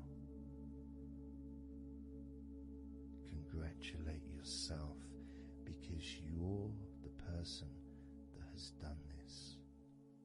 You are the one that has opened your mind up to the simple facts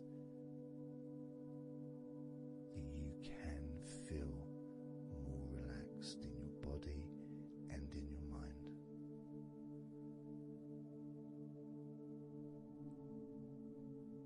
You've opened your mind up to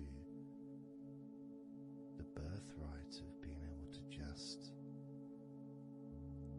fall asleep easily when you choose.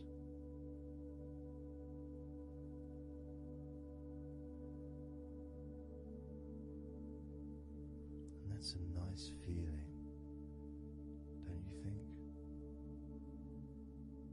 Feels nice, doesn't it? To feel calm with all that healing energy spreading through your body and your mind.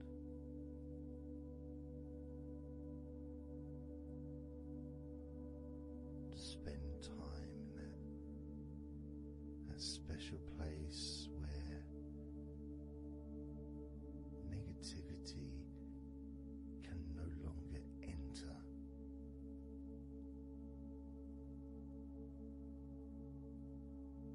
Negativity is banned, it's barred, it's not allowed entry. It doesn't deserve to be here, it doesn't belong here. Negativity has no place in your life.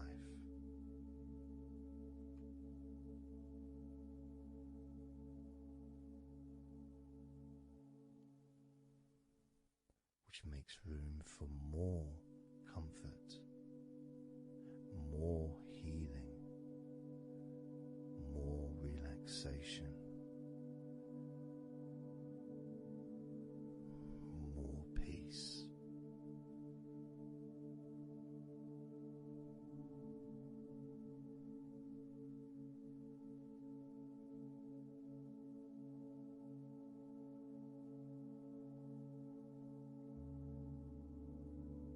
Feels nice, doesn't it? To just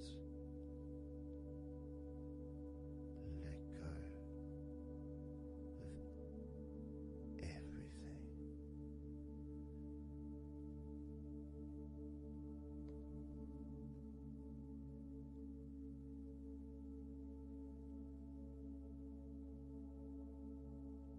And I'm going to count down now from 20 down to 1. You can continue to relax. If you choose, you can drift to sleep. With every number you hear me say, you can feel twice as relaxed. Or if you choose, you can feel twice as sleepy.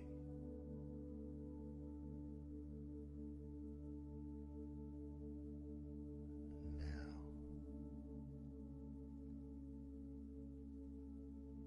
20.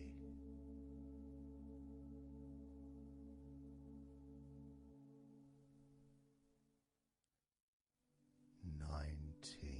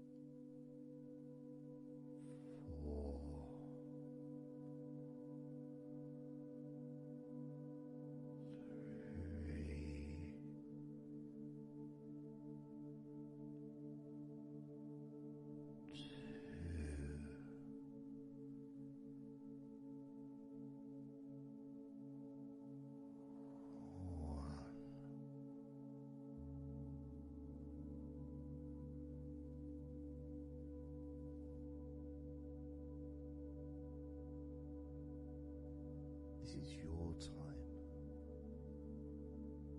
to just take a break.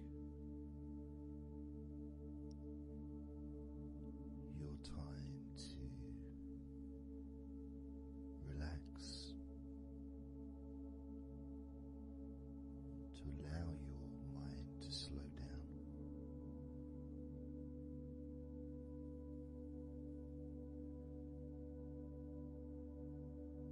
To give yourself permission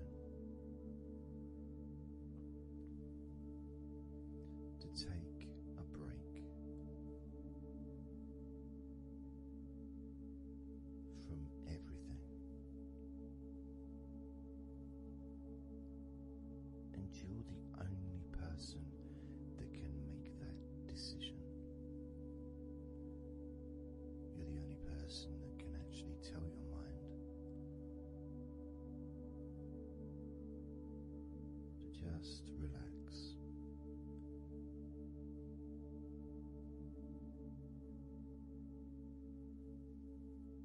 To just take some time off.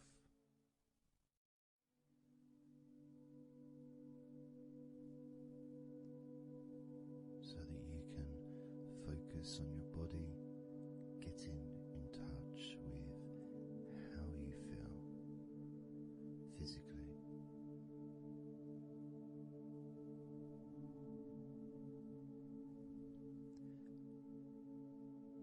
And in the process of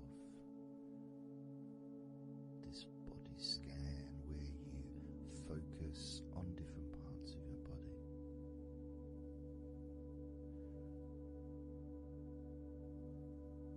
those parts that you focus on and observe, even though you're not purposely requesting for those parts of your body to relax, it's kind of expected. You expect, when you listen to my voice, to feel more relaxed naturally.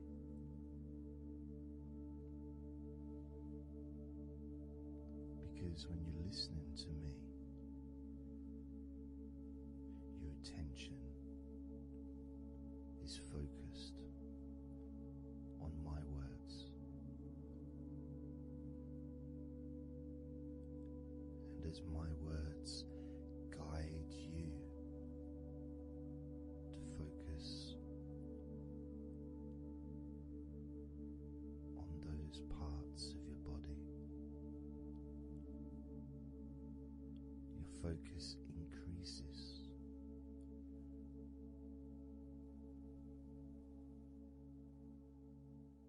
Which actually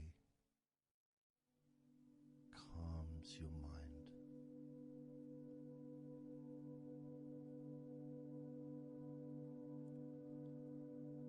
And when your mind calms down, your body relaxes.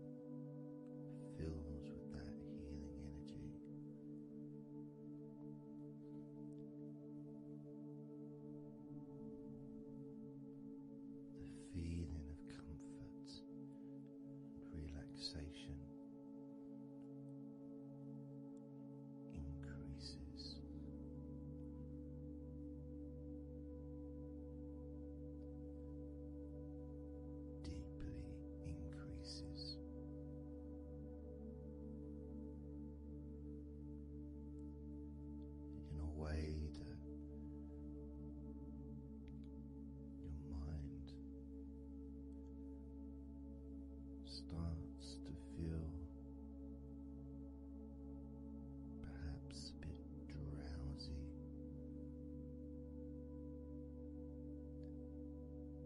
because it's not needed, and it may start to drift.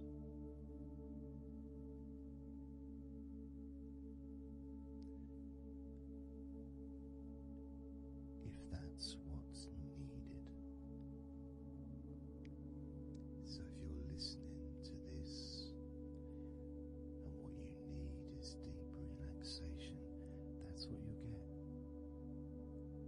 If what you need is to fall asleep naturally and easily as your mind drifts, that's also what will happen.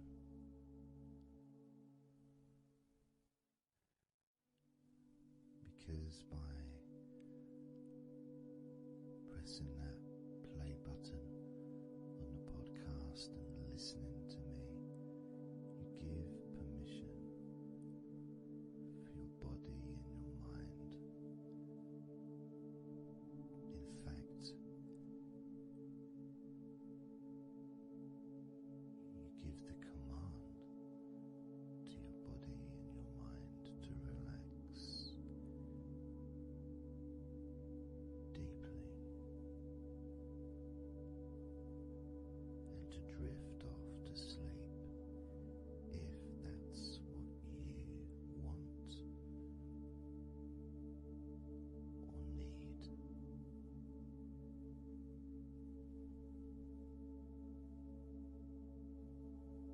And as I focus on the different parts of your body, you may start to just drift, and then you come back again and you hear me talking, and I'm focusing on a different part of your body.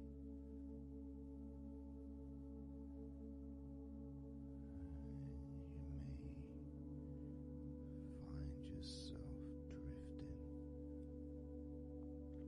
but you don't realize you're drifting until you stop drifting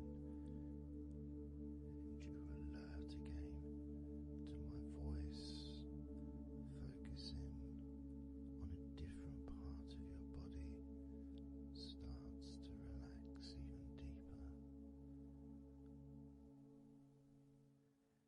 because that drifting is basically you already in the sleep zone.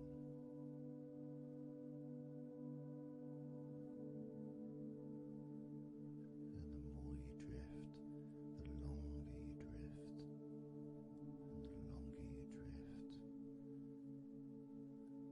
eventually that drifting continues into sleep. And that's the last you remember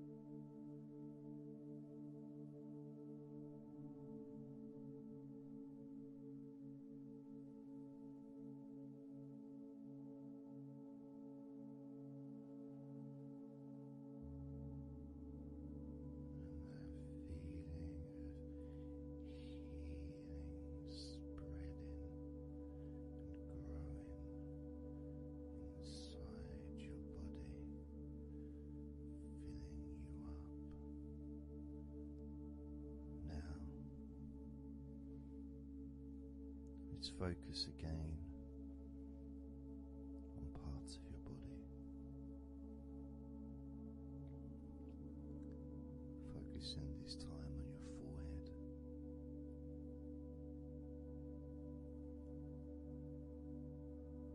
Now on your mouth, your lips, your tongue,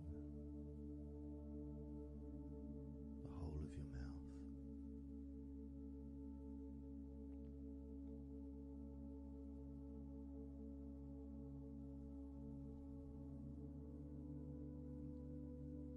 Focus in on your fingers.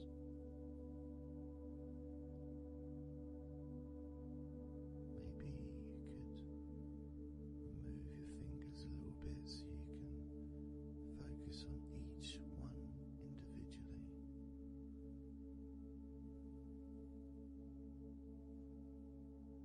Both hands. And even though as you focus on both of your hands now, they almost seem to just melt into one.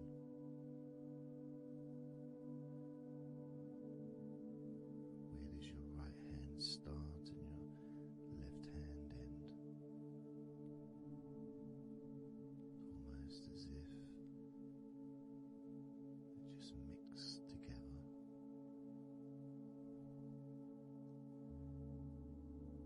Now focusing on your knees.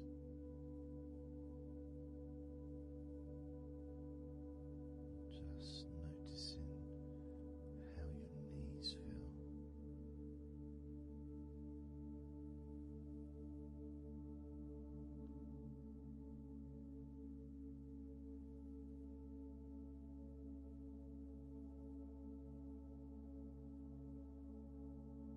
Now focusing on your elbows. Focusing on both of your elbows.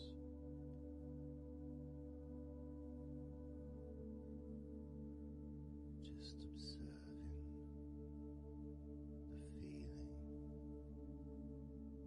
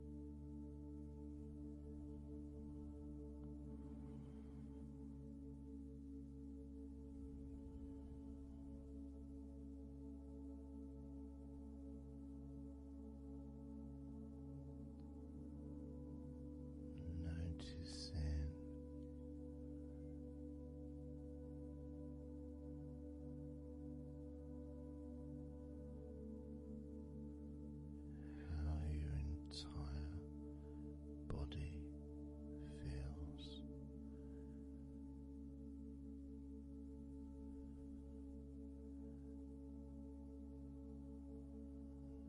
Noticing how your mind feels now.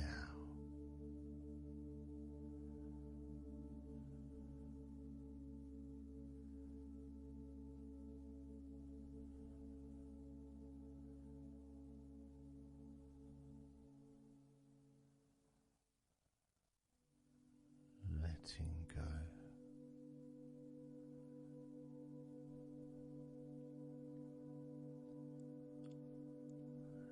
Letting go.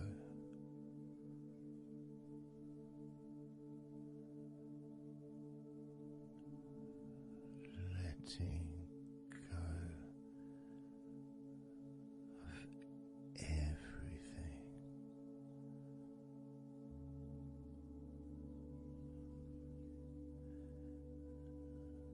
Letting go.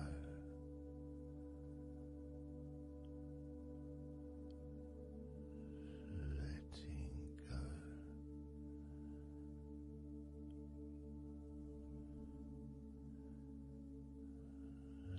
Letting go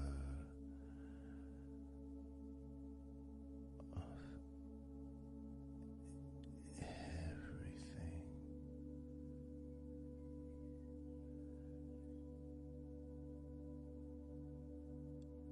Everything.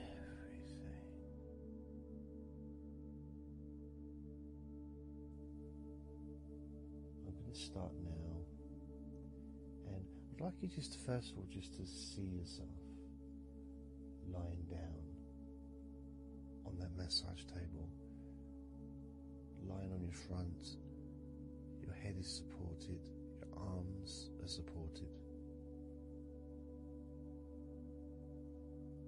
and you feel comfortable, and breathing is really easy,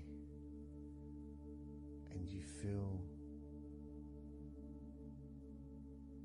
confident in how you look as well. So there's none of that issue of body problems or shyness, because I'm a professional and this is a therapy session, so none of that stuff matters whatsoever. This is about you.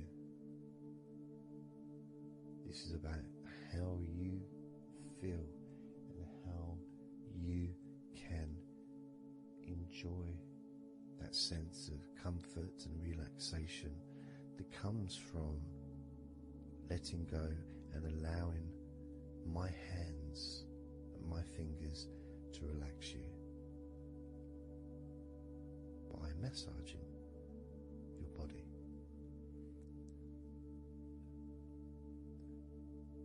So I want to start off just by placing my hands on the back of your head, just gently, just so you can feel what my hands feel like really on you. So you can maybe feel the warmth of my hands on the back of your head. And I'll move my hands to the side of your head, not pressing but just holding there very gently, maybe over your ears and a little bit on your face, just so you can feel my hands, so you can become accustomed to them.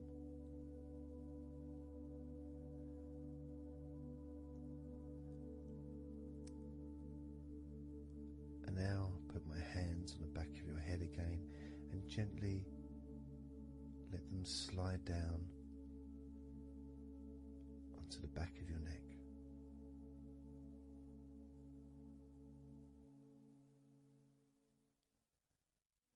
You can feel my hands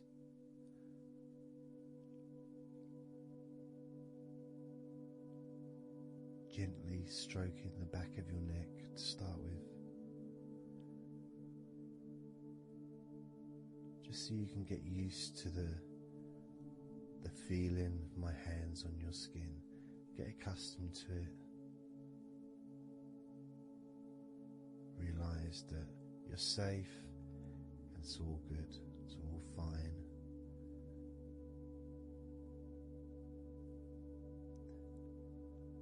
And I'm going to start gently massaging the muscles in the back of your neck.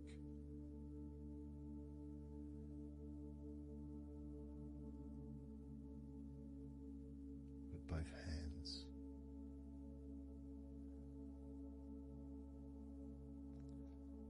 Now this is a very trusting situation really, because our necks are so fragile, and to have someone have their hands around your neck in that way can sometimes be problematic for people, which is why massages are quite good, because it allows you to relax and to get in touch with trust, to feel peaceful and calm.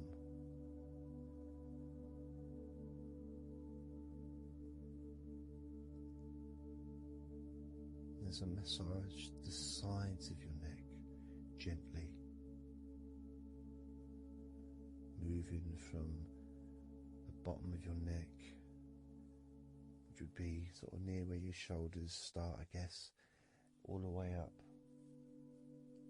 to your jaw, your ears kind of area, that side of your neck. Of course, is a lot longer than the front of your neck.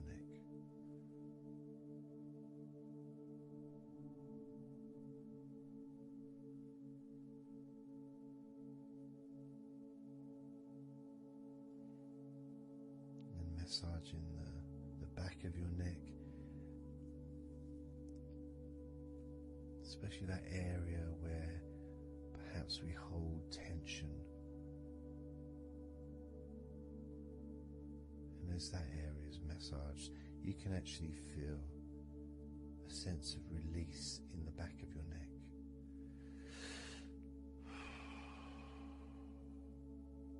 And maybe you can breathe it out as well.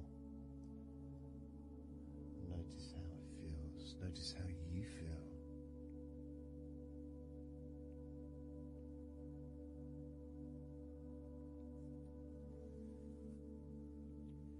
Then moving down to that area between your neck and your shoulders, that muscly area, starting to massage that area on both sides.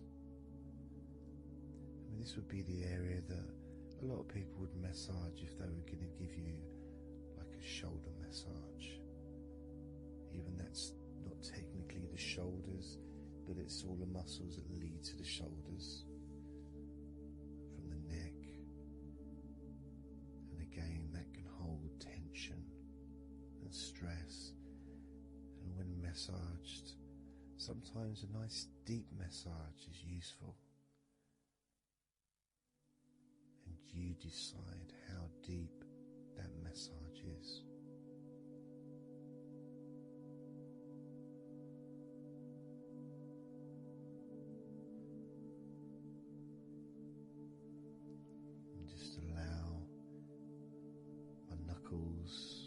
Just to dig in, to get to those muscles and to really relax them. All the time being firm yet gentle with you.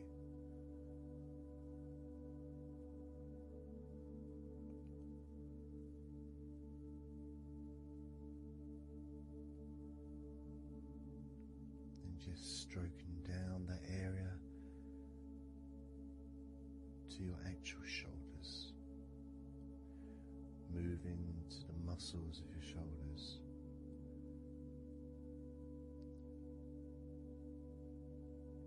and maybe initially just pulling up the shoulders a little bit off the table, just to give you a little bit of a stretch, but very gently.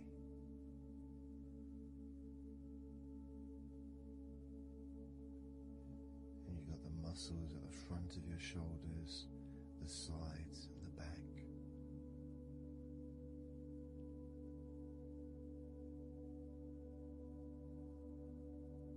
Again, this is a part that can really take quite a bit of pressure, quite a bit of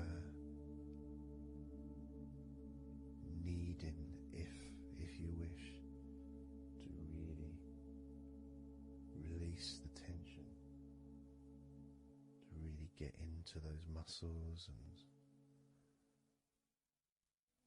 you can let your fingers in there and it can feel really nice. Sometimes just being stroked gently or being massaged quite strongly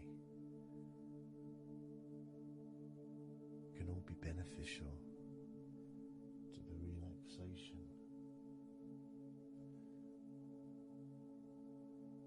of the muscles in your shoulders.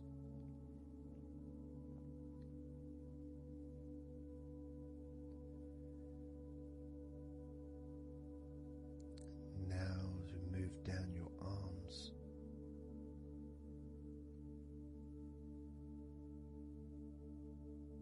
we'll do one arm at a time, starting with your right arm.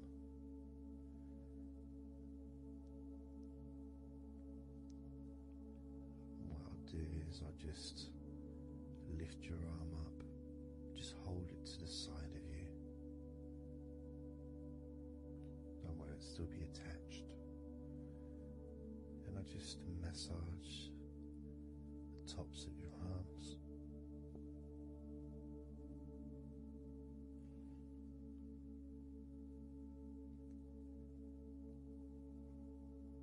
All the way down to your forearms, into your wrists.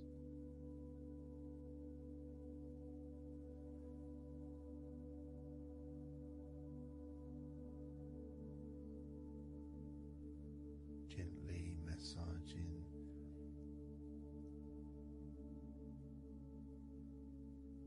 that part, the softer part, which is the under part of the arm, which leads to the crease in your elbow, the inside. It's much more sensitive skin.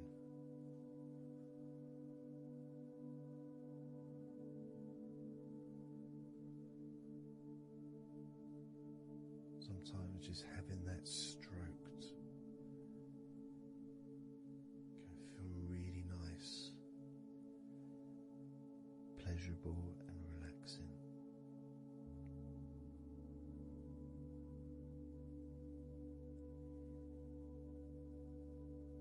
Now moving down to your right hand.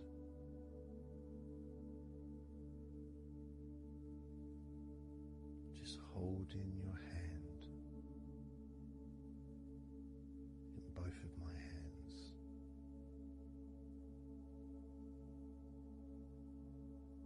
Just pressing gently on the back of your hand and stretching your fingers ever so lightly. At the same time, pressing down and massaging each finger.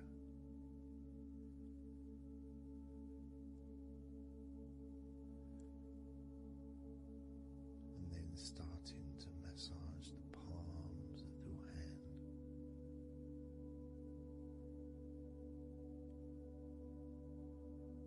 Just turning the hand gently, stretching it gently.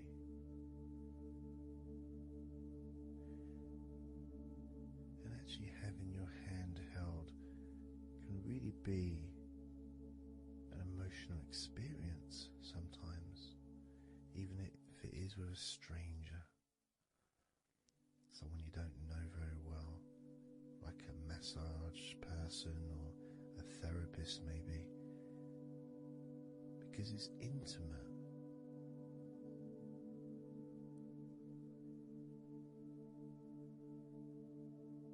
You can feel nice, and you can feel safe.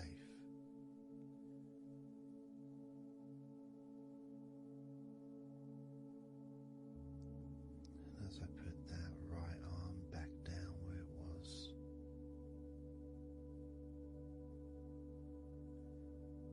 we're going to do the same with your left arm. Exactly the same. Massaging the muscles in your arm all the way down to your wrist. Stroking the inside of your arm.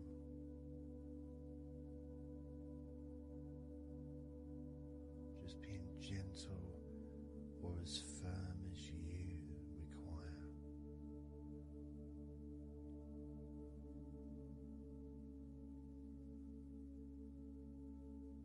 And then massaging your left hand.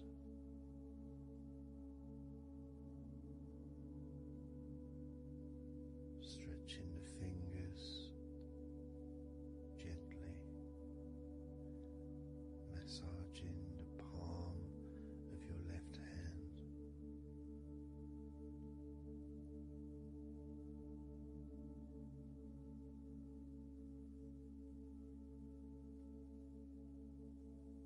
You can feel so relaxing.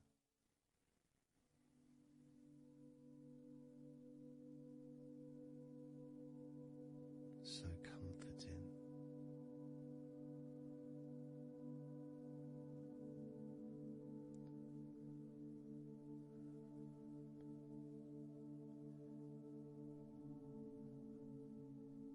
Now just rest your left arm back down.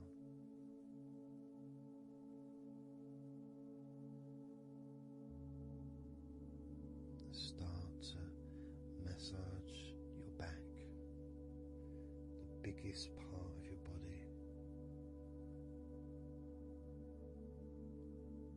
Starting at the top,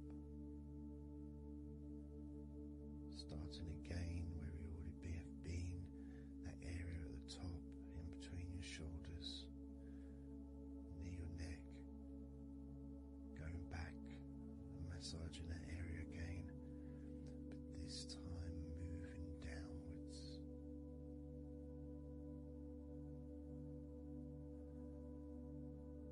Making a downward stroke to the middle of your back, working from the outside inwards. So massaging your back, but the outsides of your back,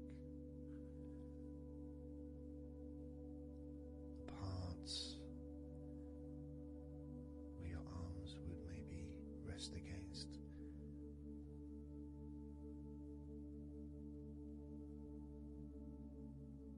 Almost the part that connects your front to your back.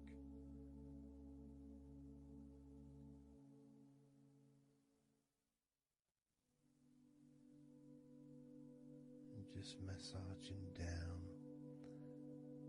firmly but gently, as firm as you want. Moving down and then moving across a little bit and moving all the way down again. Being very gentle, yet firm as you choose.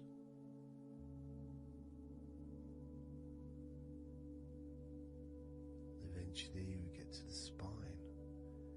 We can massage the muscles on either side of your spine, from the top of your neck all the way down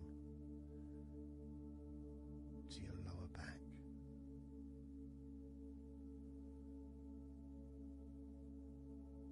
We can do that a few times. Sometimes people would use the knuckle or the 2 fingers and just go either side of the spine, and almost just push down, go all the way down to the bottom of the spine. Each time releasing tension and opening up the body, stretching your body so that you feel more relaxed, but at the same time rejuvenated.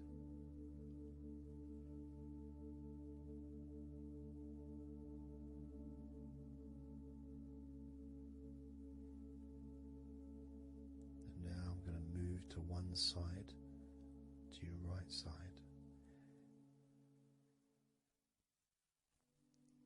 And from the bottom of your ribs to your pelvis, I'm going to massage that area of your back.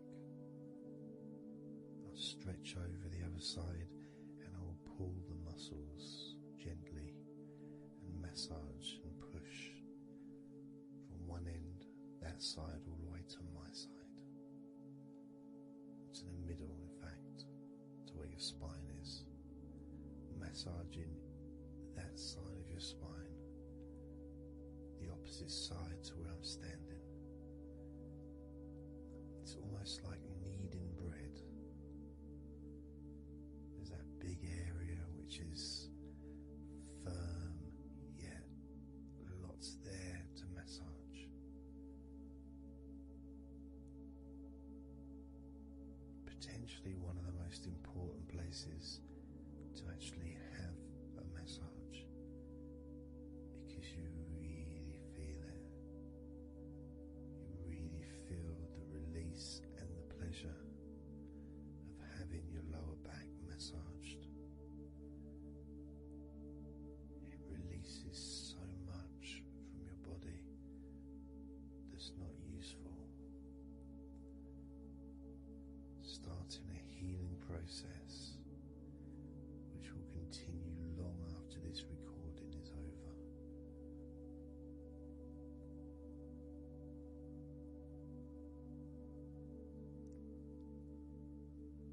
And massaging this part of your body not only feels really good for you, but it's actually fun to do, because it is, as I said, like kneading bread.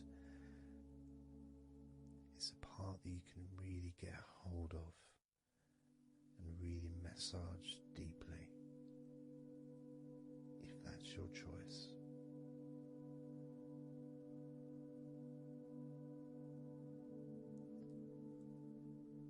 Then I'm going to move over to the other side of your body and do the same with the opposite part of your lower back. Kneading and massaging from your sides all the way to the middle of your back where your spine is. Pressing and kneading.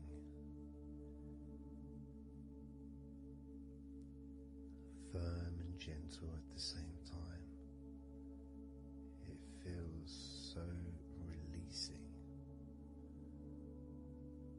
This mixture of pleasure, comfort, release, calmness, relaxation, all mixed together.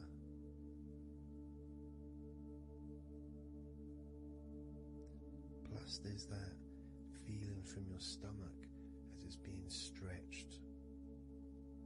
Even though you're on your stomach now, you can feel it being stretched because that whole area is connected to your stomach.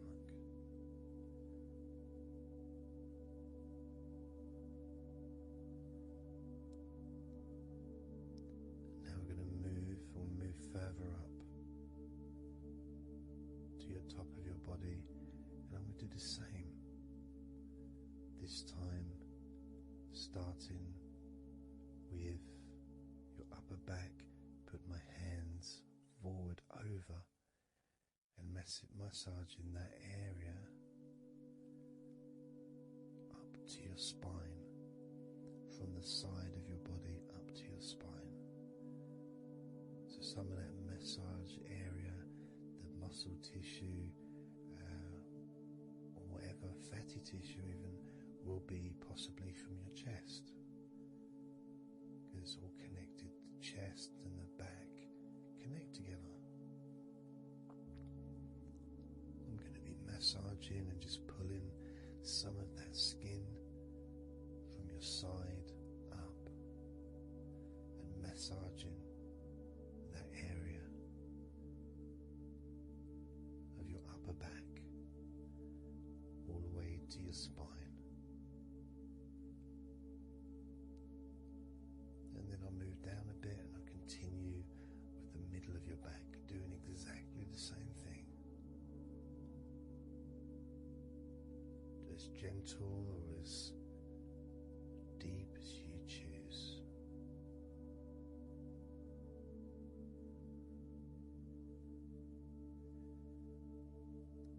Now I'll move the other side again and do the exact same thing with the top of your back on the other side, from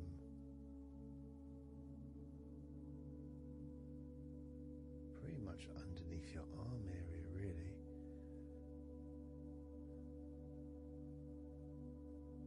to your spine.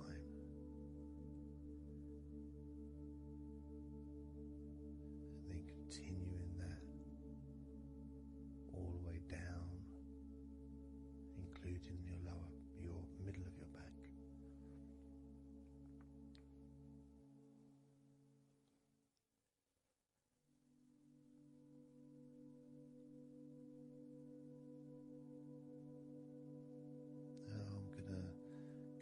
To your thighs, the backs of your thighs, and the sides of your thighs.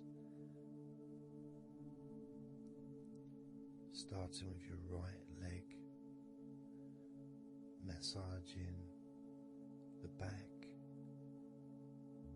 and the sides of your thighs, gently and firmly. There's a lot of muscles there. It's an area that can be very tense at times and maybe needs a little bit more pressure than the rest of the body.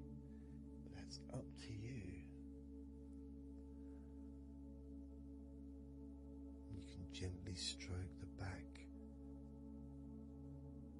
of your legs where, opposite your knee joint or underneath your knee joint.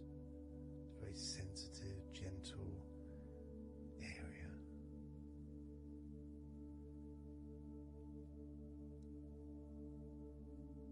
And working down to your calf muscles, massaging your calf muscles thoroughly and deeply if you choose, using both hands,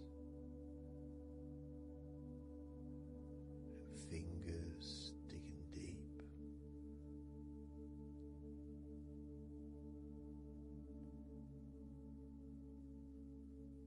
To your ankles and the back of your ankles, just gently massaging that area.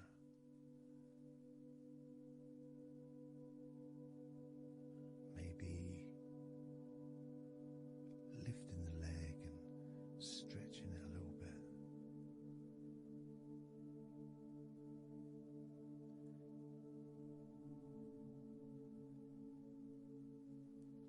Moving to the right foot.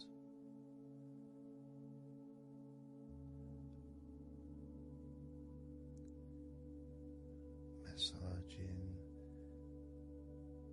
the bottom of your feet. The sides of your feet.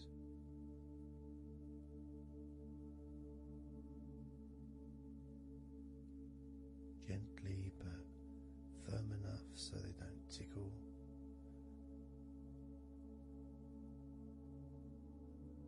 And just allow the pleasure that you get from having your feet massaged to just overtake you. As I continue to massage your feet, the bottoms of your feet, the sides, your arches, your heel. You can put a lot of pressure into your heel and it feels amazing. Yet the arches need to be a bit more gentle. Stretching your toes gently and massaging the bottoms of your toes with my fingers, each one individually.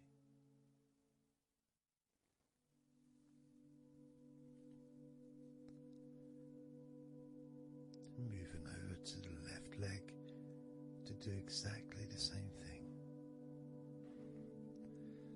Starting at the top of the thighs, working the back of the thighs and the sides, massaging deeply and gently that whole area, working all the way down.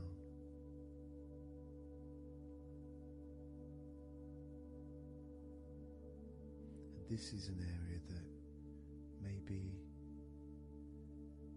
you could like to spend more time relaxing and massaging. So perhaps if you wanted, I could make a future recording where I spend more time on one particular area.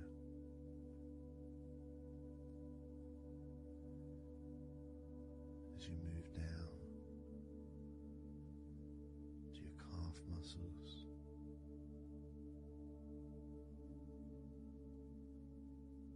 massaging your calf muscles firmly and gently.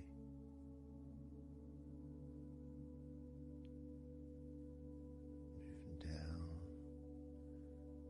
your ankle and to your feet, massaging the backs of your feet,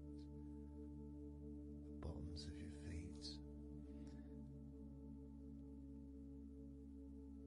stretching your toes and massaging each toe individually.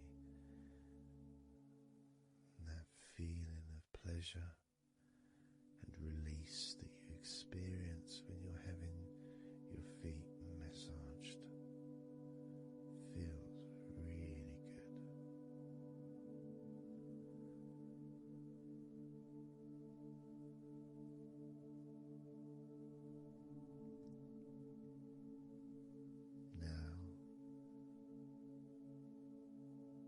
Turn over in your mind, laying on your back.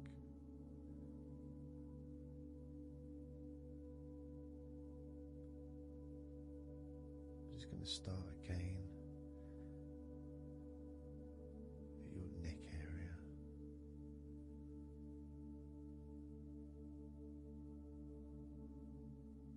And your shoulders. Just to get back in touch with that area.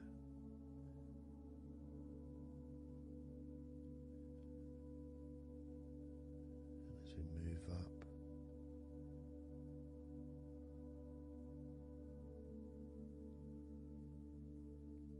I can clean my hands, make them all fresh, because now I'm going to massage your face gently.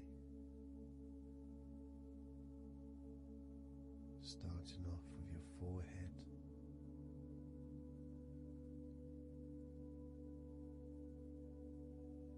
your eyes are closed, and I can just stretch your eyes a little bit, pushing up on your eyebrows.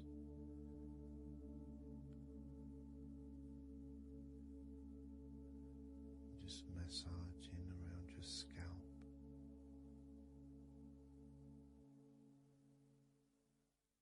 Massaging down your cheeks, around your ears,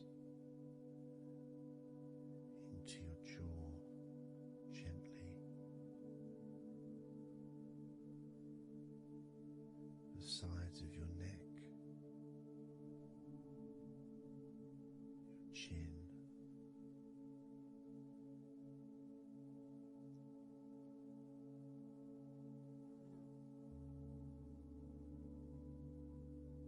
then just moving down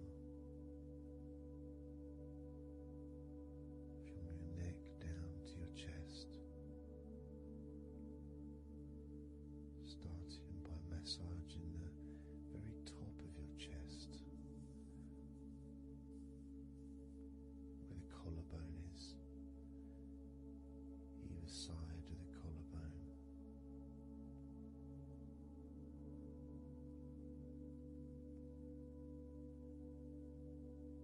And then just massaging the whole of the chest.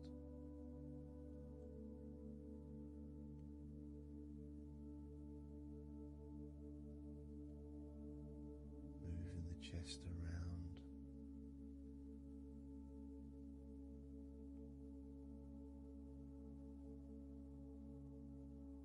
because it's quite a large area. You can move from one side to the next, moving my hands from underneath pretty much where your arms are, stretching up, stretching some of the muscles of your back in the process.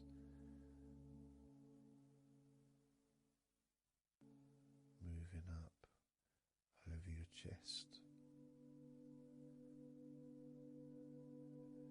and then moving down again.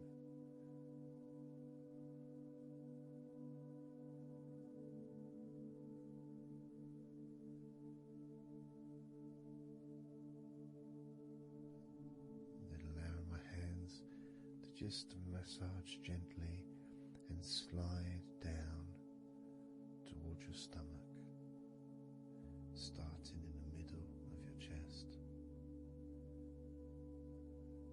and then gradually my hands moving apart and massaging and sliding at the same time, moving down to just below your rib cage.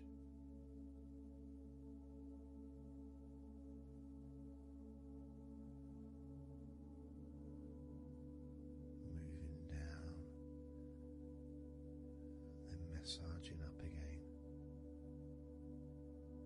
giving your chest all the attention that it needs to feel completely relaxed.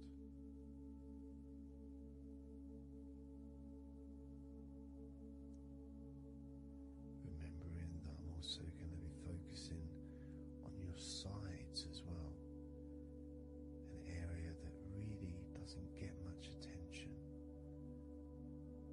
but feels really good when it's massaged. Just stroking my hands down the sides of your body, just below your arms, all the way down to your hips.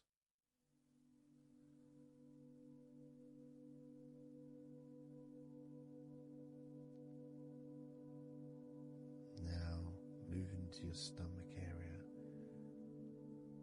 I'm going to stand one side of you like I did when I did your lower back.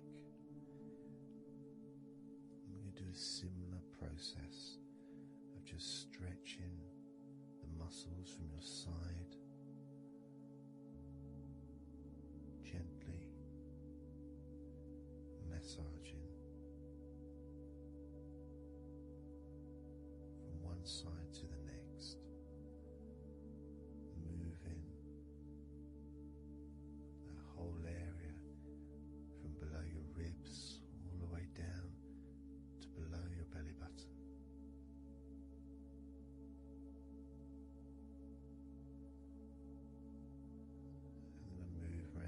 other side of you, and repeat that.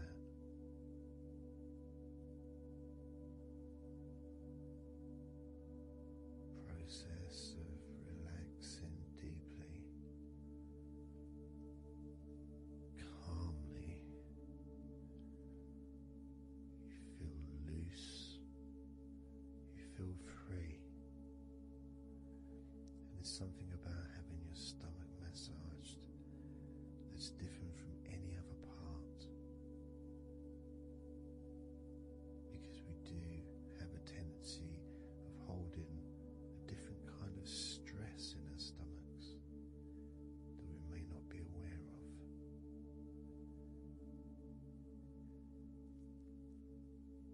As I now massage your stomach,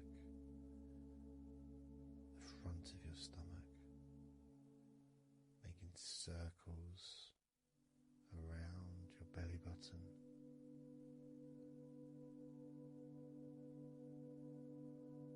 and then going the other way around.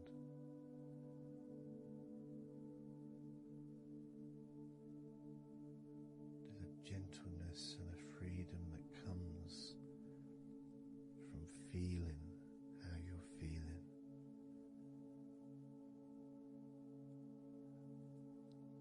As I now move down the tops of your thighs, the muscles, massaging them, and I can do this 2 legs at the same time,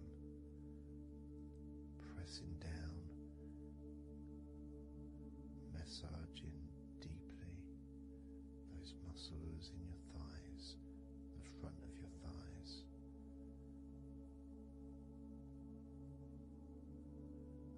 Moving down to your knees, gently massaging your knees, sliding down your shins, putting pressure on either side of your shin, gently, softly but firmly. Moving down to your ankles, stroking the tops of your feet,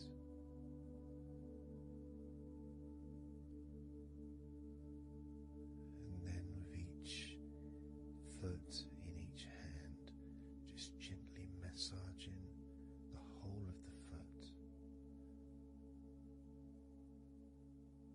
the top, the bottom, your heel, your ankle, your toes, massaging every part of your feet. It feels so good just to let go and enjoy the process.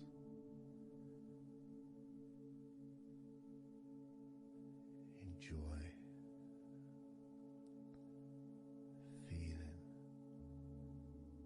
so deeply relaxed.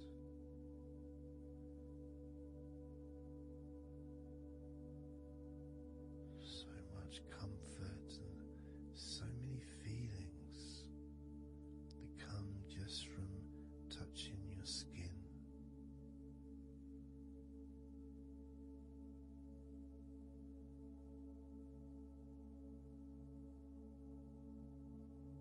And you can just lie there for as long as you choose, enjoying the feeling of deep comfort from being massaged by me.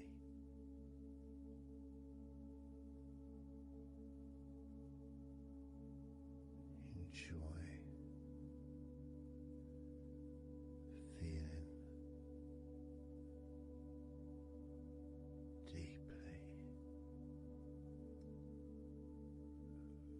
relaxed.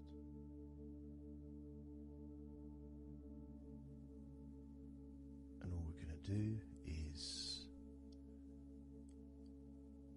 blow out some candles in your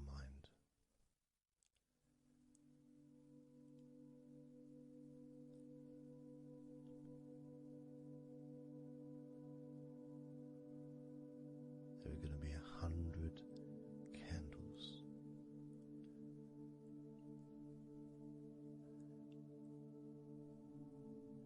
And you're going to blow each one out individually, one by one,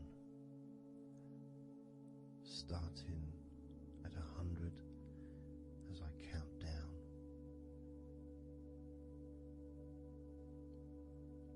All the way down to 1. And each time I say a number,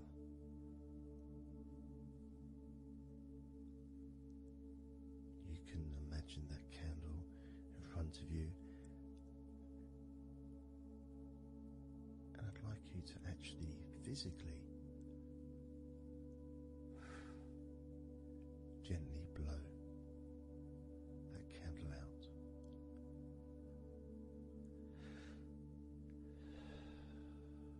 Just so it's not a big blow, it's just a gentle, and that candle will extinguish. And then I'll say the next number as we move down, and you can just blow that one out as well.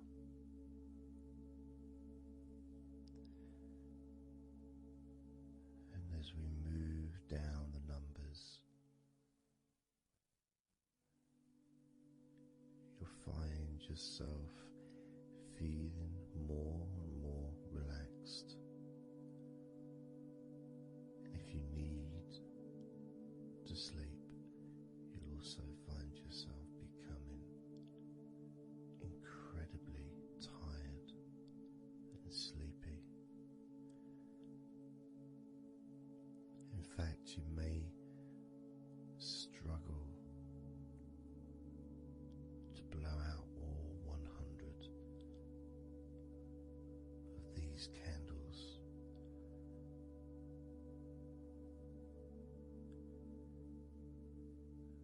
As you feel more and more deeply relaxed,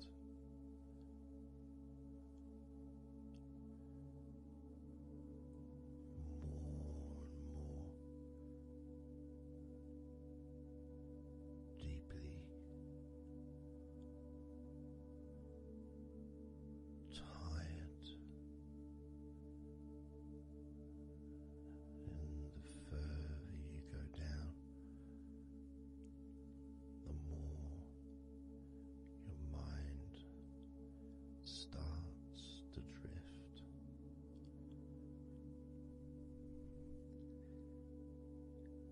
And you may find that you stop listening to me after a while.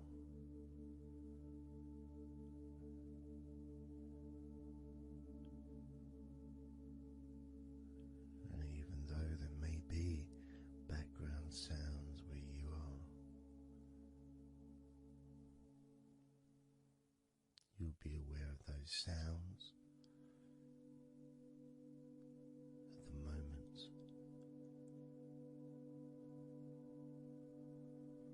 You may start to just not even notice them at all, because they're unimportant.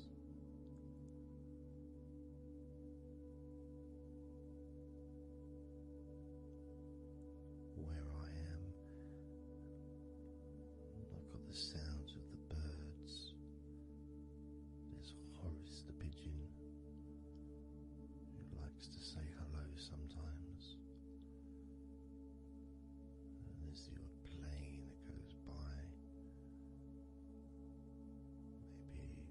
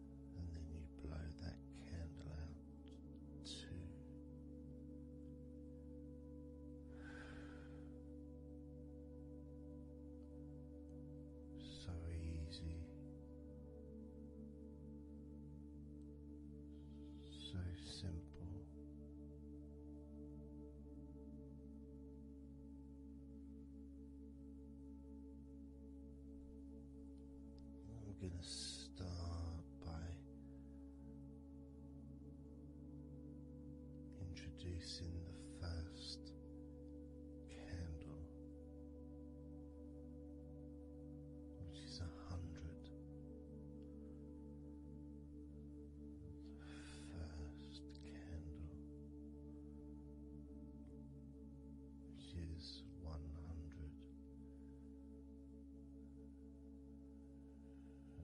When you blow that candle out,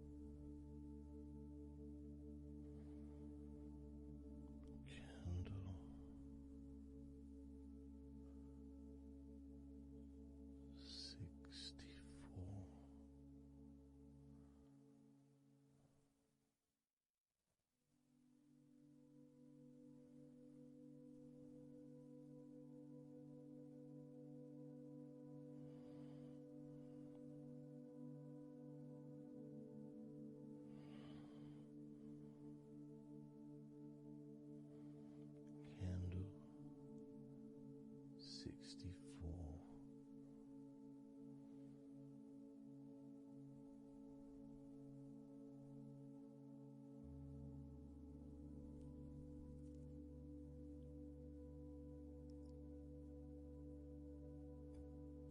candle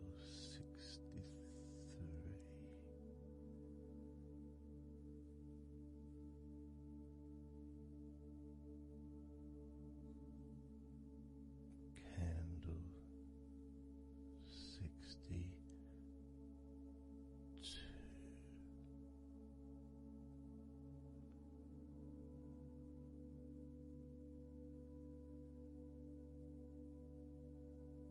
62, candle 61,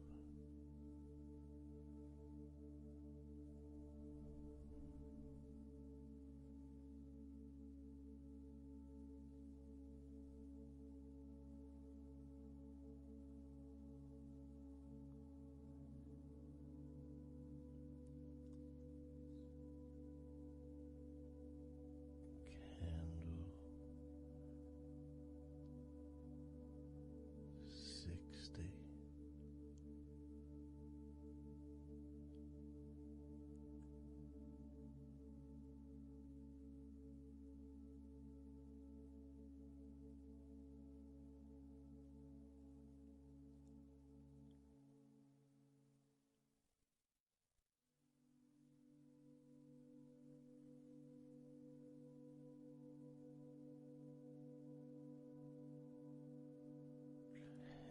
candle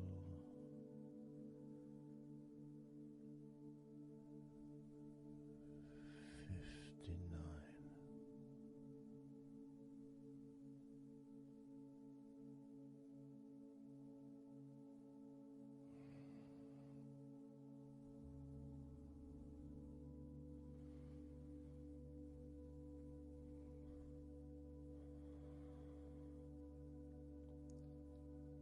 candle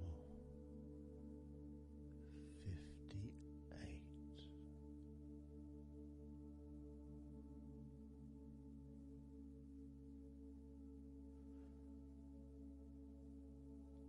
candle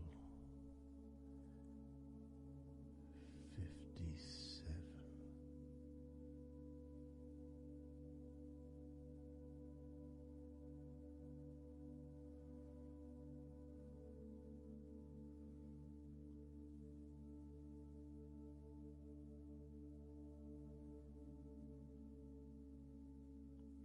candle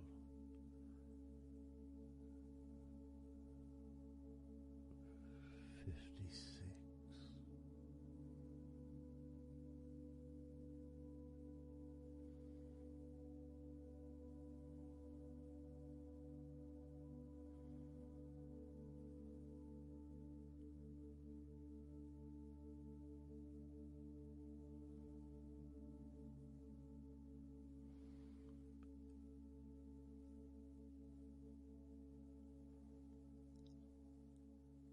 candle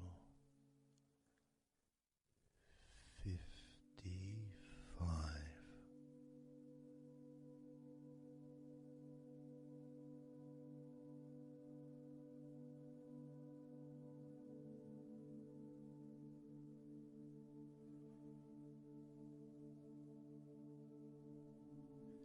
candle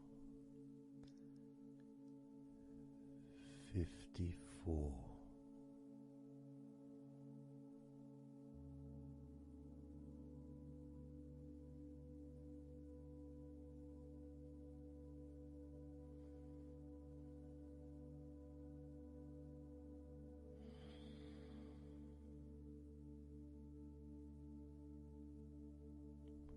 candle 53,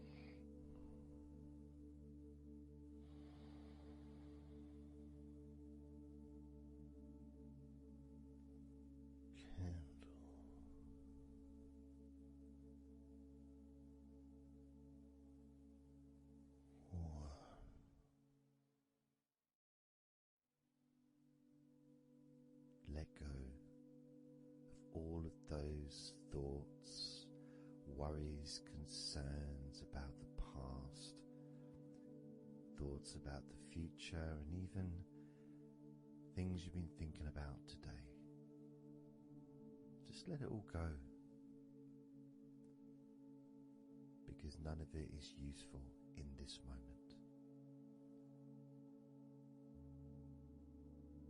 This is your opportunity to just focus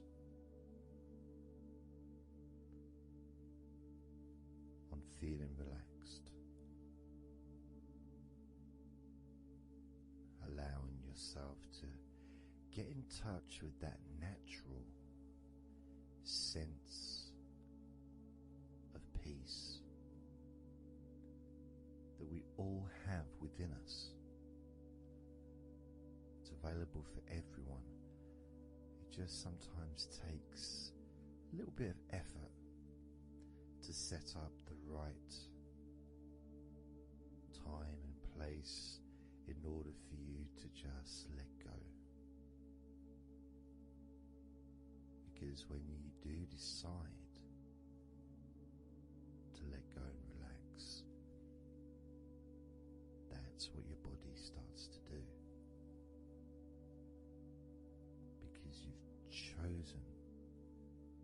chosen to just allow your body to unwind, and your mind starts to slow down. And it's a nice feeling. It's a nice feeling at the beginning just to know that you have chosen to decide to relax deeply. And because you've made that decision, your body will just follow suit. Because sometimes all the muscles in your body need is just permission from you to relax.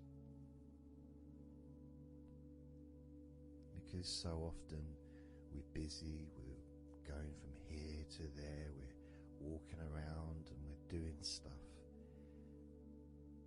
and the body doesn't have any time or space to really relax deeply. So it kind of waits for you to lead the way, waits for your permission. And when you do give your permission, when you give the say-so, when you say, okay, it's time for your body to let go completely and relax totally, your body just follows. It's almost like a breath of relief. Ah, good, I can now relax. That feeling at the end of a day, of a very physical day that you may experience in the past, where you get home and you just sit down on a chair, maybe you kick your shoes off, and feels so nice, knowing that you don't have to get up again for a little while at least. And if you choose, you can just sit there for maybe an hour or two. And it feels blissful. And just by sitting down like that, your body knows that it's time to relax. Your body has been given permission from you, because it's a mindset in your mind. You're prepared to let go of everything and just completely allow all of the stress of your body to evaporate.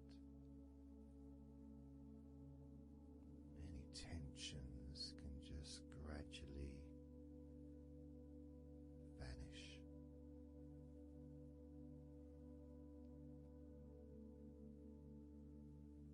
It's like magic, really.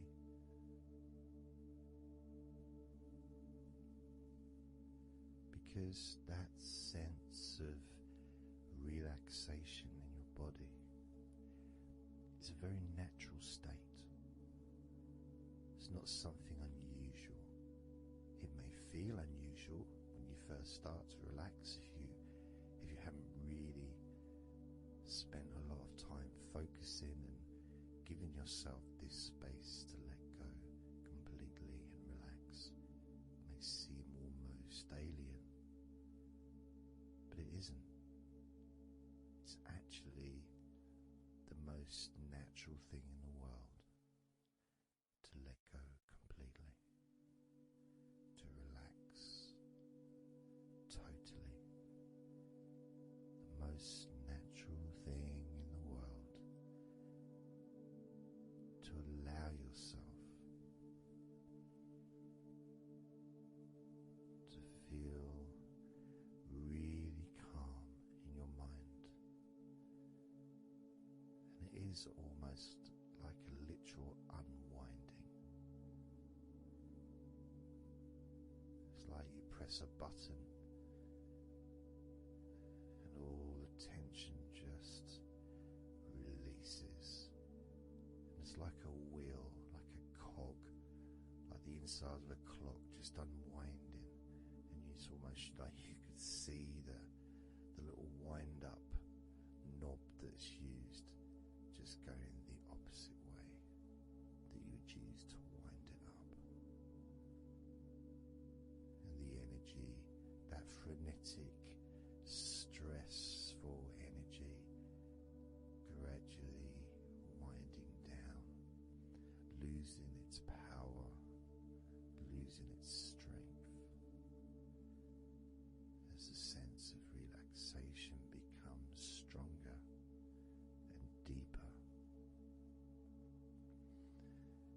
And you may find that the more relaxed you feel, that your mind starts to wander. Maybe you seem to stop listening to me for a while and your mind goes somewhere else, and then you realize you're listening to me again. And that was just your mind drifting to sleep, which is quite natural, because sometimes when we're stressed and tense, we may not actually be aware of what we need, what we physically or emotionally need in this moment. But when you allow your body and mind to relax completely, and you let go of all thoughts, concerns, worries, ideas, all letting them go, allowing them to drop onto the floor.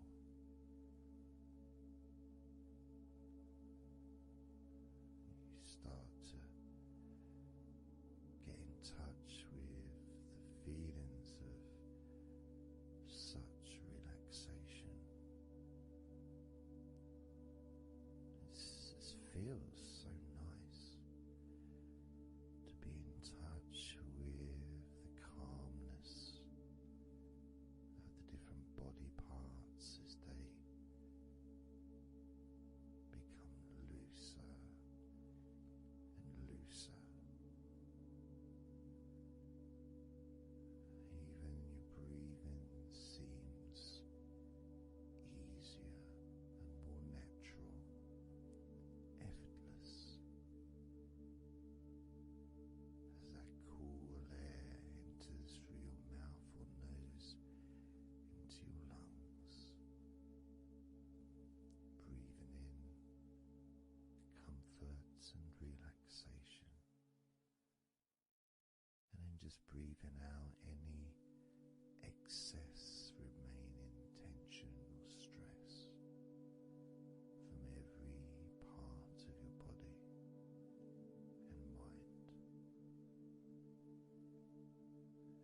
you start to focus on your mind, maybe you notice that things have come to a standstill, or maybe just much, much slower than before, because your mind is not really needed when listening to my voice, which allows your mind to relax just as deeply as your body. And that synchronicity between the relaxation of your body and relaxation of your mind lets you know that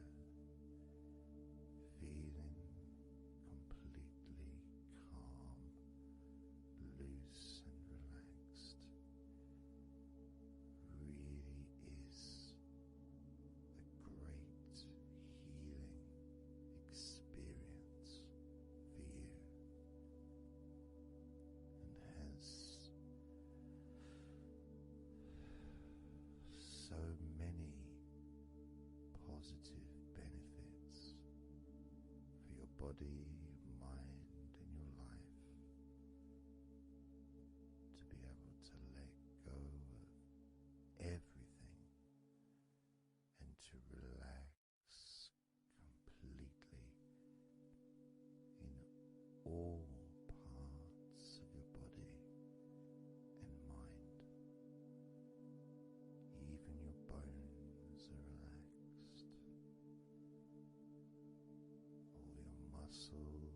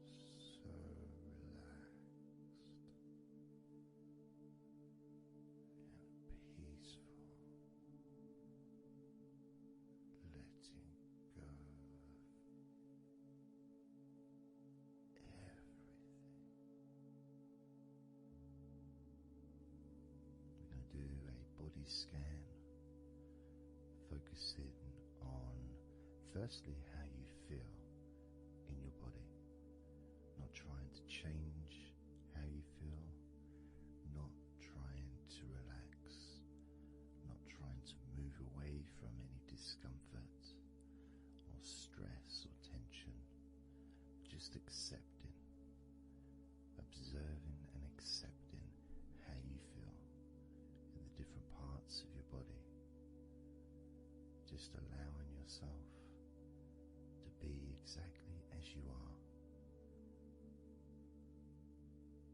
to notice, to get in touch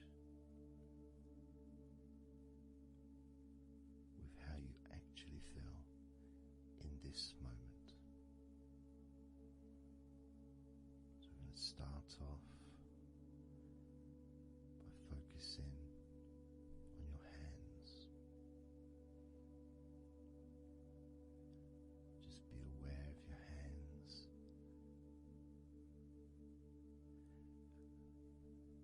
I'd like you to move your hands around.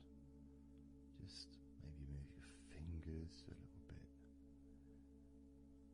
opening and closing your hands very gently, just so that you can get in touch with how your hands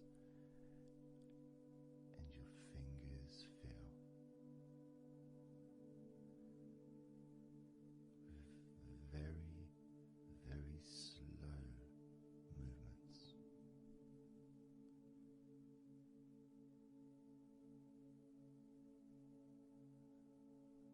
Focusing now on your feet. And if you can, just do kind of an equivalent with your feet as you've just done with your hands. Maybe turning your ankles, moving your feet around, moving your toes gently, but only very gently and very slowly, noticing how your feet feel in this moment.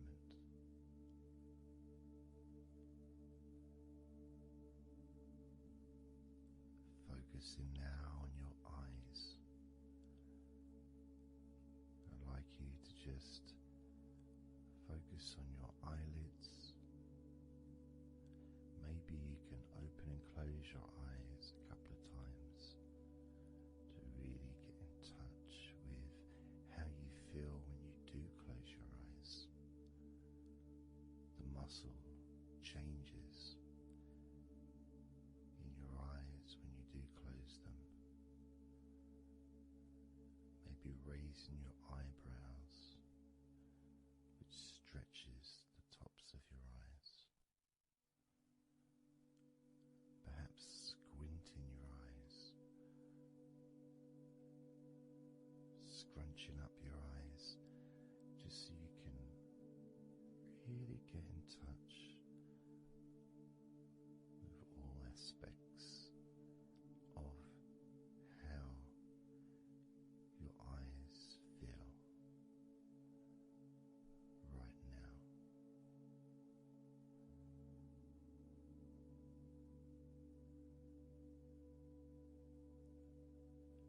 Now focusing on your thighs. And I'm going to just ask you to gently tense your thighs, just very, very gently, just enough so you can become more attuned to the physical sensation of your upper legs, the front of your thighs and the backs of your thighs. Noticing and observing how your thighs feel right now.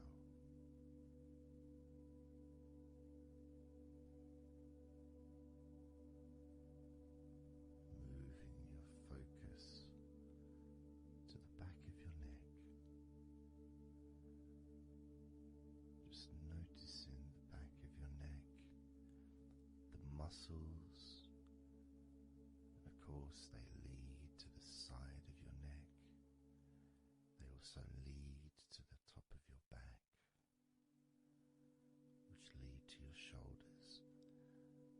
So as you focus on the back of your neck, maybe you can move your head gently upwards as if you were looking up. Maybe moving your head down as if you were looking down. Perhaps moving your head side to side, right to left, but only very slowly and very gently. Not trying to force anything. It has to be very, very gentle,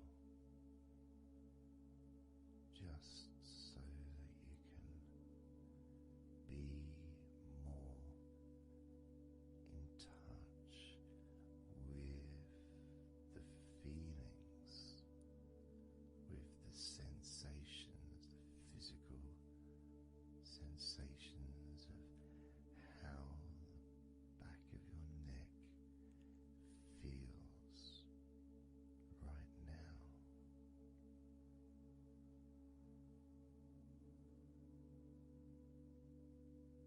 As we now focus on the tops of your arms, the parts where your biceps and your triceps are, between your elbow and your shoulders. As you focus on those parts, the tops of your arms, you may like to just tense them, but very, very gently and slowly, so you're not straining or putting any pressure whatsoever on your arms. It's just so that you can gain more of a sense of how your upper arms are feeling in this moment. And just noticing as you gently, very gently and slowly tighten the muscles and then let go. Notice how the tops of your arms feel right now.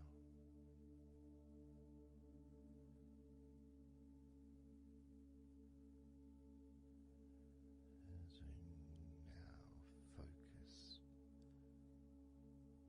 on your stomach, the area, the lower abdomen area below your belly button, moving all the way down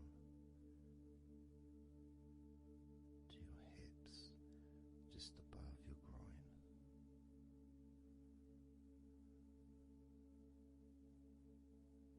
Maybe you're able to tense these muscles in that area very, very gently and slowly.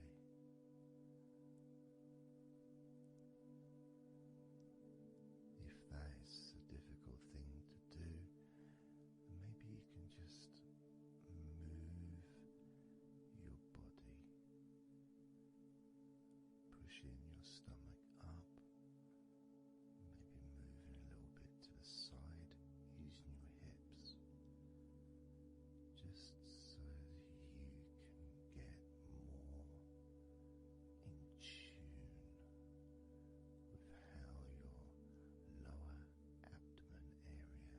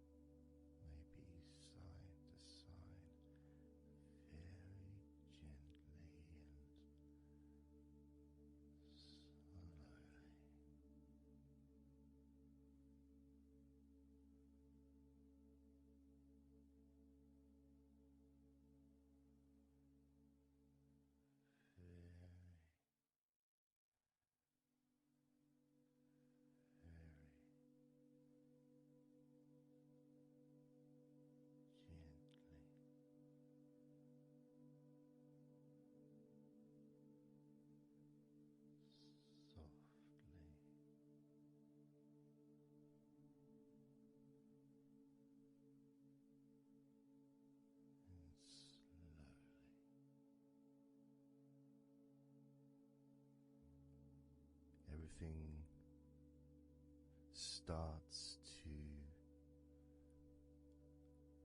slow down.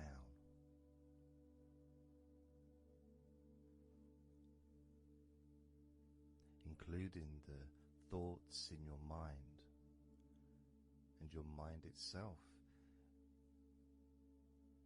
just starts to gradually, it doesn't have to be instant, but just gradually starting to, it's almost like time is stretching.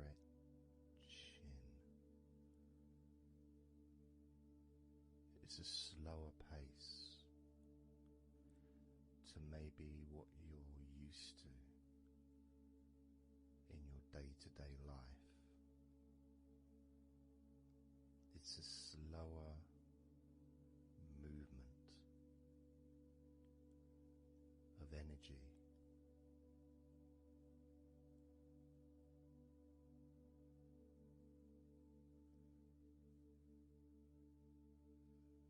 Very small movements which make up the larger movements, which is always the case. You know, when you move your hand, it might seem like it's one movement, but it's lots of minute different muscles moving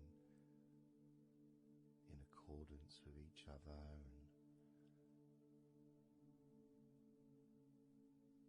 what happens in this space that we're sharing is we move from that big movement into those smaller movements.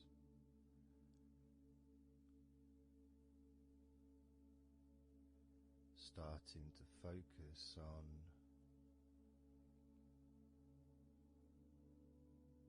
how your body feels, but not just as a whole, not just, oh, I'm feeling this way, I'm feeling stressed or tense, or I'm feeling relaxed and calm, I'm feeling this way, I'm feeling that way. But starting to notice that your body begins to present to you small feelings around your body.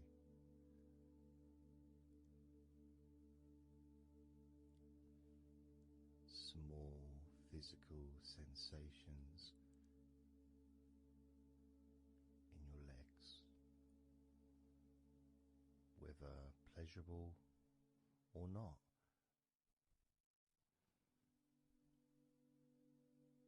Maybe resisting the temptation to label them or to judge them, those feelings, just thinking about them as just being neutral, just feelings.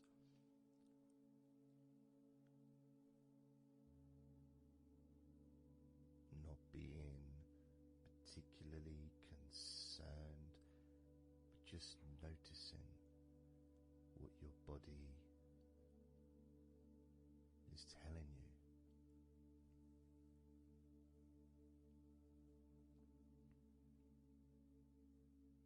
The feelings in your arms. Instead of feeling the whole of the arm, maybe notice those individual feelings, all those different muscles and the skin, the hairs of your arms, all the internal parts of your arms, the veins,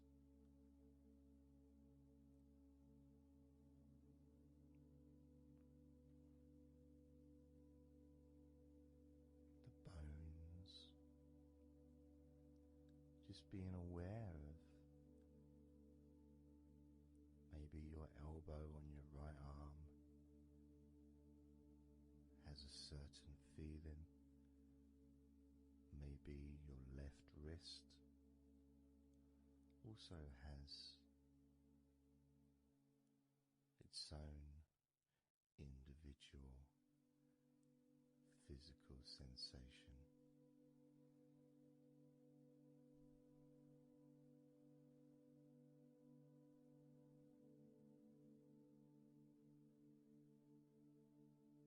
What about your forearm on your right arm? Your right forearm.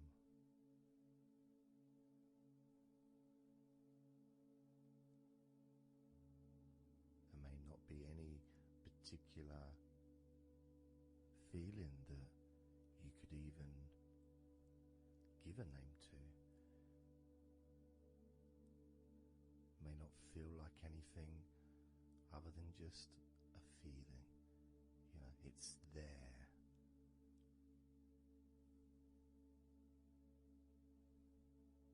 The feelings in your shoulders. Perhaps your shoulders, when you think about them, kind of almost like they're the same, you know, the same feeling. Almost like both of your shoulders are just one thing. Of course they're not.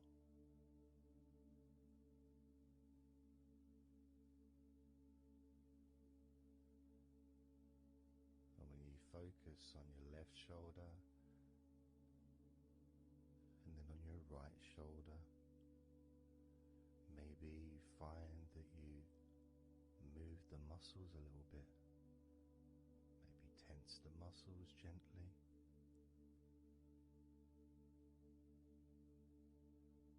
Noticing the difference in each shoulder.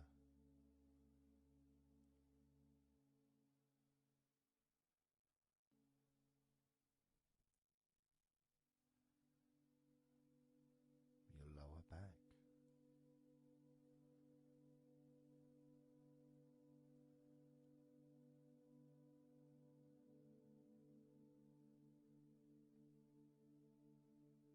The left side of your lower back and the right side of your lower back.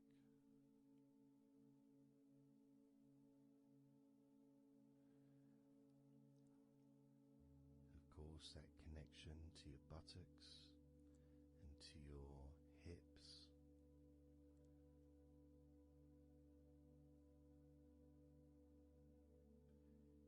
And also moving up into the middle of your back.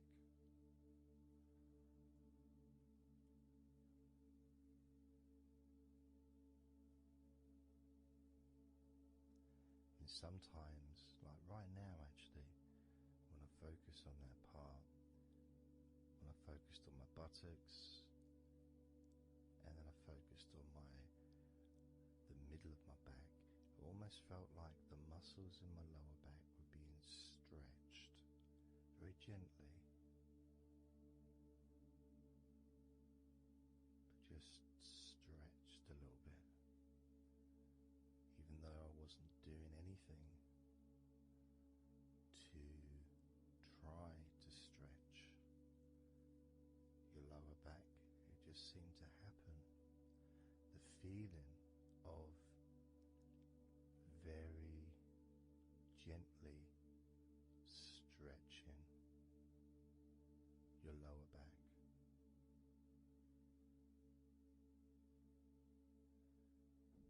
Comes along. That feeling.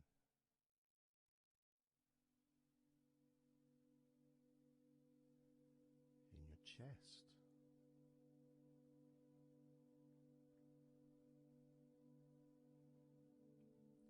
Just noticing what sensations you are experiencing in your chest right now.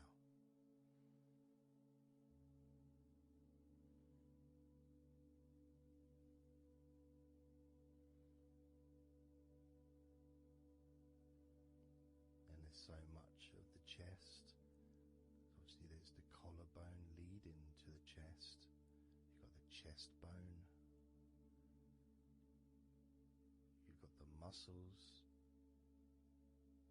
in your chest. And of course, if you're female, there's possibly the breasts. If you're male, you've got the different, well, mine aren't that different these days, but there may be more muscles at the top of the chest, but at the side, underneath, it's pretty much the same. Whether you're a man or a woman, there's muscles there, muscles that stretch out to your back, as well as breast tissue which stretches and moves into your back. So just being aware of your chest.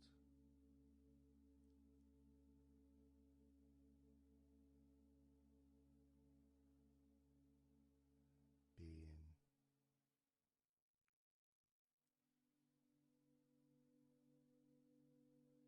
with whatever feeling there is in your chest.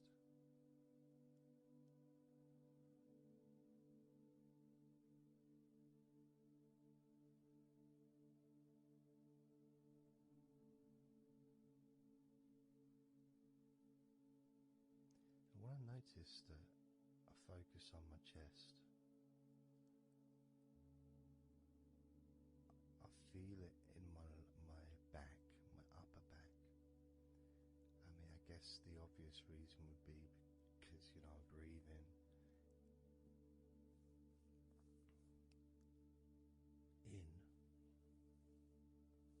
and it stretches my chest and my back at the same time.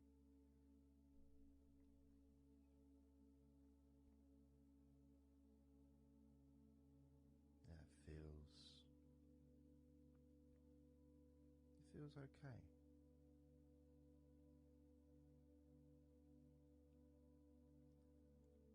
Doesn't feel. I got a little bit of pain in my right chest. A little bit, not pain, but little discomfort, maybe stiffness, possibly.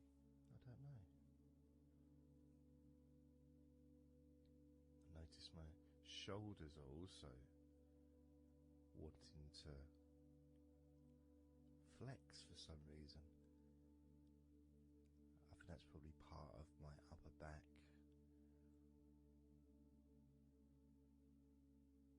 That connection between my shoulders and my upper back.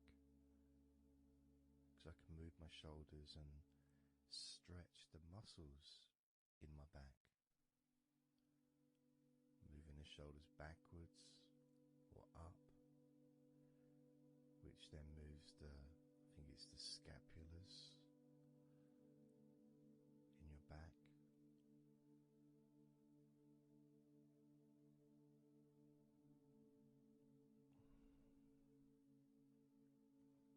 It feels quite nice, actually.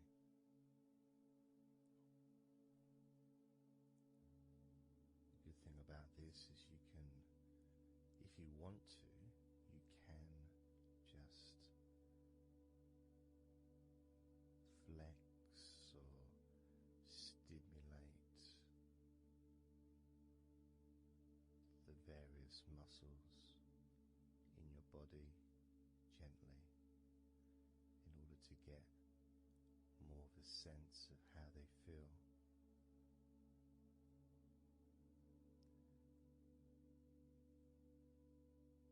And when you're relaxing,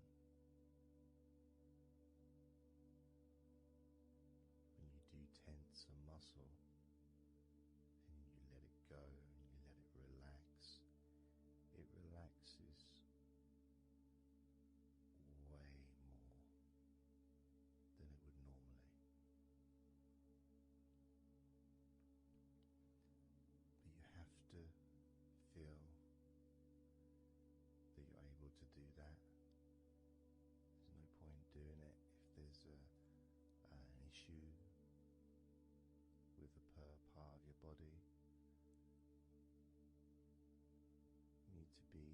gentle with yourself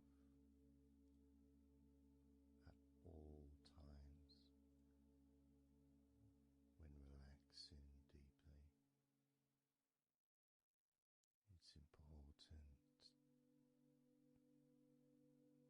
be kind to yourself.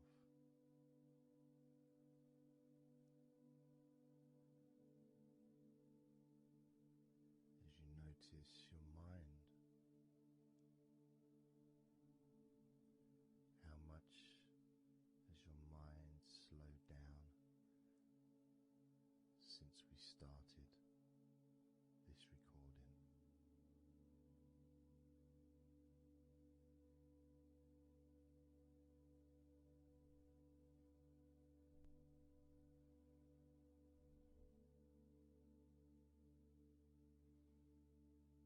How calm and peaceful is your mind right now?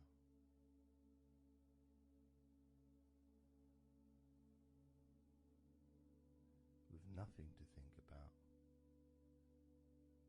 and just my voice to listen to, because you know the intention behind this recording is relaxation. At the very least, for you to feel more relaxed at the end of the recording than you did at the beginning.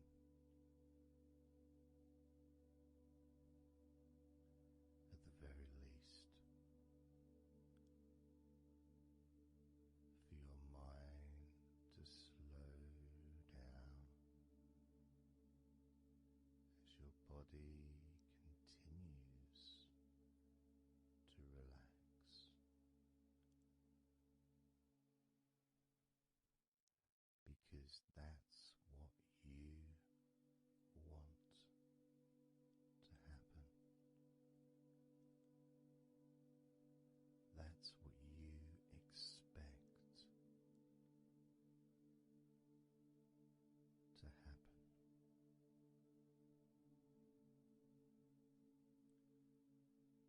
For relaxation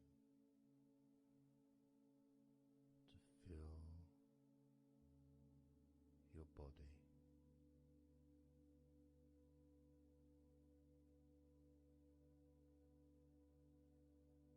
Maybe calming your mind to the point of boredom when you start maybe to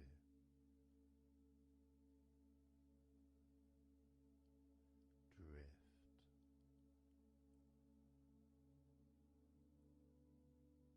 away.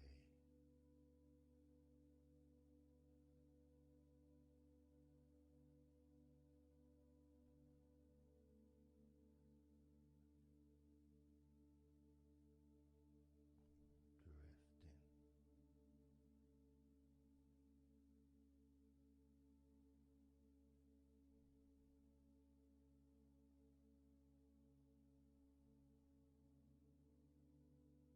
It's almost as if you're moving further away from your body and your mind, just leaving that there.